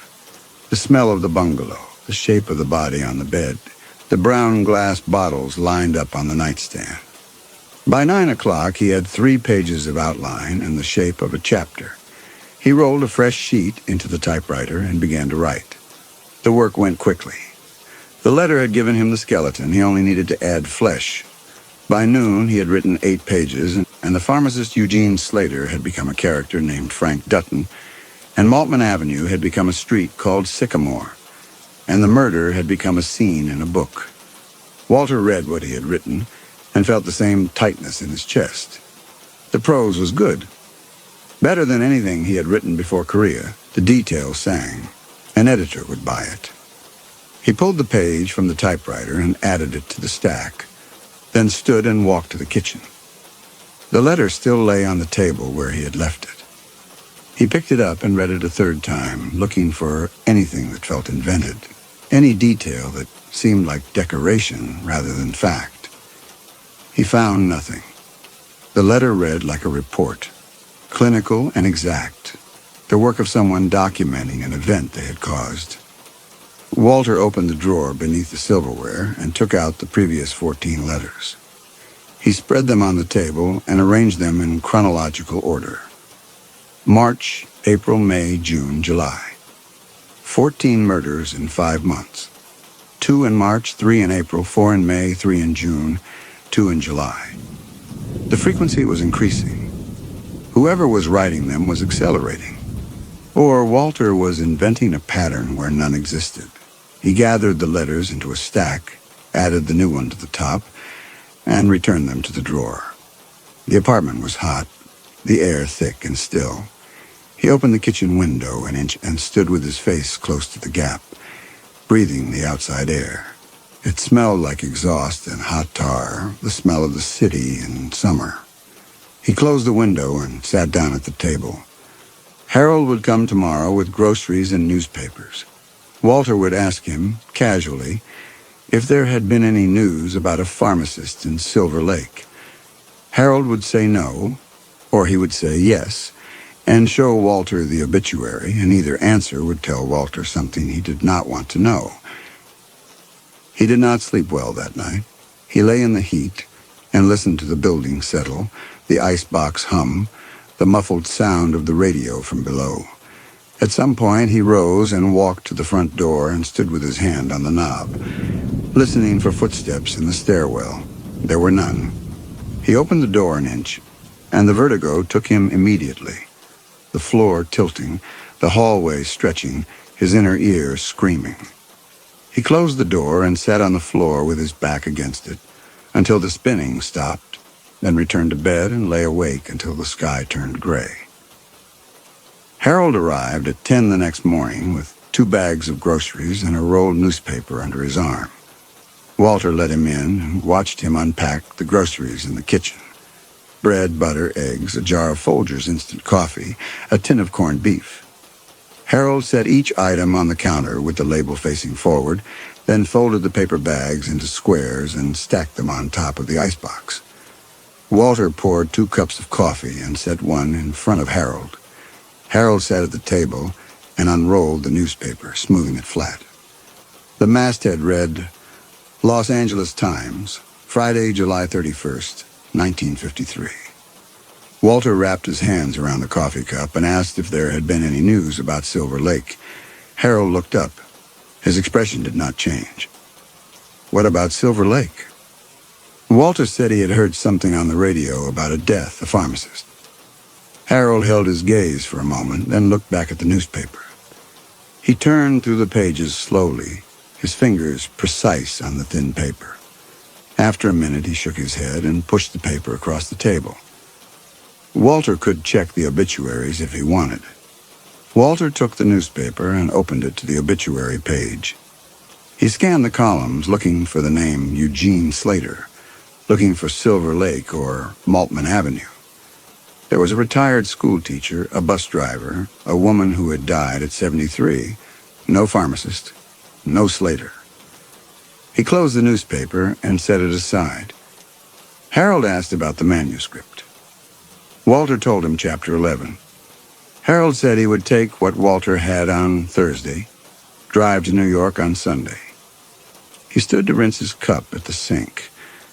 2 chapters a week, and they would be done by Labor Day. Walter nodded. Harold let himself out, and Walter sat alone at the kitchen table with a newspaper in front of him. He went back through the old newspapers Harold had brought and checked the first letter against the March issues. On page 7 of the March 12th edition, worker killed in accident. Francisco Ruiz, construction site, Soto Street, wood chipper.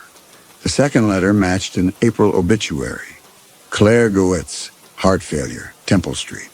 The third, the fourth, the fifth. Every letter matched a death in the newspapers. 15 letters, 15 deaths. All ruled accidents or natural causes. Someone was killing people in Los Angeles and documenting it. And Walter was transcribing it into fiction. He tried to leave. He made it 3 steps down the stairwell before the vertigo took him. The stairs tilting, his vision doubling, his legs giving out. He sat on the landing with his back against the wall until the spinning stopped, then crawled back to his apartment. He could not reach the street. He could not reach the police. He was trapped. And whoever was writing the letters knew it. The letters came faster in August.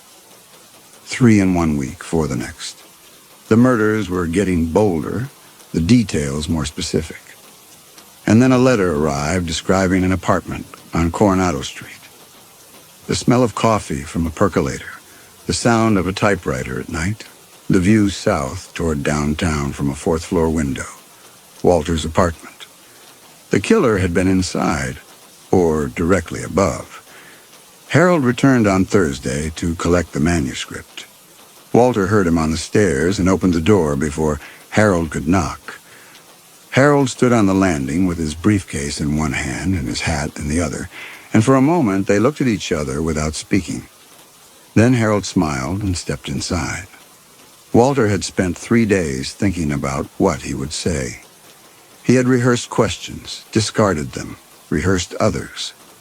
He needed to know if Harold had noticed anything strange about the manuscript, if Harold had recognized any of the details from the newspapers, if Harold knew that the murders in the book were real. But he could not ask directly. If Harold was delivering the newspapers and had not noticed the connections, then Walter would sound paranoid. If Harold had noticed and said nothing, then asking would reveal that Walter knew. Walter did not know which possibility was worse. He closed the door and followed Harold to the kitchen. Harold set his briefcase on the table and his hat on the counter, then turned and looked at the stack of newspapers piled beside the icebox. He said Walter had been reading. It was not a question. But Walter answered anyway, said he was keeping up with the news. Harold nodded and opened his briefcase. He took out a manila folder and set it on the table, then looked at Walter with the same calm expression he always wore. He asked where the manuscript was. Walter went to the front room and returned with the manuscript. 206 pages now, the new chapter clipped to the top. He handed it to Harold and watched Harold's face as Harold flipped through the pages, scanning the text. Harold's expression did not change. He read without moving his lips, his eyes tracking left to right with mechanical steadiness. And after a minute he nodded and set the manuscript in his briefcase. Harold said it was strong work. He closed the briefcase and looked at Walter. He asked where Walter was getting the technical details for the pharmacist chapter. It had the same specificity as the others. Walter kept his face still and said the library sent books, medical references, lending service for shut-ins. Harold studied him for a moment, then nodded and picked up the manila folder from the table. He said to keep doing that. The realism was what made it work. He opened the folder and took out a single sheet of paper, typed and single-spaced. Contract from Simon & Schuster. Option on the book. $1,500, half on signing, half on delivery. Deadline October 1st. Walter took the contract and read it. The terms were standard. Copyright assignment, royalty split after the advance earned out. At the bottom was a line for his signature and a line for the date. Harold took a pen from his jacket pocket and held it out. Walter did not want to think about it. He wanted to ask Harold where the letters came from. He wanted to ask if Harold had ever been to Silver Lake, to Boyle Heights, to Temple Street. He wanted to ask if Harold knew a man named Francisco Ruiz or a woman named Claire Getz. But he took the pen and signed the contract, and Harold countersigned as his agent, and that was that. Harold put the contract back in the folder and the folder back in his briefcase. He said he would mail it today. First check by next week. He picked up his hat and set it on his head. Back Tuesday with groceries. 2 chapters a week. Walter nodded. Harold let himself out, and Walter stood in the kitchen listening to the footsteps, descending the stairs, counting them. Down through 3 floors, the outer door closing, then silence. Walter went to the front room and sat at the desk. The typewriter was still loaded with the last page he had written, Chapter 11, the scene where the detective discovers the pharmacist's body. He read the page and felt the same tightness in his chest. The prose was clean. The detail was exact.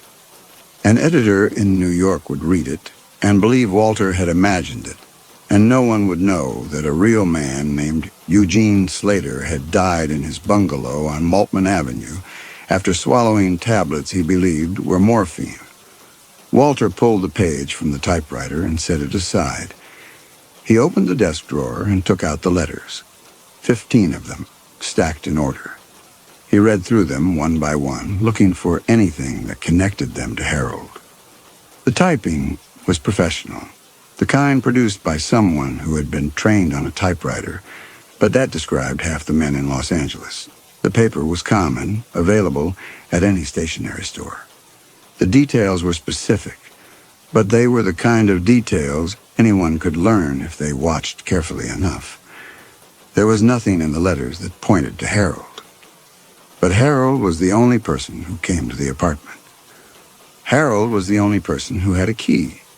Harold brought the newspapers that matched the letters, and Harold took the manuscript that transcribed the letters, and Harold had arranged for a publisher to pay Walter $1,500 to turn real murders into fiction. Walter put the letters back in the drawer and closed it. He sat at the desk and looked out the window at the city stretching south toward downtown. The sun was high, and the shadows were short. And somewhere in that grid of rooftops and streets, someone was killing people and writing about it and slipping the letters under Walter's door. And Walter was taking the letters and turning them into chapters. And an editor in New York was going to publish them, and no one was going to stop it because no one knew it was happening. Walter thought about calling the police.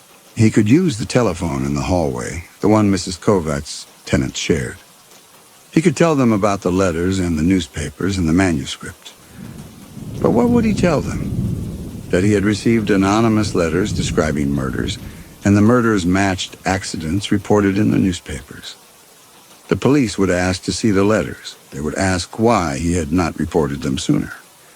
They would ask how he knew the accidents were murders, and Walter would say he did not know, he only suspected, and the police would thank him for his time and leave. Or they would take the letters and investigate, and they would find that the deaths were accidents, just as the newspaper said, and they would ask Walter if he was feeling all right, if he had been under stress, if he needed help. And Harold would find out that Walter had gone to the police, and Harold would stop bringing the letters, and Walter would have no material for the manuscript, and the $1,500 advance would disappear. Walter could not afford to lose the advance, not because of the money, though the money mattered, but because the manuscript was the only proof he had that something was happening. If he lost the contract, he would lose the connection to Harold, and the letters would stop, and he would be left with nothing but his own suspicion and a stack of typed pages that proved only that someone knew how to use a typewriter. He told himself that the deaths were accidents. He told himself that the letters were the work of someone with an imagination and a typewriter, someone who read the newspapers and elaborated on the details, someone who wanted to see their stories published and had chosen Walter because Walter was desperate enough to use them. He told himself that when the book was published and the murderer, if there was a murderer, saw his work in print, he would stop writing letters and Walter would find some other way to write. That night, Walter woke to the sound of paper on wood. He lay in the dark and listened, his heart beating hard enough to feel in his throat. The building was silent. He rose and walked to the front door and stood with his ear against the wood, listening for footsteps. There were none. He waited 5 minutes, then opened the door and looked down at the threshold. The letter lay on the floor, white against dark wood. Walter bent and picked it up. His hands were shaking. He closed the door and carried the letter to the kitchen, turned on the light, and unfolded it.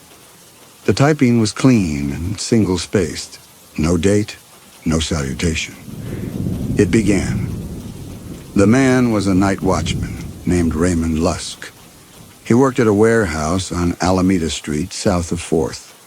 On a Tuesday in June, I waited until he made his rounds at midnight, then followed him into the building through a service door he had left unlocked. The warehouse stored automotive parts, and the aisles were narrow and stacked high with crates. Lusk walked with a flashlight, checking doors and windows, and I followed 20 feet behind him in the dark. At the back of the warehouse, there was a loading platform with a motorized freight elevator. I waited until Lusk stepped onto the platform. Then I activated the elevator from the control panel on the wall. The platform descended into the basement. When it was halfway down, I cut the power. The platform stopped. Lusk was trapped between floors, the ceiling 8 feet above him, and the basement floor 20 feet below. I restored the power, and the platform continued down. But I had reversed the wiring. The platform crushed him against the basement ceiling. The police found him the next morning and ruled it equipment failure. Walter set the letter on the table and stared at it. His hands had stopped shaking. He felt very cold. Though the apartment was hot and the air was still, he read the letter again, then folded it and carried it to the front room. He opened the desk drawer and added it to the stack. 16 letters now, 16 murders. He sat at the desk and looked out the window at the city under the stars. Somewhere out there, a night watchman named Raymond Lusk had died in a warehouse basement, crushed by a freight elevator, and the police had called it an accident. Walter put his head in his hands and sat that way for a long time. When he looked up, the sky was turning gray. He noticed his right hand. There was ink on his fingertips, dark smudges on his thumb and forefinger, the kind that came from changing a typewriter ribbon. But Walter had not changed his ribbon in weeks. He stood and walked to the typewriter. The ribbon was old, faded, the same one he had installed in June. He looked at his fingers again. The ink was fresh. He went to the bathroom and scrubbed his hands until the water ran clear. then returned to the front room and stood looking at the typewriter in the gray dawn light. He could not remember changing the ribbon. He could not remember typing anything after going to bed. But the ink had been on his fingers, and the letter had been under his door. And his typewriter had the same defects as the letters. For 12 hours, Walter did not write. He sat at the kitchen table. Had he woken in the night? Walked to the typewriter, typed descriptions of murders in a fugue state he could not recall.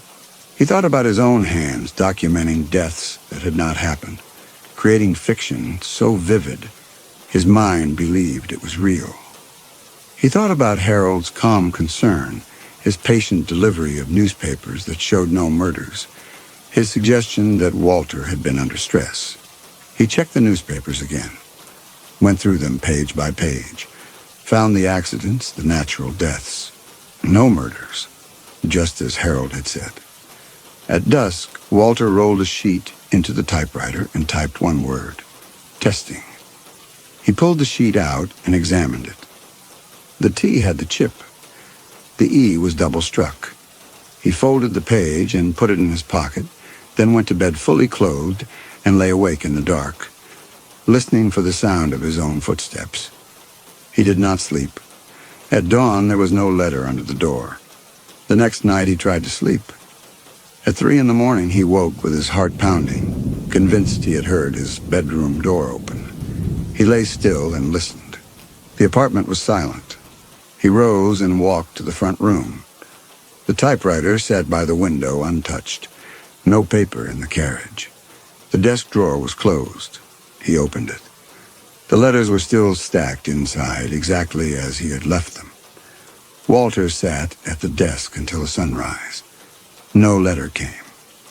On the third night he slept, and when he woke there was a letter under the door.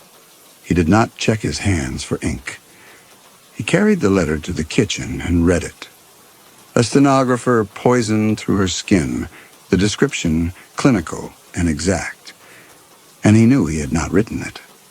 He had been awake until 4. The letter had been delivered at dawn.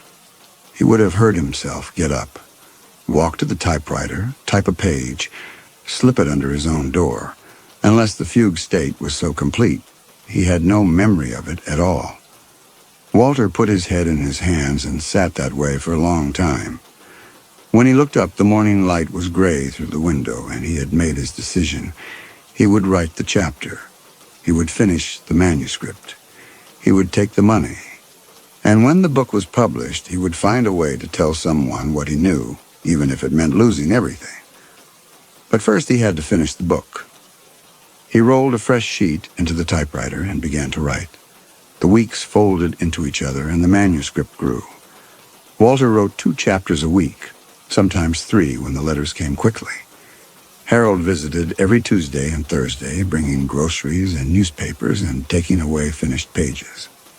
By the 3rd week of August, Walter had 270 pages, 18 chapters, and a stack of 23 letters in the desk drawer.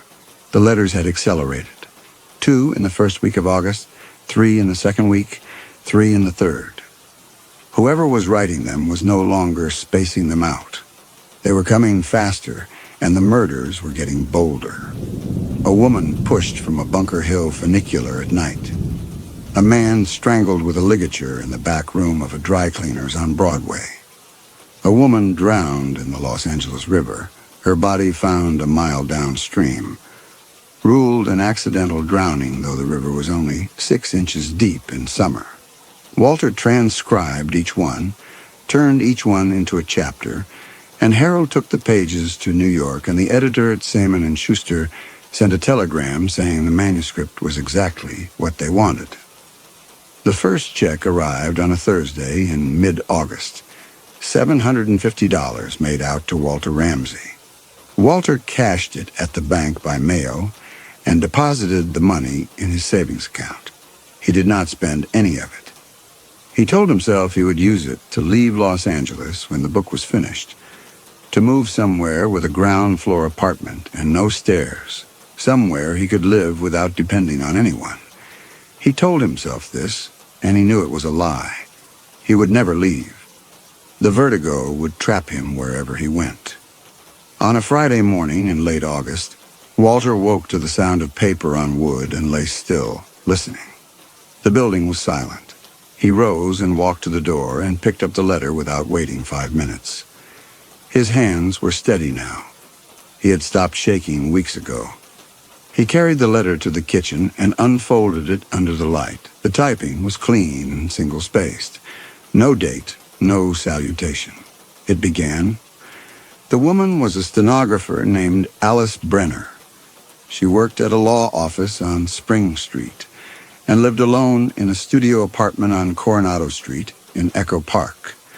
On a Thursday in July, I followed her home from work and waited until she went to bed, then let myself into her apartment through the fire escape window.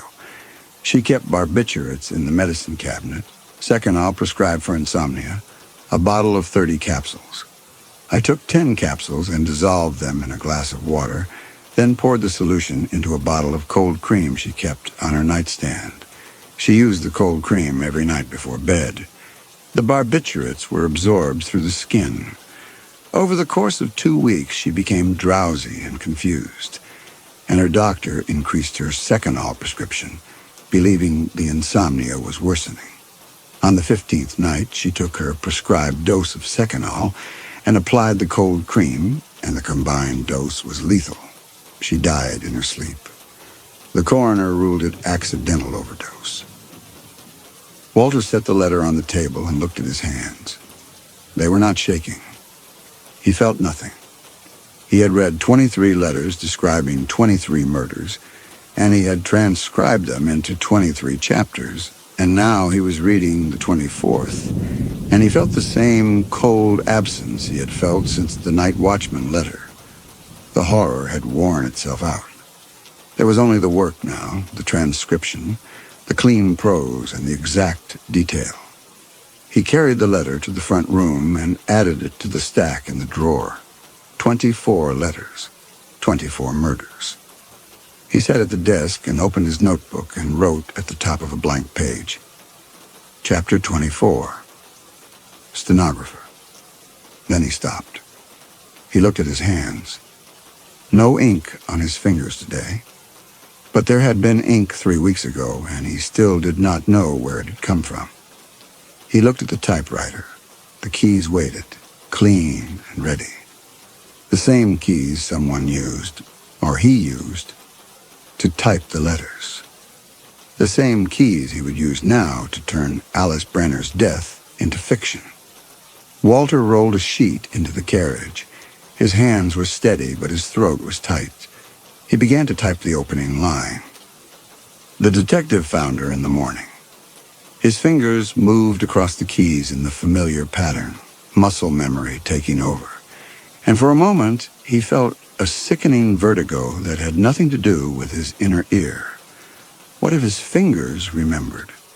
What if, when he typed, she kept barbiturates in the medicine cabinet, his hands were not transcribing from the letter, but remembering the act of typing the letter itself? What if the clinical exactness of the description came not from reading it, but from having written it in a state he could not recall? Walter stopped. His hands hovered over the keys. He looked at the letter beside the typewriter, then at the page in the carriage. 4 sentences. The words were his own. He had changed the names, changed the setting, but the method was exact. Barbiturates dissolved in cold cream, absorbed through the skin. He did not remember researching this.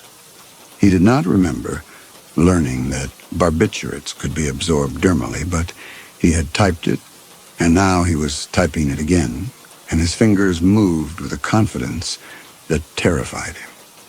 Walter pulled the page from the typewriter and stared at it. Then he fed it back in and kept typing. He had signed a contract. He had taken the money, and every keystroke felt like either summoning a killer or confirming his own madness. The work went slower now. Every page took twice as long because Walter had to stop frequently and check his hands for ink that was not there. He wrote 4 pages and stopped, made coffee, sat at the kitchen table, and stared at the wall. Alice Brenner had died in her sleep because someone had dissolved barbiturates in her cold cream. How long had it taken for the barbiturates to absorb through her skin? How many nights had she rubbed the cream on her face and felt herself growing drowsy, gone to her doctor and asked for stronger sleeping pills because she did not know she was being poisoned? Walter went to the front room and took the letter from the drawer and read it again. Coronado Street in Echo Park. He lived on Coronado Street. The stenographer had lived in the same neighborhood, maybe the same block. Walter walked to the window and looked down at the street. There were 3 apartment buildings on his block, all 4 stories, all with fire escapes. The stenographer could have lived in any of them. She could have lived in this building. Walter returned to the desk and opened the stack of old newspapers. He went back to July and searched the obituaries. On July 23rd, he found it. Alice Brenner, 29, died at her residence on Coronado Street. Services private. Survived by a sister in Pasadena. Walter closed the newspaper. The stenographer had lived in this building. Downstairs, maybe, or across the hall. Someone had climbed the fire escape and let themselves into her apartment and poisoned her cold cream. And 2 weeks later, she had died, and Walter had walked past her door every time he opened his own door to retrieve a letter. He could have heard her moving in her apartment. He could have heard the radio she played, the footsteps she made crossing the floor. He could have heard her die. Walter stood and walked to the hallway. He had never been to the 5th floor. He had lived here for 14 months, and the only person he had spoken to besides Harold was Mrs. Kovach, the superintendent. And that had been once in April, when she found him collapsed on the stairs trying to descend to the street. He put one hand on the banister and looked up. 1 flight of stairs. Ascending was different from descending. The visual drop, the shifting perspective. That was what triggered the worst of it. Climbing, he could keep his eyes on the next step, manage the tilt. Walter climbed, slowly. The banister solid under his hand. At the landing, he paused, breathed, continued. The 5th floor hallway was identical to his own. 4 doors, all closed. He walked to the front apartment, the one that would be directly above his, and stood outside the door. There was no nameplate, no sound from inside. He knocked. No one answered. He waited a minute and knocked again. Still nothing. He tried the knob, and it turned, the door opened. The apartment was empty. No furniture, no curtains, just bare walls and bare floors and sunlight coming through the window. Walter stepped inside and looked around. The layout was the same as his apartment. Front room, kitchen, bedroom, bathroom. The front room had a desk pushed against one wall, and on the desk was a typewriter. Walter crossed the room and looked at the typewriter. It was a Royal Quiet Deluxe, black enamel, the same model he used. He touched the keys. They were clean, the metal cool under his fingers. He rolled the carriage and looked at the platen. There was no paper loaded, no ribbon installed. The typewriter was not in use, but it had been used. Walter could see the faint impressions on the platen where keys had struck, the kind of marks that built up over time. He opened the desk drawer. It was empty except for a box of 20-pound bond paper, no watermark, and a spool of black ribbon. Walter took a sheet of paper from the box and held it up to the light. It was the same weight as the letters. He set the paper on the desk and looked around the apartment. The kitchen was empty, the bedroom was empty, the bathroom was empty. There was no sign anyone had lived here. But the typewriter was here, and the paper was here, and the apartment was directly above his own, where no one would hear the keys striking at 3 a.m. Walter returned to the front room and stood beside the desk. The apartment was directly above his own. If someone was typing here at night, Walter would not hear it. The floors were thick, and the icebox hum in his apartment covered most sounds. Someone could sit at this desk and type letters and carry them downstairs and slip them under Walter's door, and Walter would never know. Walter left the apartment and pulled the door closed behind him. He went back to his own apartment and sat at the desk, and his hands were shaking again. He had assumed the letters were coming from outside, from someone who climbed the stairs and left them and disappeared into the city. But they were coming from inside the building, from the apartment directly above him, from someone who had access to a typewriter and paper and the knowledge of 24 murders. Walter opened the desk drawer and took out the letters. He read through them one by one, looking for anything that suggested who had written them. The typing was professional, but not perfect. There were occasional strikeouts, occasional corrections, the kind of mistakes someone made when they were typing quickly, when they were not being careful. Walter looked at the corrections and saw a pattern. The letter E was struck twice in several places. A double impression that made the letter slightly darker. The letter T had a faint chip in the crossbar, visible only if you looked closely. Walter went to the front room and looked at his own typewriter. He rolled a sheet of paper into the carriage and typed a line of text. The quick brown fox jumps over the lazy dog. He pulled the sheet out and examined it under the desk lamp. The T in the had a faint chip in the crossbar. The E in over was slightly darker, a double impression. Walter's typewriter had the same defects as the typewriter that had produced the letters. He sat at the desk and stared at the page he had just typed.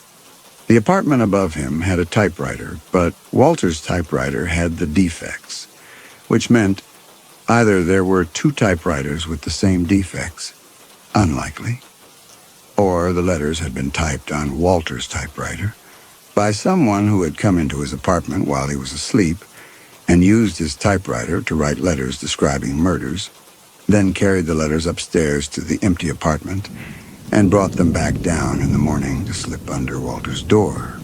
Walter thought about Harold. Harold had a key. Harold came into the apartment twice a week, and sometimes Walter was in the bedroom or the bathroom when Harold arrived, and Harold could have made a copy of Walter's key any time in the past 4 months. Harold could have let himself in at night, typed the letters on Walter's typewriter, and left them under the door before Walter woke. But why would Harold do that? Why not simply write the letters at home and bring them with the groceries? Why use Walter's typewriter? Walter pulled the newest letter from the stack and read it again. I took 10 capsules and dissolved them in a glass of water, then poured the solution into a bottle of cold cream. The level of detail was not the kind that came from imagination. It was the kind that came from doing. Walter set the letter down. Harold was not writing fiction and slipping it under the door to give Walter material. Harold was committing murders, documenting them on Walter's typewriter, and using Walter to turn the documentation into a manuscript that would be published under Walter's name.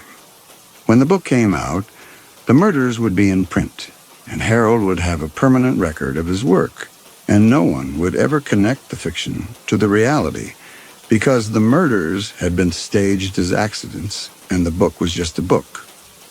Walter stood and walked to the kitchen. He poured a glass of water from the tap and drank it, then set the glass in the sink. His hands were shaking badly now. He gripped the edge of the counter and breathed slowly until the shaking stopped. Then he went to the hallway and picked up the telephone receiver. He would call the police. He would tell them about the letters and the typewriter and the empty apartment upstairs. He would tell them to check the deaths in the newspapers against the letters. He would give them Harold's name and address. The police would investigate. And if Walter was right, they would find evidence. And if Walter was wrong, they would leave, and Walter would lose the advance and the manuscript. And Harold would stop coming, and Walter would starve in this apartment because he had no other way to get food. Walter held the receiver to his ear and listened to the dial tone, a steady hum. He did not dial. After a minute, he hung up the receiver and went back to his apartment and closed the door. He could not call the police. He had no proof. The letters were typed on his own typewriter, which meant they could have been typed by him. The empty apartment upstairs proved nothing. The defects in the typing proved nothing. The police would see a housebound man who had written a book about murders and believed the murders were real because he had cross-referenced them with newspaper accidents. They would see a man who was unraveling. Walter sat at the desk and put his head in his hands. He was trapped. He could not leave the apartment, could not investigate, could not prove anything. He could only write the chapters and take the money and wait for the book to be published. And when the book was published, Harold would have what he wanted, and Walter would have $1,500 and a manuscript full of real murders that no one would ever know were real. Unless Walter stopped writing. If he stopped, Harold would not get his book. The murders would remain undocumented, unpublished, and Harold would have killed 24 people for nothing. But if Walter stopped, he would have to explain why. He would have to tell Harold he knew. And Harold would come for him anyway, without the manuscript, without the need to wait. The book was protection now. As long as Harold needed it finished, Walter stayed alive. Walter lifted his head and looked at the typewriter. He had 34 days until the October 1st deadline. He needed to write 16 more chapters to reach the contracted length of 400 pages. If he wrote 2 chapters a week, he would finish on time, and Harold would take the manuscript to New York, and the book would be published, and 24 people would be dead. And Walter would have helped their killer document it. He could not stop. He could not call the police. He could only write. Walter rolled a fresh sheet into the typewriter and stared at the blank page. Then he began to type. The final letter arrived on September 27th, 4 days before the deadline. Walter woke to the sound of paper on wood and lay in the dark, listening to the silence. He knew what the letter would say before he opened it. He had known since the stenographer letter, since the empty apartment upstairs, since the discovery that the letters were being typed on his own typewriter. The letters were a countdown, and this was the last one. He rose and walked to the door. The letter lay on the threshold, white against dark wood. He picked it up and carried it to the kitchen, turned on the light, and unfolded it. The typing was clean and single-spaced. No date, no salutation. It began, "Thanks for editing my confessions, Walter. Tonight I killed the writer." Walter set the letter on the table and stared at it. His hands were steady. He felt very calm. Calmer than he had felt in weeks. The letter was different from the others. Shorter, no details, no description of method or victim. Just a single sentence and a signature. H. Harold. Walter read the letter again. "Tonight I killed the writer." Not a description of a murder already committed, but a promise of a murder to come. Harold was not documenting this one in advance. He was announcing it. Walter looked at the kitchen clock. It was 5:30 in the morning. Harold came on Tuesdays and Thursdays, and today was Thursday. Harold would arrive at 10 with groceries and the second half of the advance, and he would collect the finished manuscript, 400 pages, 40 chapters, the documentation of 24 murders, and then Harold would kill him. Walter stood and walked to the front room. The manuscript sat on the desk, 400 pages clipped together, ready for delivery.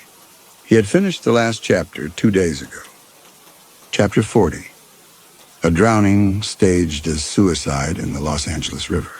The book was done. Walter had fulfilled the contract. All that remained was to hand over the manuscript and collect the money and die. He could call the police now. He had the final letter with Harold's initial on it. He could tell them Harold was planning to kill him. But the letter was typed on Walter's typewriter, which meant Walter could have typed it himself.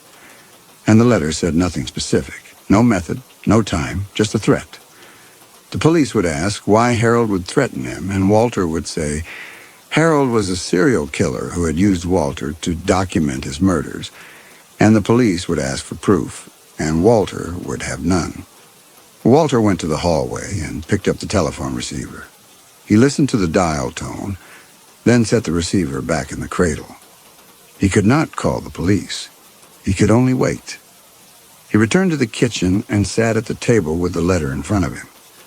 The apartment was silent except for the icebox hum and the first sounds of the city waking below. A car starting, a door closing, footsteps on the sidewalk. The night watchman crushed between floors. The stenographer poisoned through her skin. The day laborer pushed into the wood chipper. 24 people dead, and now Walter would be the 25th, unless he barricaded the door. Walter stood and went to the front room. He pushed the desk across the floor until it was wedged against the door, then dragged the bookshelf from the wall and set it in front of the desk. He brought the kitchen table and chairs and stacked them on top, and then added the floor lamp and the coat rack and everything else he could move. When he was finished, the door was blocked by 400 pounds of furniture, and Walter stood in the center of the front room, breathing hard, his shirt soaked with sweat. Harold would not be able to get in. He had a key, but the key would not move the barricade. Walter would be safe inside, and Harold would leave, and Walter would call the police and tell them Harold had tried to break in, and the police would investigate, and maybe they would believe him. Walter looked at the barricade and felt the same cold certainty he had felt reading the letters. Harold would not try to break in. Harold was meticulous, careful, patient. If the door was barricaded, Harold would leave and wait and come back another day. And Walter would have to stay barricaded inside forever, or he would have to open the door eventually. And when he did, Harold would be waiting, unless Walter called Harold and asked him to come now, before Walter lost his nerve. Walter went to the hallway and picked up the telephone receiver. He dialed the number Harold had given him in March, the first time they had spoken about the manuscript. The phone rang twice, then Harold's voice answered, calm and even. Walter did not wait for Harold to speak. He told Harold he had received a letter, a threatening letter, and he needed Harold to come now, to come immediately, to help him call the police. His voice shook when he said it, and the shaking was not an act. He was terrified, and he let the terror show, and Harold said he would be there as soon as he could. Walter hung up the receiver and returned to his apartment. He stood in front of the barricade and waited. His hands were shaking again.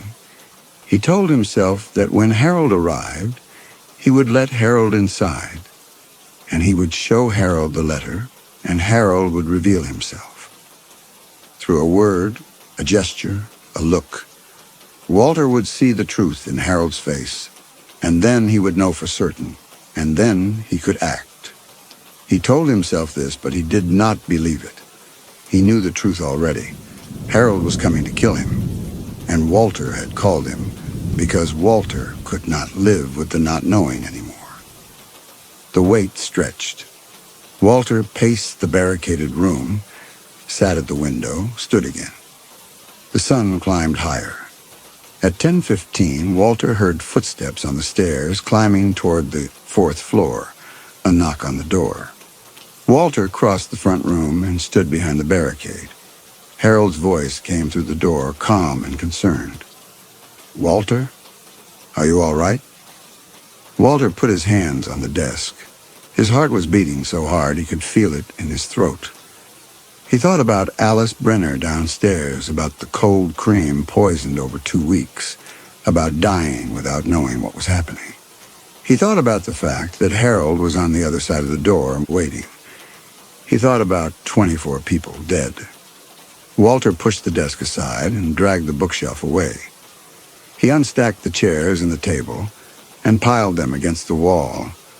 Then he unlocked the door and opened it. Harold stood on the landing with his briefcase in one hand and a paper bag in the other.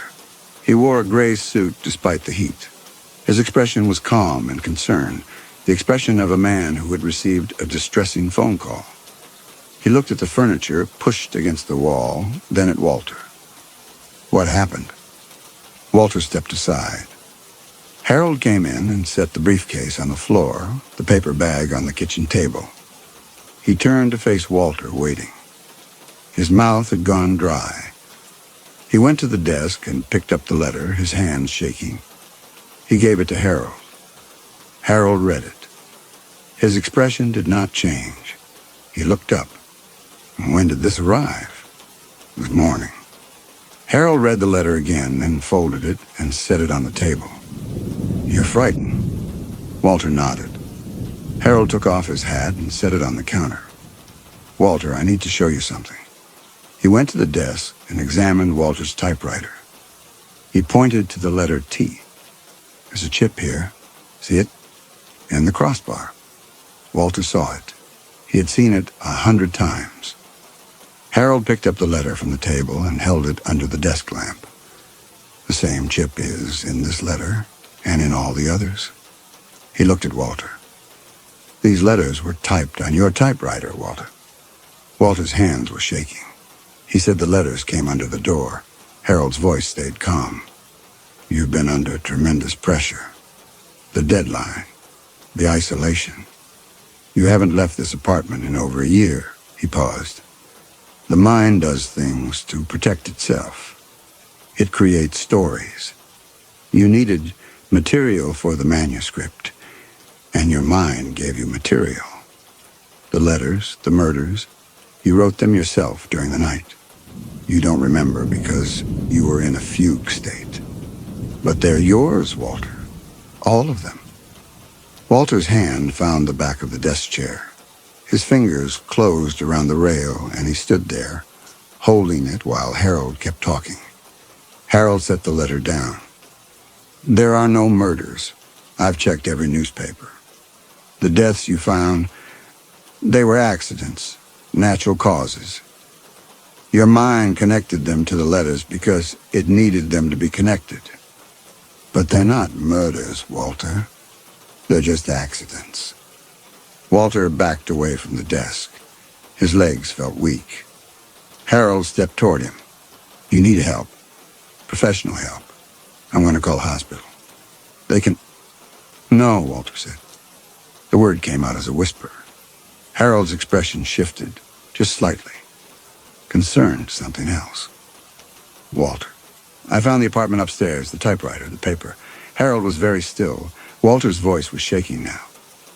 You've been typing the letters here. On my typewriter. At night, you have a key. For a long moment, Harold did not move. Then he smiled. It was a small smile, controlled, and it did not reach his eyes. Walter, listen to yourself.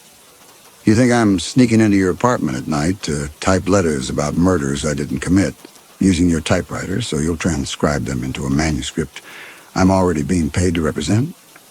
Do you hear how that sounds?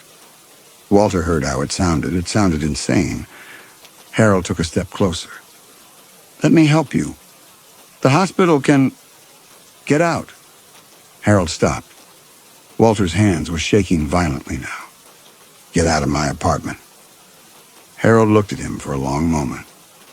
Then he picked up his hat from the counter and his briefcase from the floor. I'll come back Tuesday, when you're feeling better. He walked to the door and then turned. Finish the manuscript, Walter. You're almost done. Don't let this unravel now. He let himself out. The door closed, and Walter heard the footsteps descending through the stairwell, the outer door closing 3 floors below. Walter stood in the front room and stared at the closed door. His hands would not stop shaking. He went to the bathroom and turned on the faucet, splashed cold water on his face. He looked at himself in the mirror above the sink. His face was pale, his eyes hollow. He looked like a man who was losing his mind. He left the water running and stood with his hands on the edge of the sink, breathing slowly. The water ran loud and thin in the pipes, filling the small bathroom with noise. The bathroom door was ajar, not closed, just pushed nearly shut. And in the mirror he could see a thin slice of the front room through the gap. the closed front door, the empty hallway. Then the doorknob turned. Walter's breath stopped. Through the mirror's reflection, through the crack in the bathroom door, he watched the front door open. Slow, silent, completely inaudible over the rush of the tap. Harold stepped inside and closed the door behind him without a sound. He stood in the hallway for a moment, listening. Then his posture changed. The concern drained from his shoulders. The agent's careful attentiveness vanished. He stood straighter, looser, the way a man stands when he believes he is entirely alone. Harold set down his briefcase and his hat. His movements were different now. Economical, efficient. The practiced motions of a man who had done something many times before. He reached into his jacket and took out a pair of black leather gloves. He pulled them on slowly, one finger at a time, smoothing the leather over each knuckle. Then he walked to the fireplace and picked up the iron poker from the stand. Walter's hands tightened on the edge of the sink. He did not move, did not breathe. Through the gap in the door, through the mirror's reflection, he watched Harold test the poker's weight. Turn it in his gloved hands, check the balance. Harold walked to the kitchen, picked up the manuscript from the table, 300 pages, and flipped through it with the calm satisfaction of a man reviewing completed work. He nodded once, set it in his briefcase. Then Harold turned and looked directly at the bathroom. For one terrible moment, Walter thought Harold could see him. But Harold's gaze was unfocused, calculating. He was looking at the bathroom door, not through it, measuring distance, planning approach. Harold's face, in profile through the mirror, was blank, empty. The face of a man alone with his work. Walter stepped back from the mirror. His heart was beating so hard he thought it would burst. Harold knew. Harold knew Walter had seen him. Walter looked at the bathroom. No lock on the door. One small window, too high to reach, too small to fit through. One door, and Harold was between him and it. He heard Harold's footsteps, slow, measured, coming toward the bathroom. Walter grabbed the edge of the sink. He could try to run, make it to the front door. But the vertigo, 3 steps, and he would collapse, and Harold would be on him before he could stand. The footsteps stopped outside the bathroom door. Walter looked in the mirror. Through the gap in the door, he could see Harold's shadow on the wall. Harold pushed the door open. Walter spun around. Harold stood in the doorway, the poker in his gloved hand, his face calm and empty. They looked at each other. Harold spoke quietly. "You saw." Walter's voice came out hoarse. "Don't." Harold stepped into the bathroom. "I can't leave you now. You understand that." Walter backed against the sink. There was nowhere else to go. The bathroom was 6 feet across. Harold filled the doorway. Walter's mind was racing. The window, too small. The door, blocked. The poker. Harold was between him and any weapon. He had one chance. Get past Harold. Get to the front door.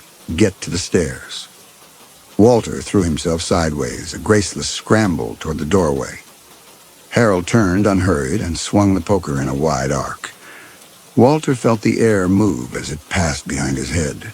He was already falling, momentum carrying him past Harold's legs, his shoulder hitting the door frame.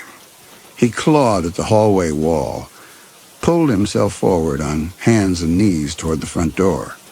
Harold's footsteps behind him, slow, patient. The sound of a man with all the time in the world. Walter reached the door, grabbed the knob, hauled himself to his feet, took one step toward the landing. The vertigo hit him like a hammer. The floor didn't tilt. It dissolved. The floorboards turned to water beneath his feet. Gravity pulled sideways, dragging him toward the wall instead of down. The hallway stretched, the walls bending inward, his vision splitting into doubles. His legs betrayed him mid-step, and he went down hard, his cheek hitting the wood. He heard it behind him, the iron poker dragging across the floor, a slow scrape, deliberate. Walter forced his head up. Through his doubled vision, he could see the stairwell beyond the open door, the steps elongating into an impossible tunnel, the landing a mile away. His hand found the doorknob. Cold metal. He gripped it, tried to pull himself up. His legs would not obey. The world spun. Harold's shoes appeared in his vision, level, steady, perfectly flat against a floor that was liquid chaos to Walter's eyes. The scraping stopped. Walter looked up. Harold stood over him. The poker hung at his side, then rose, slow, controlled. The movement of a man who had done this before. Harold waited. His expression did not change. He gave Walter no time. He was not interested in what Walter had to say. Harold's face was calm, empty. The face of a man finishing a task. Walter's hand tightened on the cold doorknob. He could not run. He could not stand. He could not leave. The poker reached its apex. Walter's vision split again. Harold's blank face doubled. Two identical expressions, perfectly aligned. The overhead light fixture stretched into a burning streak across his failing sight. The last thing Walter saw clearly was the poker's shadow on the wall behind Harold, elongated and warped, growing larger.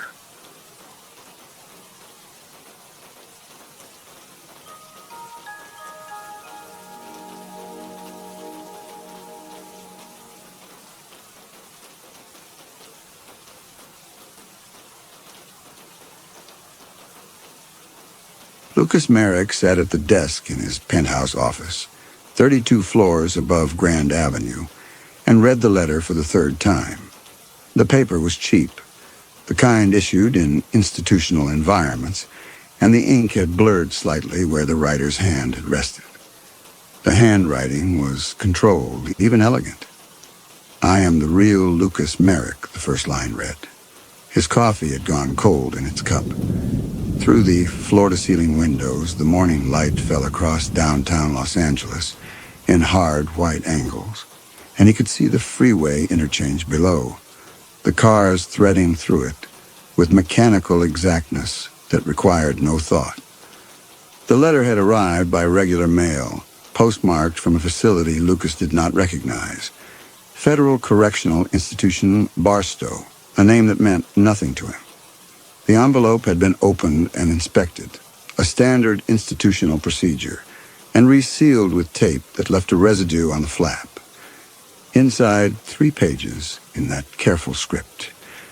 15 years ago, you stole my life. You took my face, my memories, my future. You framed me for a crime I did not commit and buried me in the cell under a name that is not mine. I have no legal identity. I have no family who will claim me. But I know what you are. I know what happened in the desert. Lucas set the letter down and looked at his hands. They were well kept, the nails trimmed and clean, the skin smooth. He had worn a Brioni suit to the office that morning, charcoal gray with a faint pinstripe, and the cuffs of his shirt were French, fastened with platinum links. His office smelled faintly of the leather furniture and the espresso he preferred, a dark roast he had shipped from a roaster in Milan. On the credenza behind him sat 4 photographs in silver frames. Lucas at his law school graduation, Lucas shaking hands with a California Superior Court judge, Lucas on the steps of the Ninth Circuit Court of Appeals, Lucas receiving the Criminal Defense Attorney of the Year award from the Los Angeles County Bar Association. He had won every major case he had taken in the past decade. Prosecutors respected him. Judges listened when he spoke. Juries found him persuasive in a way that transcended the facts of any given case. He had no memory of stealing anyone's life. The letter continued. The writer claimed that Lucas had been a college student 15 years ago, that he had taken a solo camping trip to the Mojave Desert during spring break. that something had found him in the dark. The writer described a specific campsite, a dry wash near the Katy Mountains, coordinates included. The writer described waking in a federal holding facility 3 weeks later, arrested under the name John Doe, charged with trafficking restricted biological materials across state lines, a charge so obscure and technical that it had been impossible to defend without resources or legal representation. The writer described 15 years in permanent solitary confinement. No visitors, no contact with the outside world, because a prisoner with no verified identity was a security risk. You left me here to rot. But I remember everything. I remember the house where you grew up. I remember the smell of your mother's garden, the honeysuckle she planted along the fence. I remember the promise you made to her before she died, the promise you never told anyone. I remember the thing you are afraid of, the thing you have never spoken aloud. Lucas pushed his chair back and stood. He walked to the window and looked down at the city.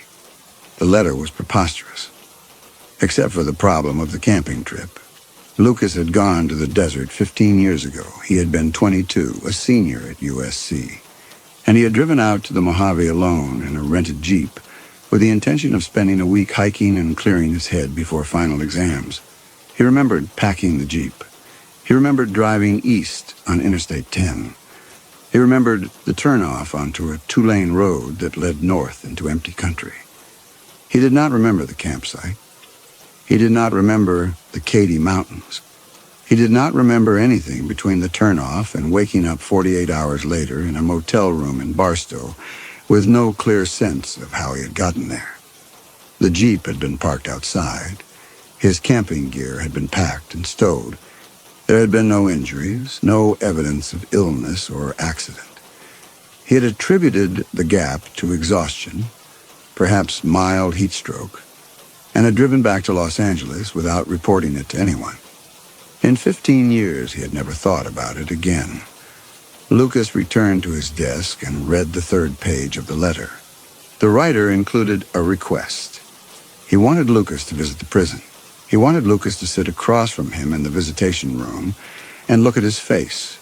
He wanted Lucas to explain why he had done this, why he had chosen this specific victim, whether the past 15 years of Lucas's success had been worth the cost of one man's annihilation. The letter ended with a single line. You know what you are. Come see what you made me. Lucas folded the letter, placed it back in the envelope, and sat very still.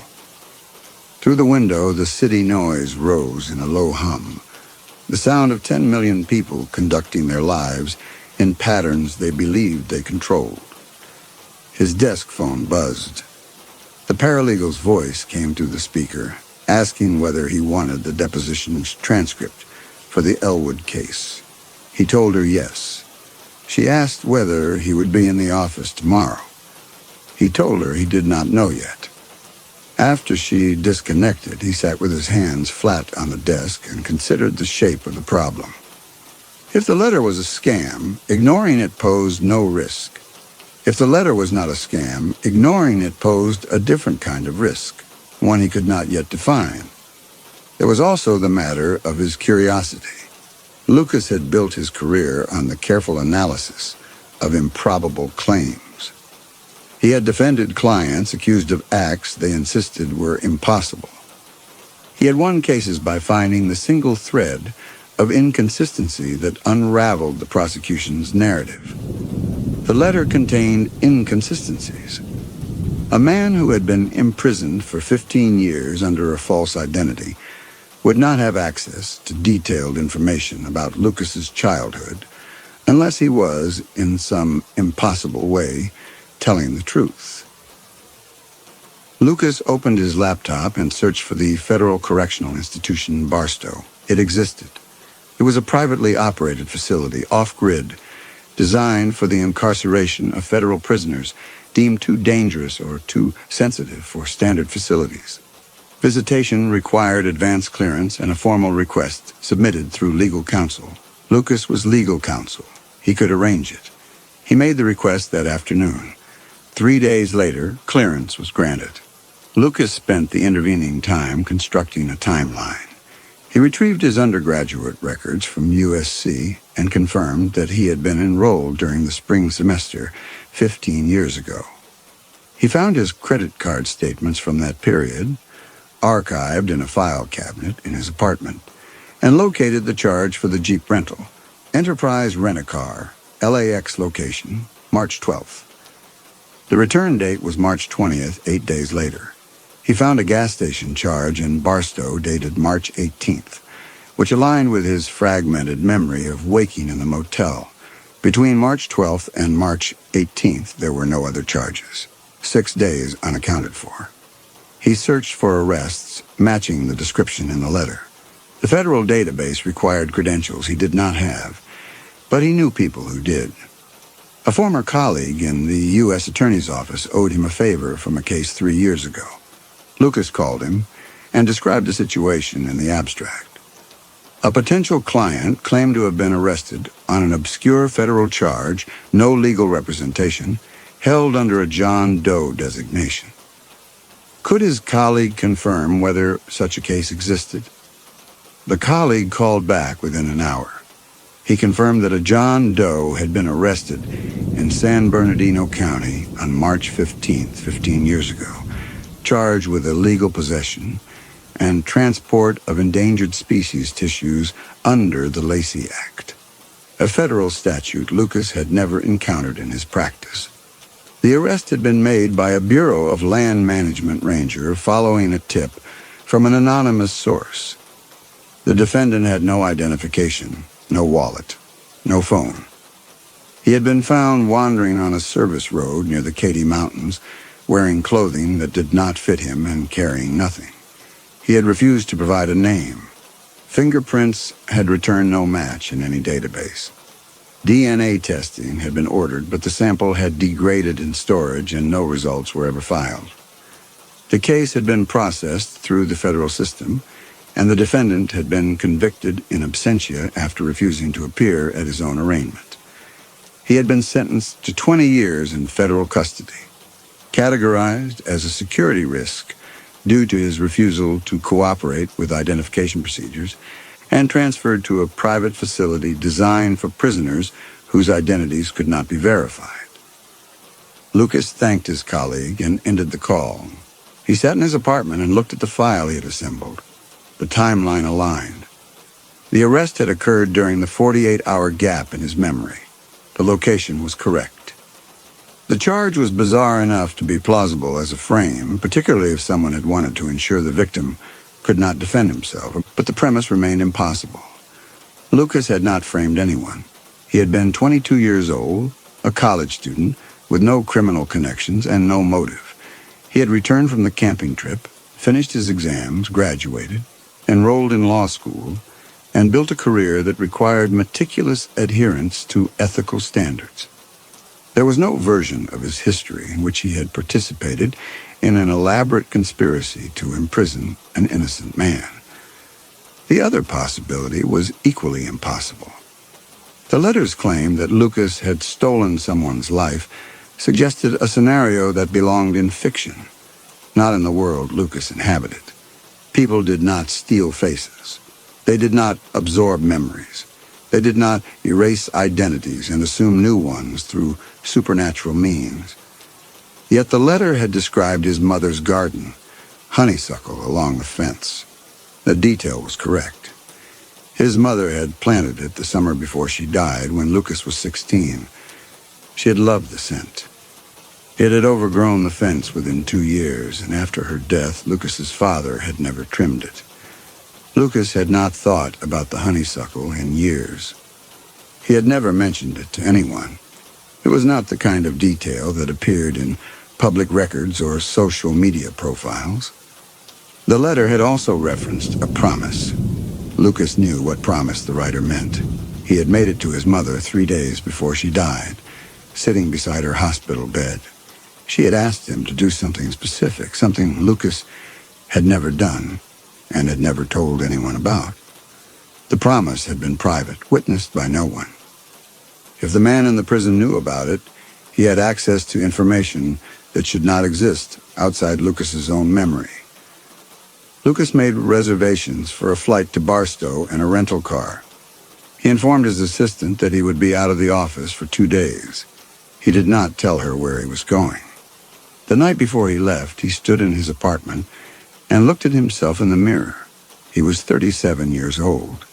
His face looked very much as it had at 27, perhaps even at 22. His face had not changed in any significant way. The lines around his eyes were faint. His hairline had not receded. He had attributed this to good genetics and a disciplined lifestyle. But now, looking at his reflection, he wondered whether he had simply never paid attention. He left for the airport at dawn. The flight from Los Angeles to Barstow took 40 minutes. Lucas sat in first class, a habit so ingrained he had not considered booking anything else, and watched the desert unfold below him through the window. From altitude, it looked like the surface of another planet, all ridges and dry washes, and long shadows cast by mountains that had no names he knew.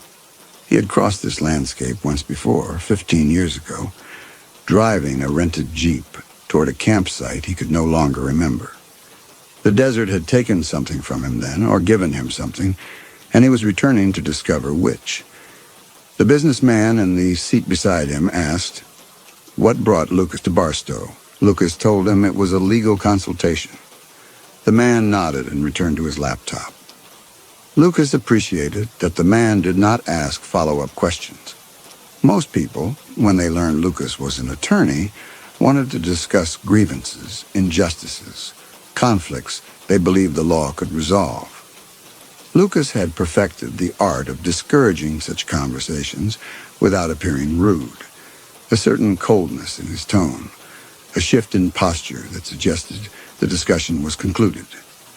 People responded to these signals without understanding why, and the conversation died before it could begin. The plane descended into Barstow-Daggett Airport, a small facility that serviced private and regional traffic. Lucas collected his carry-on and walked through the terminal, which smelled of aviation fuel and dust. Lucas collected the rental car keys from the counter inside the terminal. The clerk, a woman in her 20s with sunburned skin and a name tag that read Denise, processed his paperwork with practiced efficiency and pointed him toward the lot. Lucas rented a sedan, a black Lexus that smelled of synthetic pine and new upholstery. The interior was spotless, the odometer showing less than 2,000 miles. He adjusted the seat and the mirrors and programmed the prison's address into the navigation system.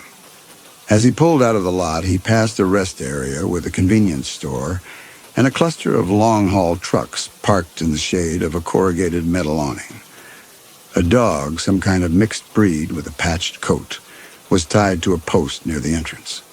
As Lucas's car approached, the dog's head lifted, its ears flattened. It pulled against the leash, straining backward, and began to bark. Not the aggressive bark of a territorial animal, but something higher, more frantic. The sound followed Lucas's car as he accelerated past, and when he glanced in the rearview mirror, he saw the dog still pulling against the post, its body low to the ground, its mouth open. Lucas had seen dogs react that way before, though he had never understood why. He assumed it was something about his scent or his gait, some signal invisible to humans, but legible to animals. It happened rarely enough that he had never investigated the cause. He drove north into the desert. The road was straight and empty, flanked by creosote and Joshua trees, the land flat and colorless under the late morning sun. He had driven this route once before, 15 years ago, though he remembered almost nothing of it. The landscape offered no landmarks, no features that might trigger recognition. It was a place designed for forgetting. The prison sat 30 miles north of Barstow, accessed by a 2-lane service road that branched off the highway and led into a basin surrounded by low hills. The facility was modern, low-slung, constructed from concrete and steel with no visible windows. A double fence of chain link topped with concertina wire enclosed the perimeter, and guard towers rose at each corner. The sign at the entrance read, Federal Correctional Institution, Barstow, in steel letters bolted to a concrete wall. Below it, smaller text, Private Facility, Authorized Personnel Only. Lucas parked in the visitation lot and walked to the entrance. The heat was dry and absolute, the kind that pulled moisture from the skin without the courtesy of sweat. Inside, the lobby was air-conditioned to the point of discomfort, and the temperature cold enough that Lucas could feel his hands tightening. A deputy sat behind a reinforced plexiglass partition and asked for identification. Lucas presented his driver's license and bar card. The deputy checked his name against the list, made a notation, and directed him to a security checkpoint. He was required to remove his belt, his watch, and his wallet. A guard scanned him with a handheld metal detector and asked whether he was carrying any prohibited items. Lucas said he was not. The guard asked whether he understood that physical contact with the inmate was forbidden, that all conversation would be monitored, and that the visitation could be terminated at any time for any reason. Lucas said he understood. The guard opened a steel door and gestured him through. Beyond the door was a corridor painted institutional beige, lit by fluorescent fixtures that buzzed faintly. The floor was polished concrete. The air smelled of disinfectant and something faintly sour, the scent of human occupation in a space designed to prevent it. A second guard escorted Lucas down the corridor and through another steel door into the visitation area.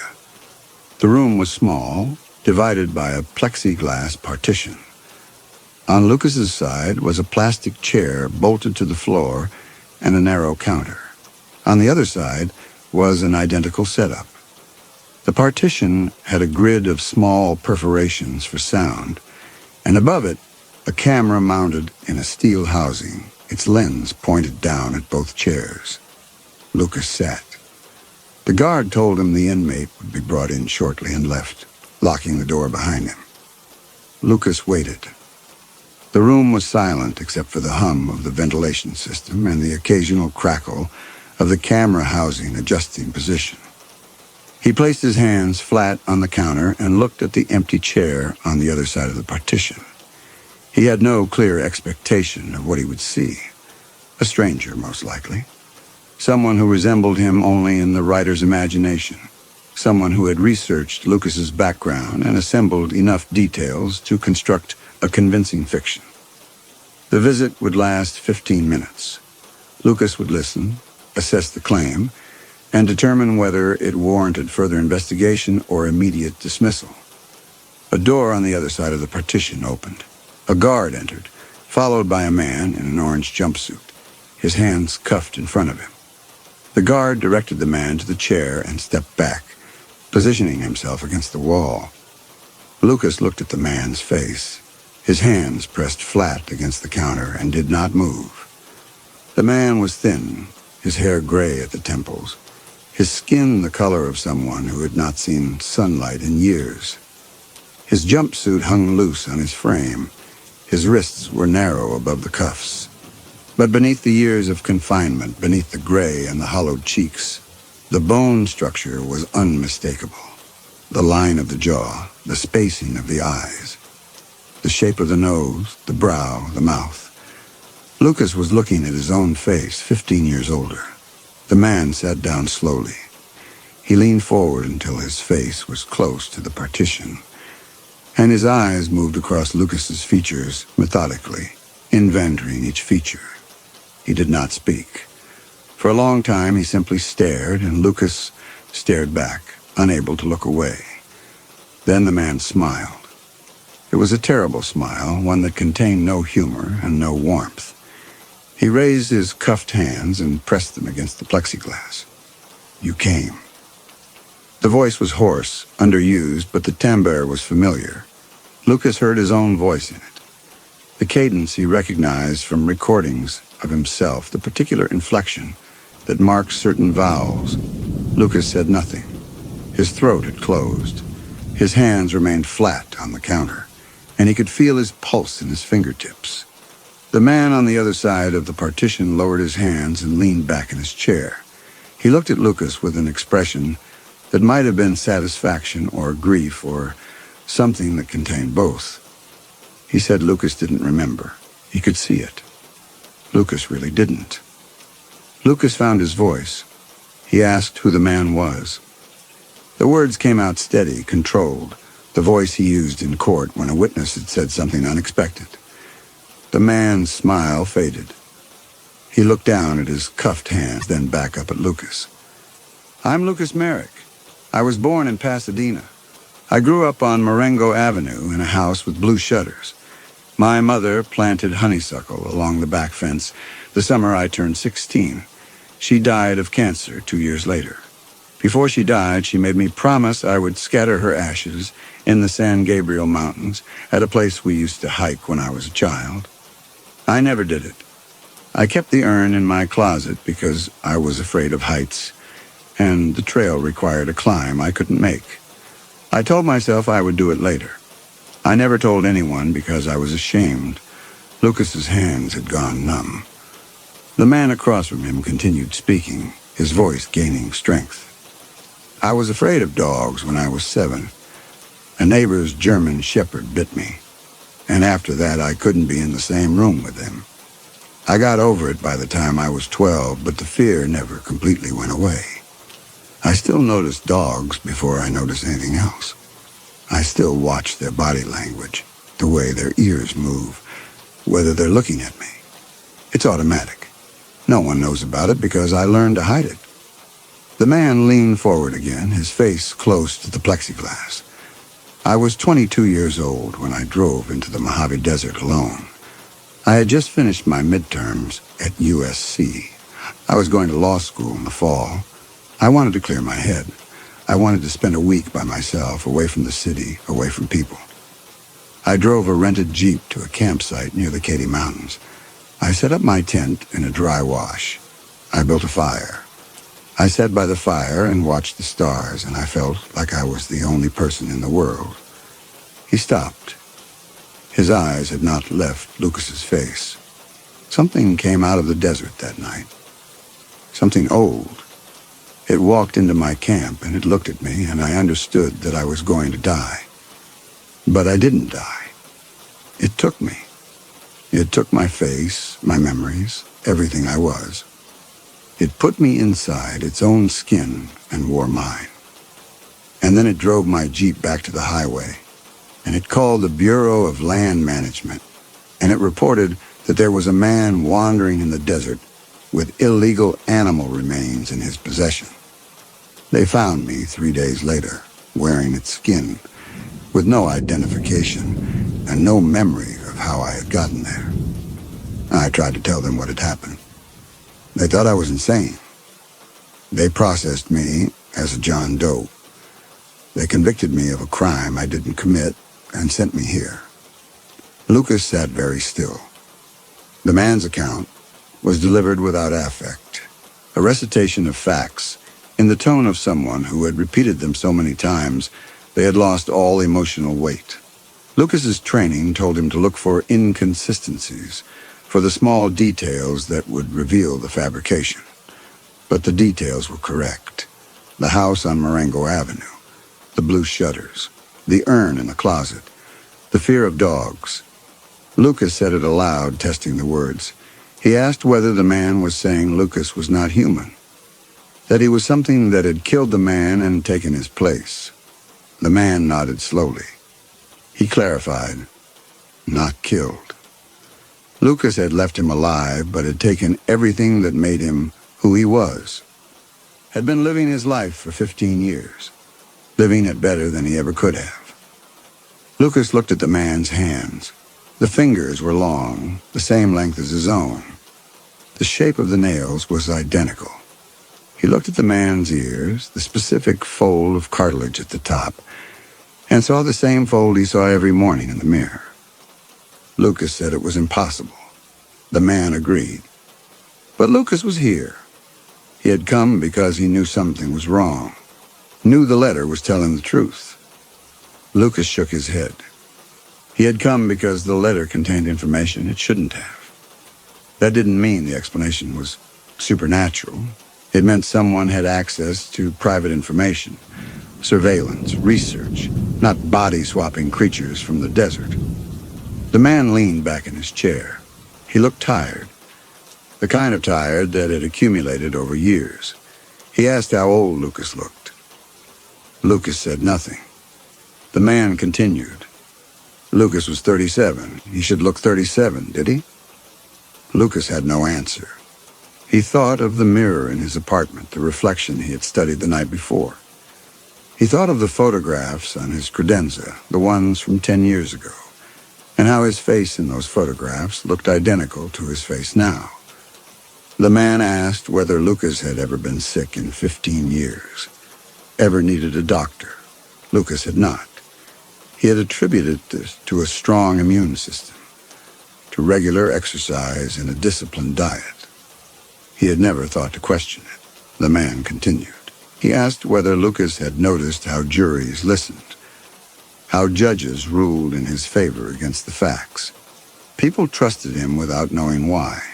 Lucas opened his mouth to respond and found he could not. The man was describing something Lucas had always known but had never examined. His success in court was statistically anomalous. He won cases he should have lost. He convinced juries to disregard evidence that should have been determinative. He had always assumed it was skill, preparation, and intuitive understanding of human psychology. But there were moments, he realized now, when he had felt something shift in a courtroom, a subtle change in the air. And afterward, the jury had voted in his favor, even when their body language suggested they had been leaning the other way. The man watched Lucas's face and nodded. He said quietly that Lucas knew what he was, had always known. For a moment, Lucas could not breathe. The room seemed to contract, the walls pressing closer, the fluorescent hum growing louder until it filled his ears. He looked at the man across from him, at the face that was his face worn by years of confinement and despair, and something pushed at the edges of his mind. He focused on his breathing, forced himself to list facts. Lucas Merrick, attorney at law, winner of the Criminal Defense Attorney of the Year Award, resident of a penthouse on Grand Avenue. He had a Social Security number. He had a law degree from USC. He had tax returns dating back 15 years. He was real.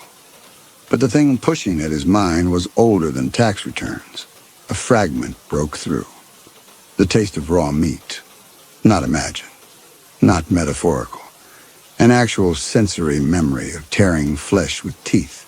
The crack of small bones. The warm iron taste of blood. Lucas's hands gripped the edge of the counter. He told himself it was a hallucination. Stress-induced. Triggered by the impossible situation. Another fragment.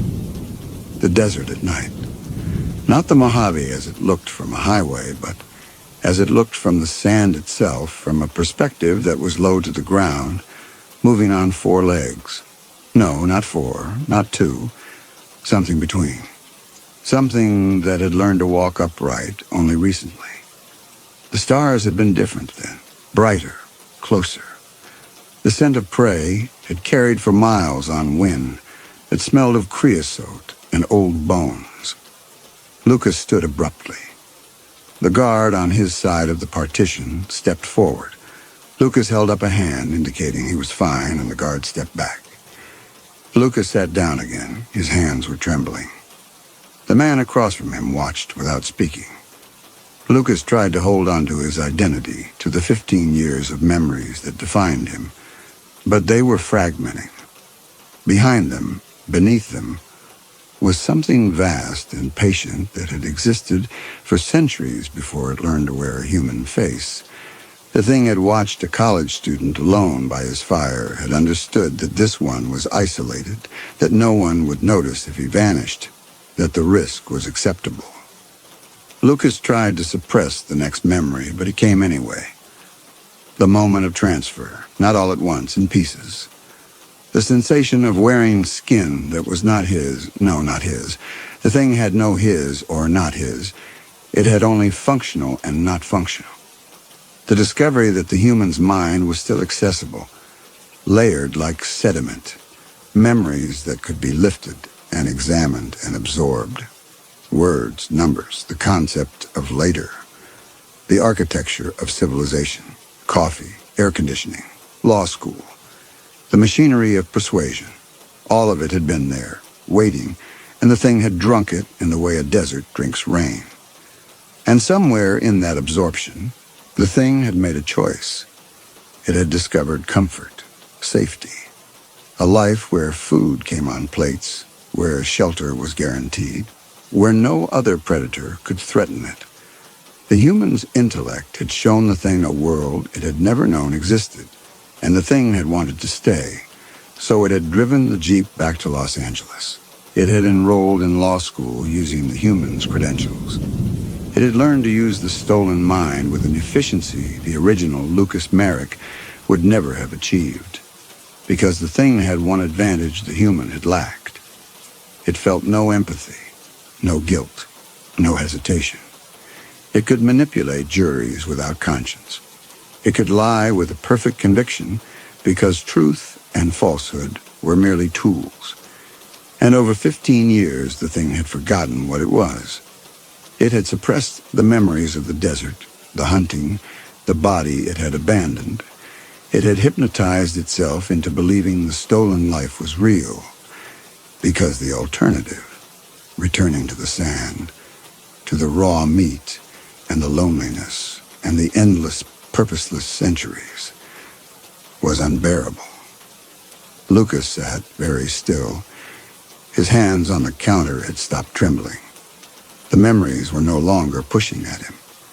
They were simply there, coexisting with his human thoughts, two layers of consciousness occupying the same skull. The man across from him watched with an expression that might have been pity. "You remember now," the man said. Lucas nodded. He could not speak. The man was here on the other side of the plexiglass, asking for an explanation. Lucas looked at him. The man's eyes were wet. His hands, still cuffed, rested on the counter, and Lucas could see the way the skin had thinned over the knuckles, the way age and confinement had worn him down to something fragile. "What do you want from me?" Lucas heard himself ask. His voice sounded strange, distant. The man wiped his eyes with the back of his hand. The gesture was clumsy, hindered by the cuffs. "I want you to fix this," he said. "You're a lawyer. You have power, connections. You can get me out of here. You can restore my identity. You can give me back the life you took." Lucas said nothing. He was thinking with a clarity he had not felt in years, a cold, surgical clarity that came from the part of him that was not human and had never pretended to be. The man leaned forward, his voice rising slightly, desperation breaking through. "I've been here for 15 years, alone, in the dark. I don't even have a name anymore. You owe me this. You owe me everything." He paused, and something shifted in his expression. The desperation receded slightly, replaced by something harder. "I sent another letter," he said, "before you came. I didn't know if you would visit, so I sent one to someone else, someone who knew me, someone who might believe me." Lucas's hands tightened on the counter. He kept his voice level. He asked who. The man shook his head slowly. "I'm not going to tell you that. But if something happens to me, if I disappear or if I stop being able to write, that person will start asking questions. They have the same information you have. The camping trip, the blackout, the details no one should know. They'll come looking." Lucas watched the man's face. The man's eyes were clear. There was a second letter, or the man believed there was. It made no difference. Lucas could not verify which. Lucas looked at him and felt nothing. No guilt, no shame, no sympathy. The thing inside him, The thing that had always been there beneath the carefully constructed human persona was awake now, and it was considering the problem with the same dispassion it had once used to select prey. If Lucas released this man, if he restored his identity and gave him his life back, Lucas would lose everything. The career, the penthouse, the respect of judges and colleagues, the comfort, the luxury, the 15 years of success that had been built on stolen ground. If Lucas returned to the desert, to the existence he had abandoned, he would spend the rest of his unnaturally long life eating raw coyotes and sleeping in the sand, alone, unmapped, irrelevant. And now there was a second letter. Someone else who knew. Someone the man refused to name, which meant Lucas could not simply eliminate the threat by erasing this one man's memory. The problem had metastasized. Unless the man could be made to forget who he had written to, unless his memory could be erased so completely that he could not identify the recipient, could not remember sending the letter at all, if the man became incoherent, if his capacity for rational thought was destroyed, the second letter would arrive in someone's mailbox with no follow-up, no confirmation, no way to verify its claims. It would be dismissed as the ravings of a mentally ill prisoner, exactly as the first letter should have been. The choice was simple. It was also riskier than Lucas had anticipated. Lucas took a slow breath and straightened his tie. The motion was automatic, a gesture he had performed 1,000 times in courtrooms when he needed to center himself before delivering a closing argument. He looked at the man who had once been Lucas Merrick and saw not a victim but an obstacle, one that could be removed with the same efficiency he had applied to every other problem in his professional life. "No," Lucas said. The man across from him stared, his mouth opening slightly. Lucas watched comprehension move across the man's face. It moved across the man's face in stages: confusion, disbelief, and then something close to collapse. The man shook his head slowly. He started to speak, then stopped. His hands rose as if to gesture, but the cuffs restricted the movement, and they fell back to the counter. He tried again, forming words Lucas could see but not hear through the small perforations in the plexiglass. Lucas did not need to hear them. The man was pleading. He was explaining that Lucas had the power to end this, that 15 years was enough, that mercy was owed. Lucas felt the existential crisis that should have accompanied his recognition pass through him in the space of seconds, leaving no residue. He had discovered he was not human. The revelation should have shattered him. It should have triggered a collapse of identity, a reckoning with the enormity of what he had done. Instead, he felt relief. He understood now why he had never connected with other people in any meaningful way, why relationships felt like performances, why affection seemed abstract, why he could watch opposing counsel break down in court and feel only satisfaction at a job well executed. He was not human. He had never been human. The coldness at his center was not a flaw in his character. It was his nature. And his nature had given him 15 years of extraordinary success. The stolen intellect. The real Lucas's capacity for logical reasoning, for constructing arguments, for understanding the intricate machinery of law had made him brilliant. But the monster's absolute lack of conscience had made him unbeatable. He could lie without physiological tells. He could manipulate without remorse. He could destroy a witness on the stand and feel nothing but the aesthetic pleasure of a predator dismantling prey. Returning to the desert would mean abandoning all of that. It would mean spending centuries alone, hunting animals, sleeping in the sand, existing in a state that no longer appealed to him in any way. The thing he had been before he took Lucas Merrick's life had not known what it was missing. But now Lucas knew. He had tasted civilization, and he could not go back. The man across from him had stopped pleading. He was weeping now, his shoulders shaking, his face pressed against his cuffed hands. The guard behind him shifted his weight but did not intervene. Lucas watched the man cry and felt nothing. No pity, no guilt, no discomfort. Whether observed from a sealed room, Lucas considered the problem step by step. The man was a threat, not an immediate one. He had no legal identity, no credibility, no resources. But his existence created a risk. If he continued to write letters, if he found a way to contact someone with influence, if he somehow managed to tell his story to someone who believed him, Lucas's life could be disrupted. The risk was small, but it was non-zero. Lucas could eliminate the risk. He was a lawyer. He understood the system. He understood that a prisoner with no verified identity, diagnosed as mentally unstable, could be subjected to treatments that would ensure he never posed a threat again. Psychiatric evaluation, involuntary medication, procedures designed to manage violent or delusional inmates. The system already considered this man a risk. Lucas would simply be confirming what the institution already suspected. And if the man's memory was erased, if his capacity for coherent thought was destroyed, there would be no more letters, no more threats, no more risk. Lucas felt a coldness settle into his chest. The same coldness he felt before delivering a closing argument he knew would end a career or destroy a life. It was not cruelty. It was not even malice. It was efficiency. The man had stopped crying. He was looking at Lucas now with an expression Lucas recognized from his own face in mirrors when he was tired. It was exhaustion that had outlasted hope.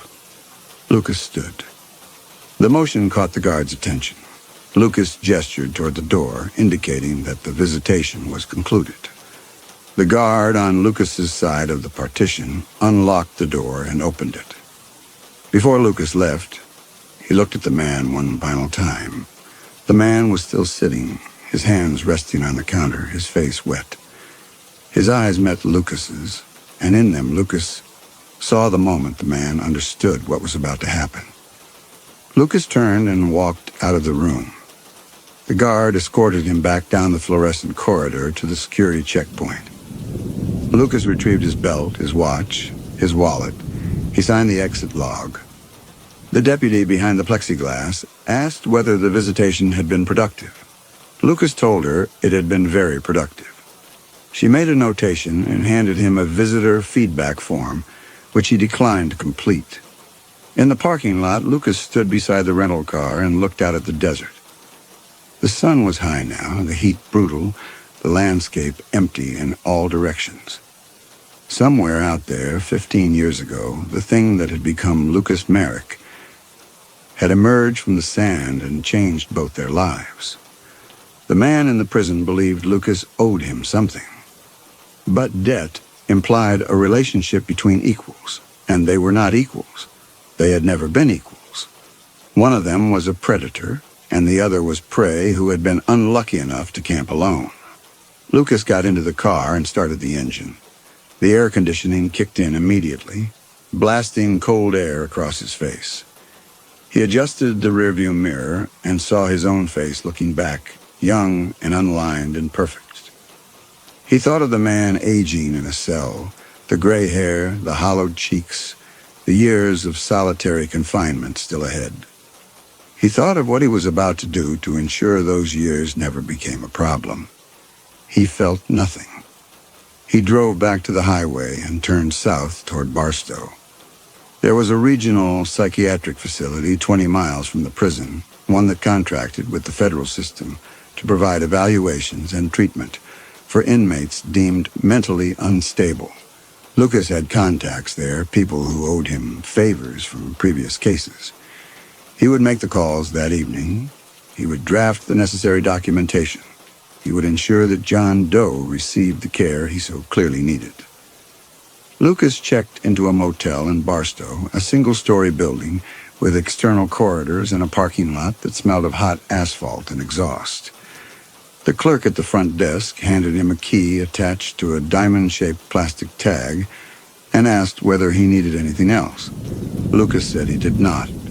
The room was on the ground floor, number 12, accessed through a door that opened directly onto the parking lot. Inside, the space was clean but spare, furnished with a bed covered in a polyester comforter, a desk bolted to the wall, and a television mounted on a swivel bracket. The air conditioner rattled when it cycled on, and the bathroom smelled faintly of bleach. Lucas set his briefcase on the desk and removed his suit jacket. He draped it over the back of the chair and rolled up his shirt sleeves. The fabric was Egyptian cotton, custom tailored, and even in the anonymous surroundings of a roadside motel, it felt like armor, a reminder of who he was and what he had built. He opened his laptop and waited for it to connect to the motel's wireless network. The documentation had to be meticulous. Lucas had drafted psychiatric evaluations before, as part of defense strategies for clients whose mental state was relevant to their cases. He understood the language, the diagnostic criteria, the procedures that followed once an evaluation was submitted to the court. The key was specificity. Vague claims of instability would be dismissed, but a detailed assessment, supported by observed behaviors and documented incidents, would carry weight. Lucas opened a blank document and began typing. He described the inmate's delusional belief system. The claim that his identity had been stolen by a supernatural entity, that he was the victim of a conspiracy involving law enforcement and government agencies, that the person living his life was not human. He described the inmate's fixation on Lucas Merrick, a private citizen with no connection to the inmate's case, as evidence of paranoid ideation and the construction of elaborate persecutory narratives. He noted the inmate's refusal to cooperate with identification procedures over a 15-year period, which suggested a sustained dissociative state and a rejection of consensus reality. Lucas cited specific behaviors he had observed during the visitation. The inmate had wept uncontrollably. He had gestured erratically despite physical restraints. He had made statements that indicated a profound disconnect from factual circumstances. His affect had been labeled, shifting rapidly between desperation, anger, and collapse. His speech had been pressured, his eye contact intense to the point of discomfort. Based on these observations, Lucas concluded that the inmate posed a significant risk to himself and potentially to others.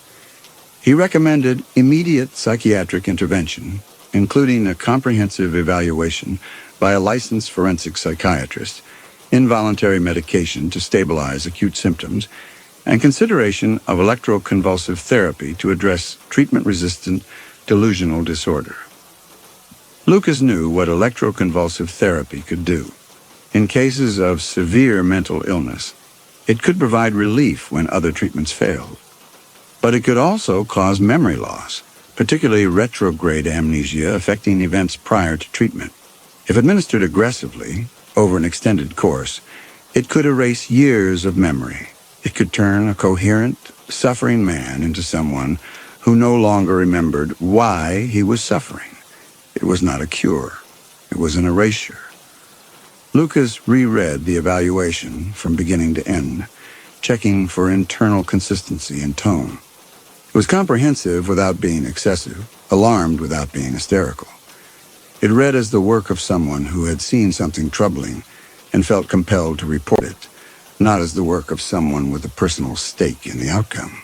He made 2 minor edits, softening a phrase that seemed too certain, adding a qualifier to a statement that could be read as diagnostic overreach, and saved the document. He attached it to an email.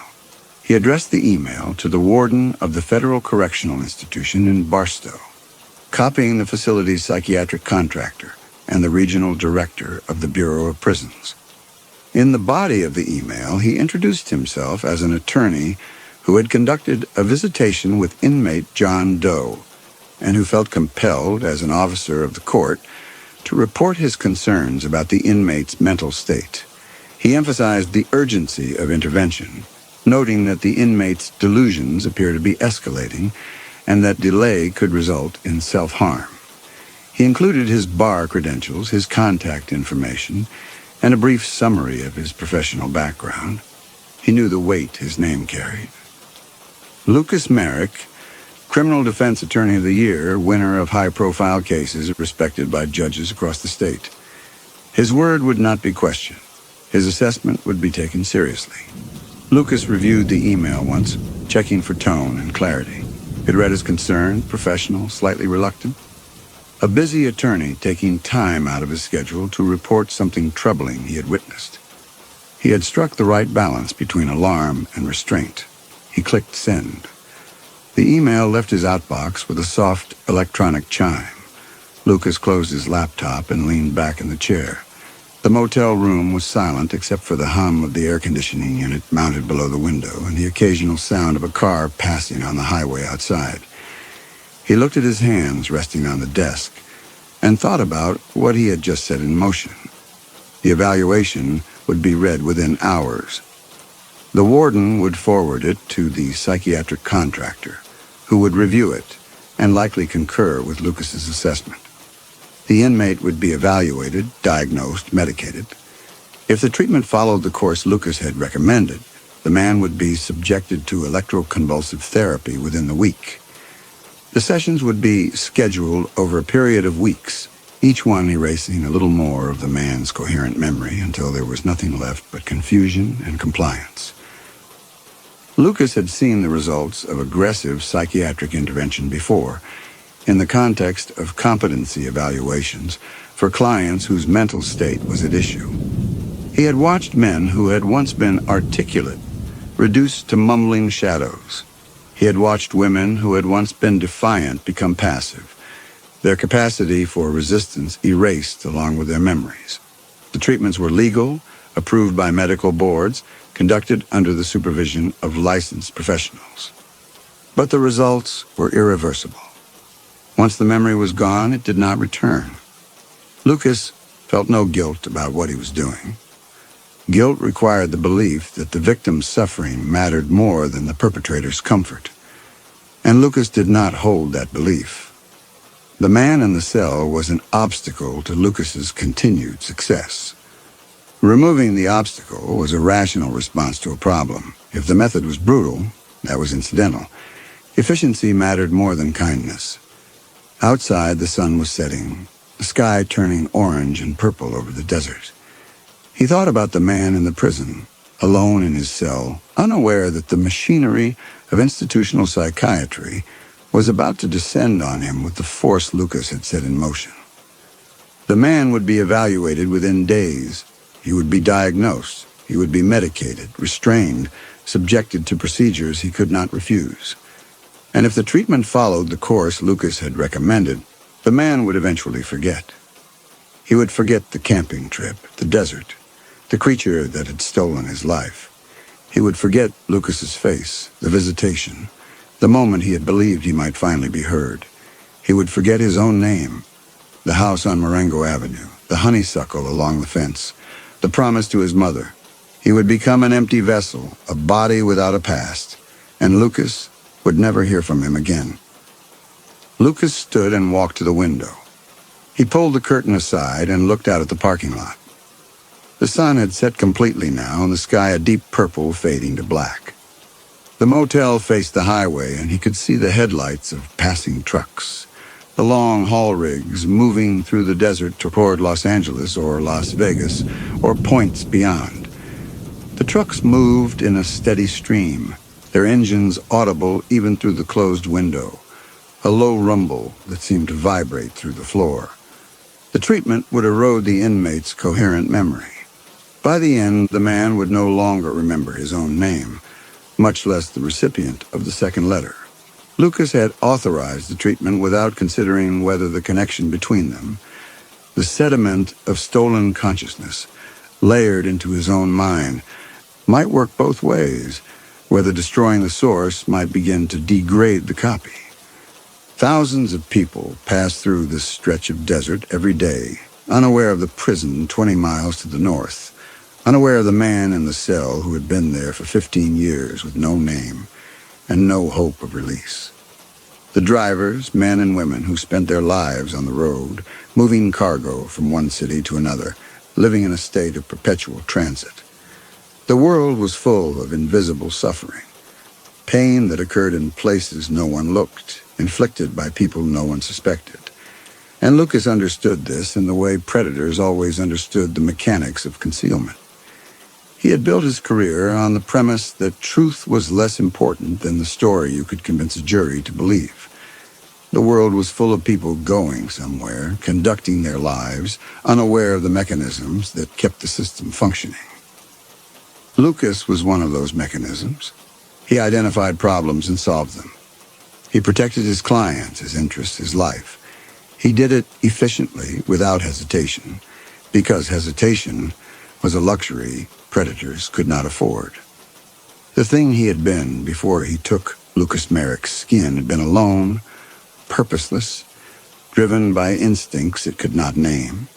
It had existed in a state of perpetual hunger, perpetual movement, with no future beyond the next hunt. It had not known what it was missing. It had not known that there was another way to live, a way that involved air conditioning and tailored suits, and the satisfaction of winning arguments instead of killing prey. But Lucas knew. Lucas had spent 15 years as a human, or something close enough to human, that the distinction no longer mattered. He had learned to navigate a world of laws and procedures and social hierarchies. He had learned to appreciate subtlety, the slow dismantling of an opponent's credibility, the careful construction of a narrative that juries found compelling. He had learned that power did not require violence, that dominance could be achieved through words and reputation, and the strategic application of institutional authority. He had learned to appreciate fine things, the taste of good coffee, the weight of expensive fabric, the satisfaction of winning a case no one else could win, the view from his penthouse, the respect of his colleagues, the certainty that he would never have to return to the sand. He would not give that up, not for strangers' suffering, not for abstract concepts like justice or mercy or debt. Those concepts belonged to humans, and Lucas was not human, and he felt no obligation to pretend otherwise now that he understood what he was. The desert night was complete now, the darkness absolute beyond the glow of the motel's exterior lights. Lucas drew the curtains and lay down on the bed, still fully dressed. The pillow smelled faintly of industrial detergent. The comforter was thin, inadequate against the aggressive air conditioning. Lucas did not adjust the temperature. He lay in the dark and listened to the trucks on the highway, their engines a low rumble that vibrated through the walls. The man in the cell would soon forget everything. The honeysuckle, the promise to his mother, the 15 years of solitary confinement, the belief that he might finally be heard. All of it would be erased, replaced by pharmaceutical fog and compliance. The man would wake from each session confused, unable to piece together why he was in a cell or what he had done to deserve it. Eventually, he would stop asking. He would become docile, manageable, no longer a risk to himself or to Lucas's carefully constructed life. Lucas closed his eyes and registered the same absence he had felt in the visitation room when the man had wept and pleaded for mercy. No pity, no discomfort, nothing that resembled conscience. Lucas returned to the prison 3 days later. He had not planned to return. The email had been sent, the wheels set in motion, and there was no operational reason to involve himself further. But he received a call from the warden, a courtesy extended to attorneys who had submitted formal evaluations. The warden informed him that the psychiatric contractor had reviewed Lucas's assessment and agreed with his conclusions. The inmate had been transferred to the facility's medical wing for immediate evaluation. A course of treatment had been approved, pending Lucas's availability to provide a supplemental statement to the treatment board. Lucas agreed to provide the statement in person. He drove back to Barstow under a sky that was white with heat, the air shimmering above the asphalt. The drive took 90 minutes. Lucas kept the air conditioning on maximum and listened to nothing, preferring silence to music or news. The road was straight and empty. The landscape on both sides identical, creosote, sand. The occasional Joshua tree bent by wind into shapes that suggested suffering. The prison looked the same as it had 3 days ago. Low concrete buildings, chain link and concertina wire, guard towers rising at the corners like sentinels watching for movement in the desert beyond. Lucas parked in the visitor lot, carrying his briefcase and a leather portfolio. Because he had been invited to consult with the administration, the deputy at the checkpoint bypassed the standard visitor protocol and waved him through without requiring identification. A guard escorted him directly to the administrative wing, down a corridor with tile floors and framed certificates on the walls. The warden met him in a conference room furnished with a long table and ergonomic chairs. Also present were the facility's chief psychiatrist, a woman in her 50s with graying hair and wire-rimmed glasses, and a representative from the Bureau of Prisons regional office, a man in a dark suit who introduced himself but whose name Lucas immediately forgot. The warden thanked Lucas for his diligence. He was a man in his early 60s, with silver hair cropped military short, and a handshake that suggested he had spent time in uniform before transitioning to corrections. He said that the evaluation Lucas had submitted was comprehensive and had provided critical documentation for a case that had been, until now, difficult to manage. The inmate had been at the facility for 15 years with no diagnosis, no treatment plan, no clear path forward. The prison had maintained him in solitary confinement because his refusal to cooperate with identification procedures categorized him as a security risk. But without a medical diagnosis, there had been no legal basis for treating his underlying condition. Lucas's intervention had changed that. The evaluation had given the facility the documentation it needed to proceed. The psychiatrist opened a folder and reviewed the findings.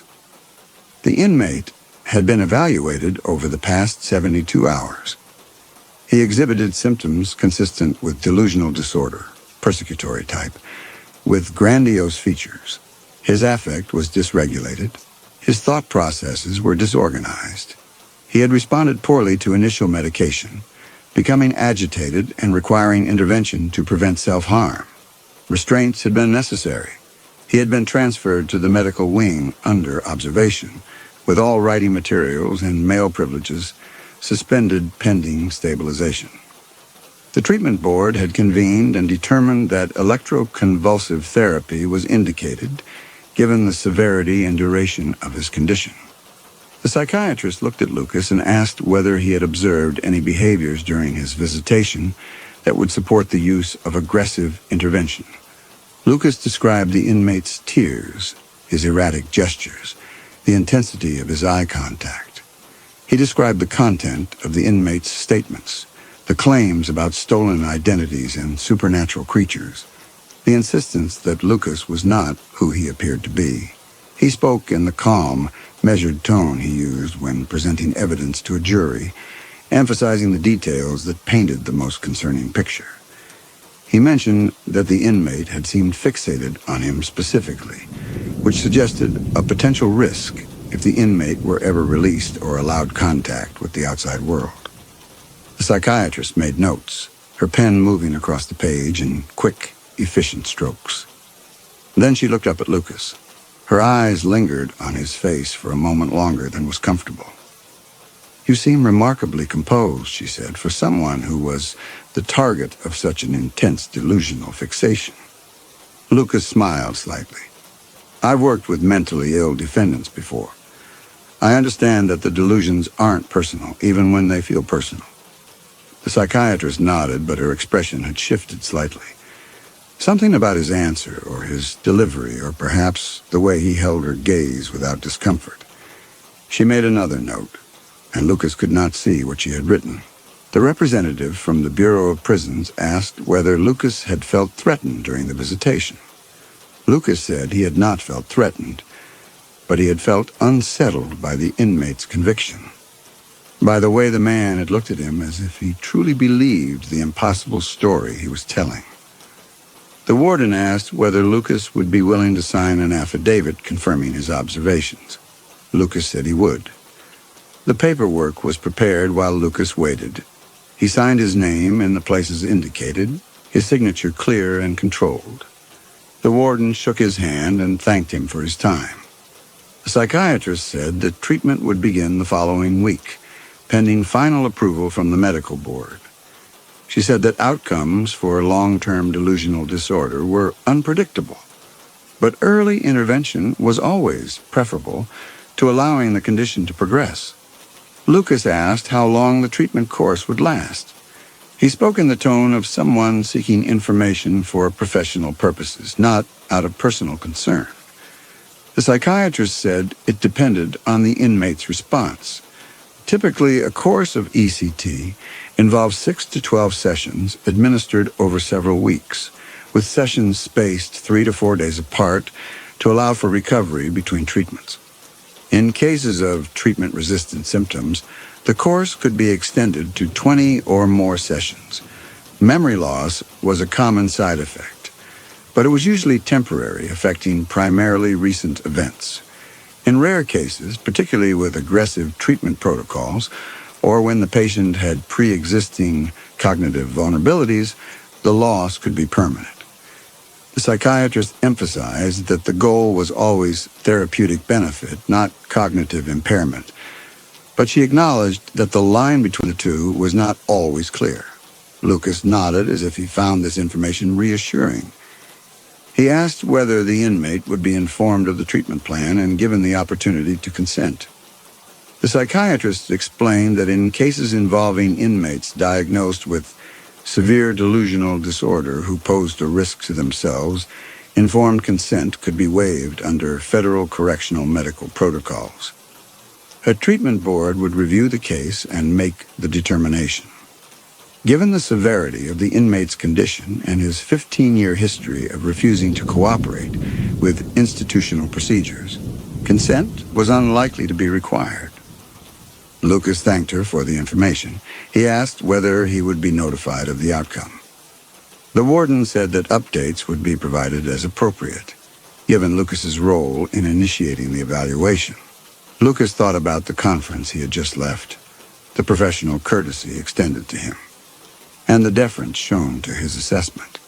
He had been treated as an expert, someone whose judgment carried weight. The system had accepted his evaluation without question because he was Lucas Merrick, Criminal Defense Attorney of the Year, winner of high-profile cases, a man whose name appeared in legal journals and Bar Association directories. The system trusted him, and he had used that trust to set in motion the destruction of a man who posed no threat to anyone except Lucas himself. As they approached the security checkpoint, the guard stopped and asked whether Lucas wished to see the inmate before he left.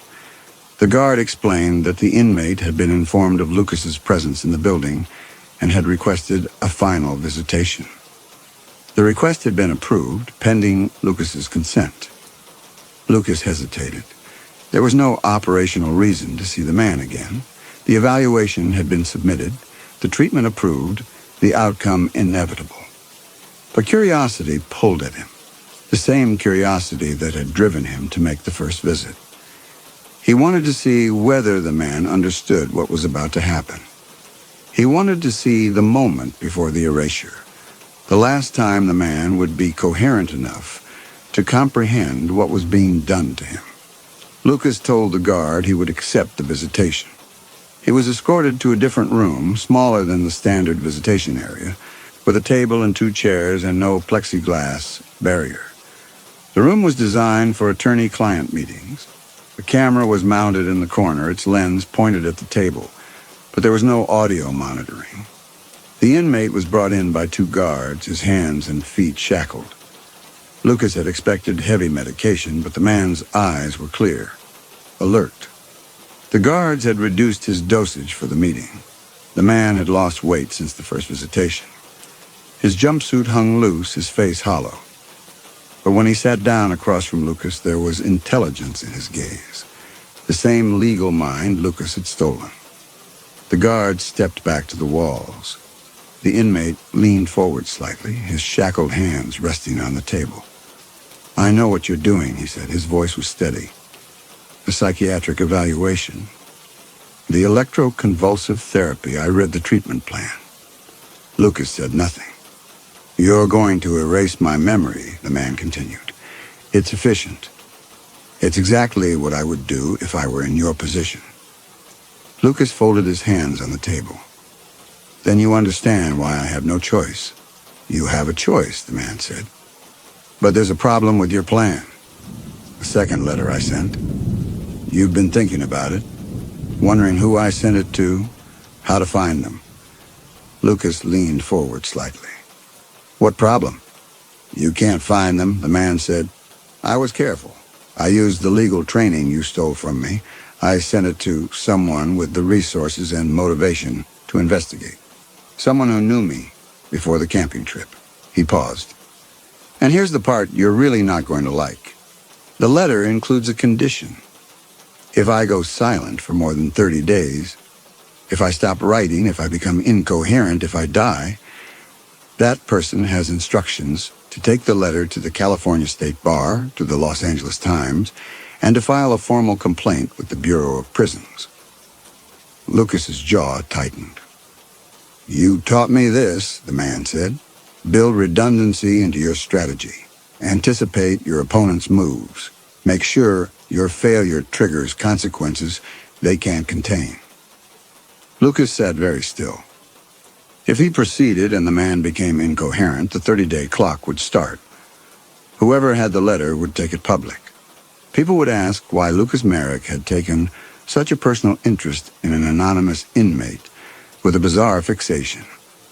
"You have two choices," the man said quietly.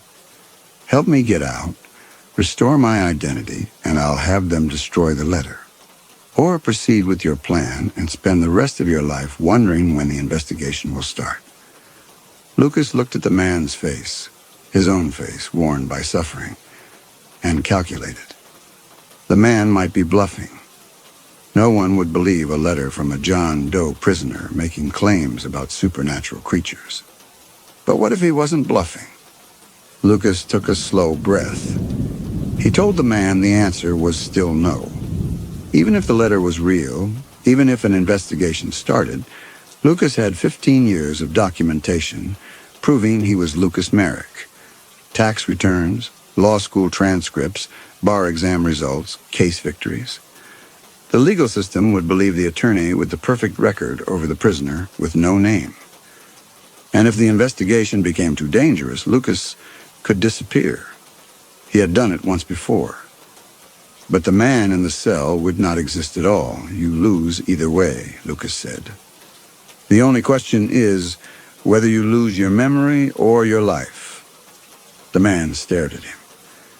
Then his composure cracked. His shoulders sagged. His hands began to shake. "You're going to do it anyway," he said quietly. "Even with the letter, even knowing it might destroy you eventually." Lucas said nothing.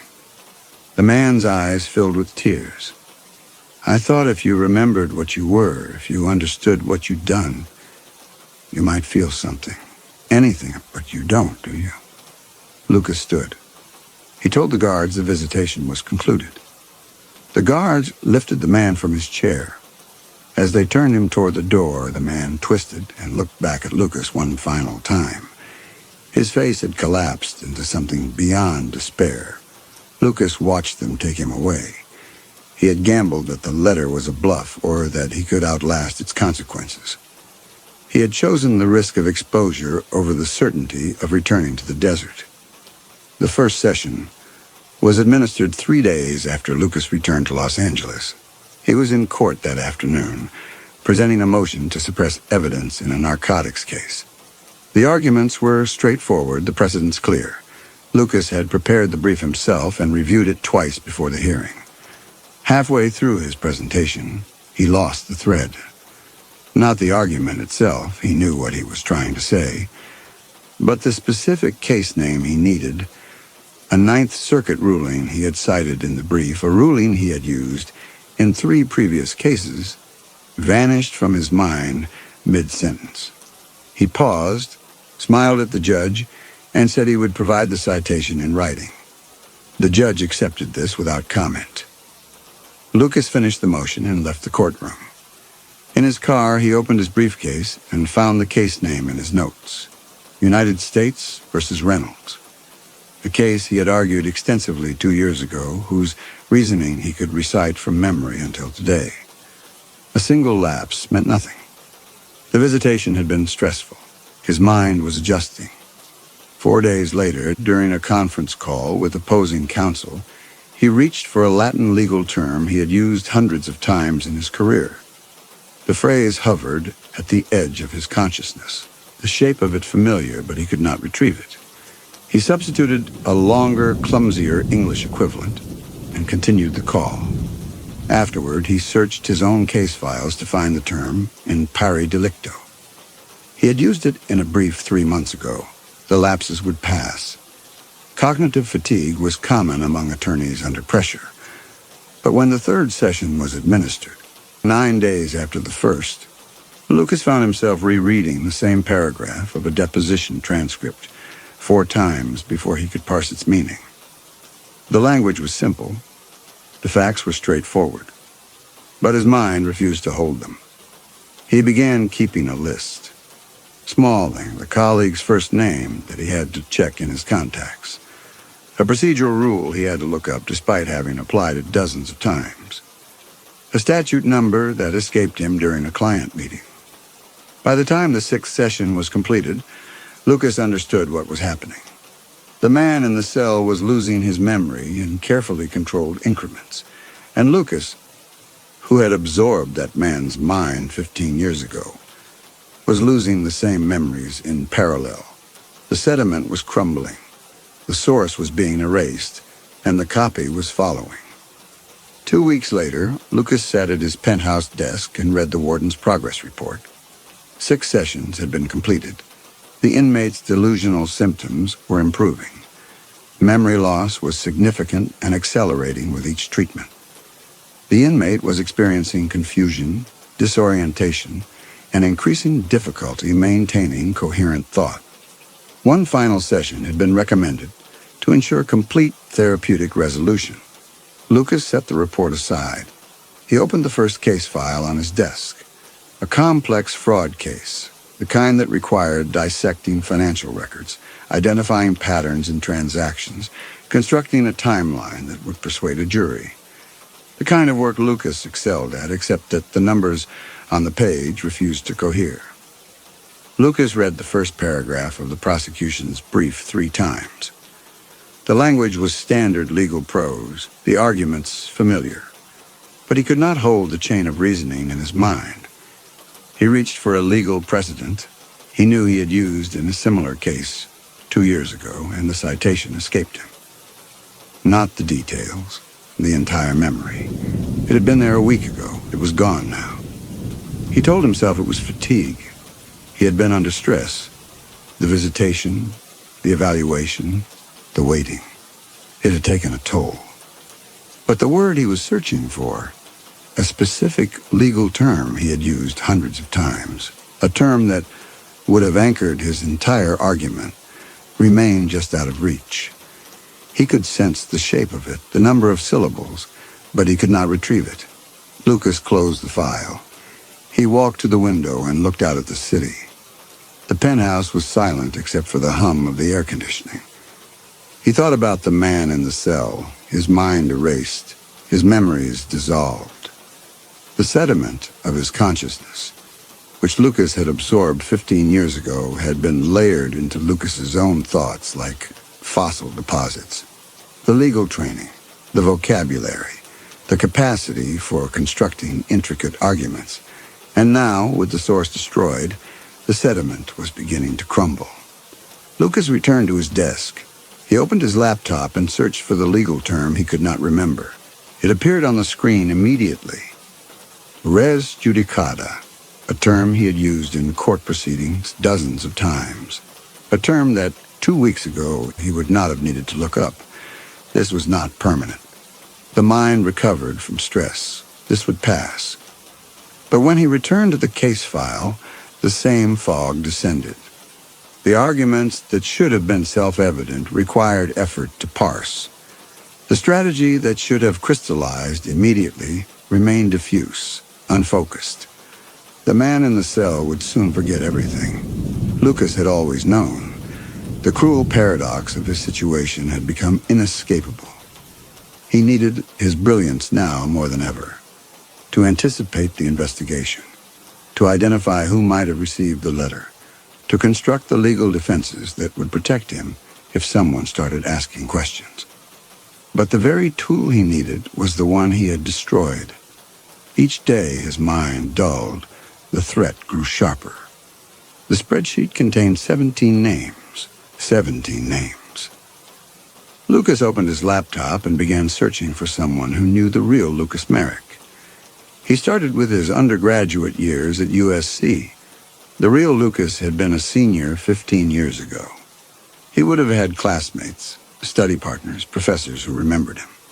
Lucas searched the university alumni directory, cross-referencing names with current locations and professions, attorneys, journalists, anyone with the resources and motivation to investigate. He found 17 possibilities. He opened a spreadsheet and began cataloging them.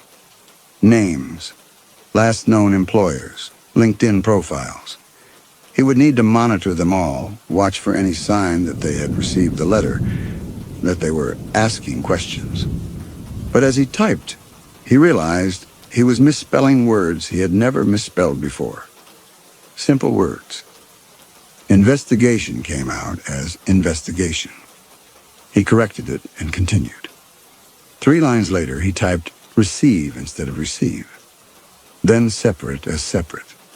His fingers knew the words. His mind no longer did. He forced himself to continue. 17 names.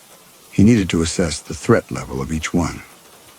But when he looked at the first name on the list, a classmate named Alex Mitchell, he realized he could remember that they had taken contracts together, but he could no longer remember whether Mitchell had been a close friend or a casual acquaintance. The qualitative data was gone. He knew Mitchell's face. He knew they had studied together, but he could not remember whether Mitchell would believe an impossible letter or dismiss it as a scam. The second name, Vanessa Cooper. Lucas remembered her. She had been in his study group. But had they been friends? Had she liked him? Would she be motivated to investigate if she received a letter claiming he was a monster? The context was dissolving. He was left with names and nothing else. By the 5th name, Lucas understood the full scope of the problem. He was creating a list of potential threats he could no longer properly evaluate. The spreadsheet was becoming a catalog of his own cognitive failure. Each blank cell, a piece of missing analysis his deteriorating mind could not provide. Lucas closed the laptop. He stood and walked to the window. The city spread out below him, vast and indifferent.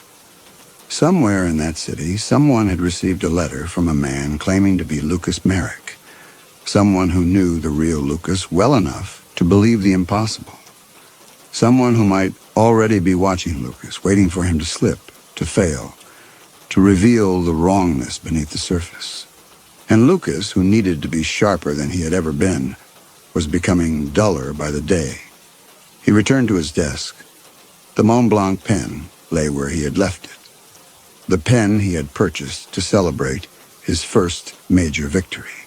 He picked it up, felt its weight, clicked it once.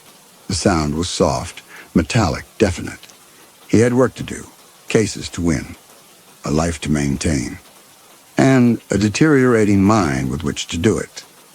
Lucas opened the file and forced himself to read. By the 3rd page, the fog had not lifted. By the 5th, he reached for his laptop again to search for another term he should have known. By the 7th, He had forgotten what argument he was trying to construct. The spreadsheet contained 17 names, 17 people who might have the letter, 17 potential threats he would have to monitor while his capacity to think clearly eroded session by session. The inmate had one more round of ECT scheduled, the final session.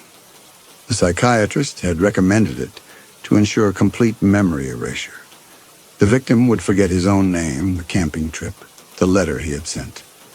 He would become a blank, docile shell.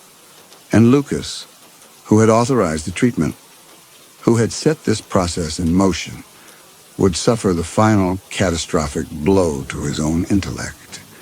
He could call the warden. He could cancel the extension. The victim's memory would remain partially intact, which meant the threat of the second letter would remain active. But Lucas's mind would stop deteriorating. He would stabilize at his current diminished capacity instead of sliding further into incompetence. Or he could let the final session proceed. The victim would be completely erased. The letter threat would become manageable. An incoherent prisoner could not identify the recipient, could not provide follow-up, could not sustain an investigation. But Lucas's own brilliance would be destroyed in the process. He would be left with a law degree and a reputation he could no longer live up to, a career built on an intellect that no longer existed. Lucas picked up his phone. The warden's number was in his contacts. One call could stop the final session, could save what remained of his mind, and he set the phone down without making the call. The victim had to be erased. The risk of exposure was too great.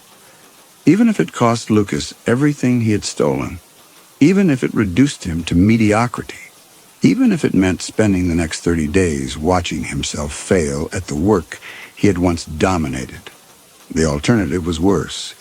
The alternative was returning to the desert, losing not just his brilliance, but his comfort, his safety, the 15 years of civilization he had fought to keep. Lucas had made his choice 15 years ago when he stole a human life. Now he was making it again. He was choosing the certainty of his own decline over the risk of losing everything. The final session would proceed as scheduled. He looked at the calendar on his desk. The sixth session had been administered 11 days ago. 30 days of silence, the man had said. Lucas opened his laptop and pulled up the treatment timeline. 6 sessions, 3 to 4 days apart, 18 to 24 days total for the treatment course, plus 11 more since the 6th session. 30 days from 11 days ago would be 19 more days. He checked the figures again. Something in the arithmetic didn't cohere, a variable he wasn't accounting for. When had the silence actually begun? Not at the 6th session. Earlier, in the medical wing transfer. The suspension of male privileges. The dates were in the documents in his briefcase, but when he tried to recall them, the sequence fragmented. He knew the information was there. His mind refused to hold it. He closed the laptop. 19 days or fewer, possibly much fewer. He would proceed on that assumption.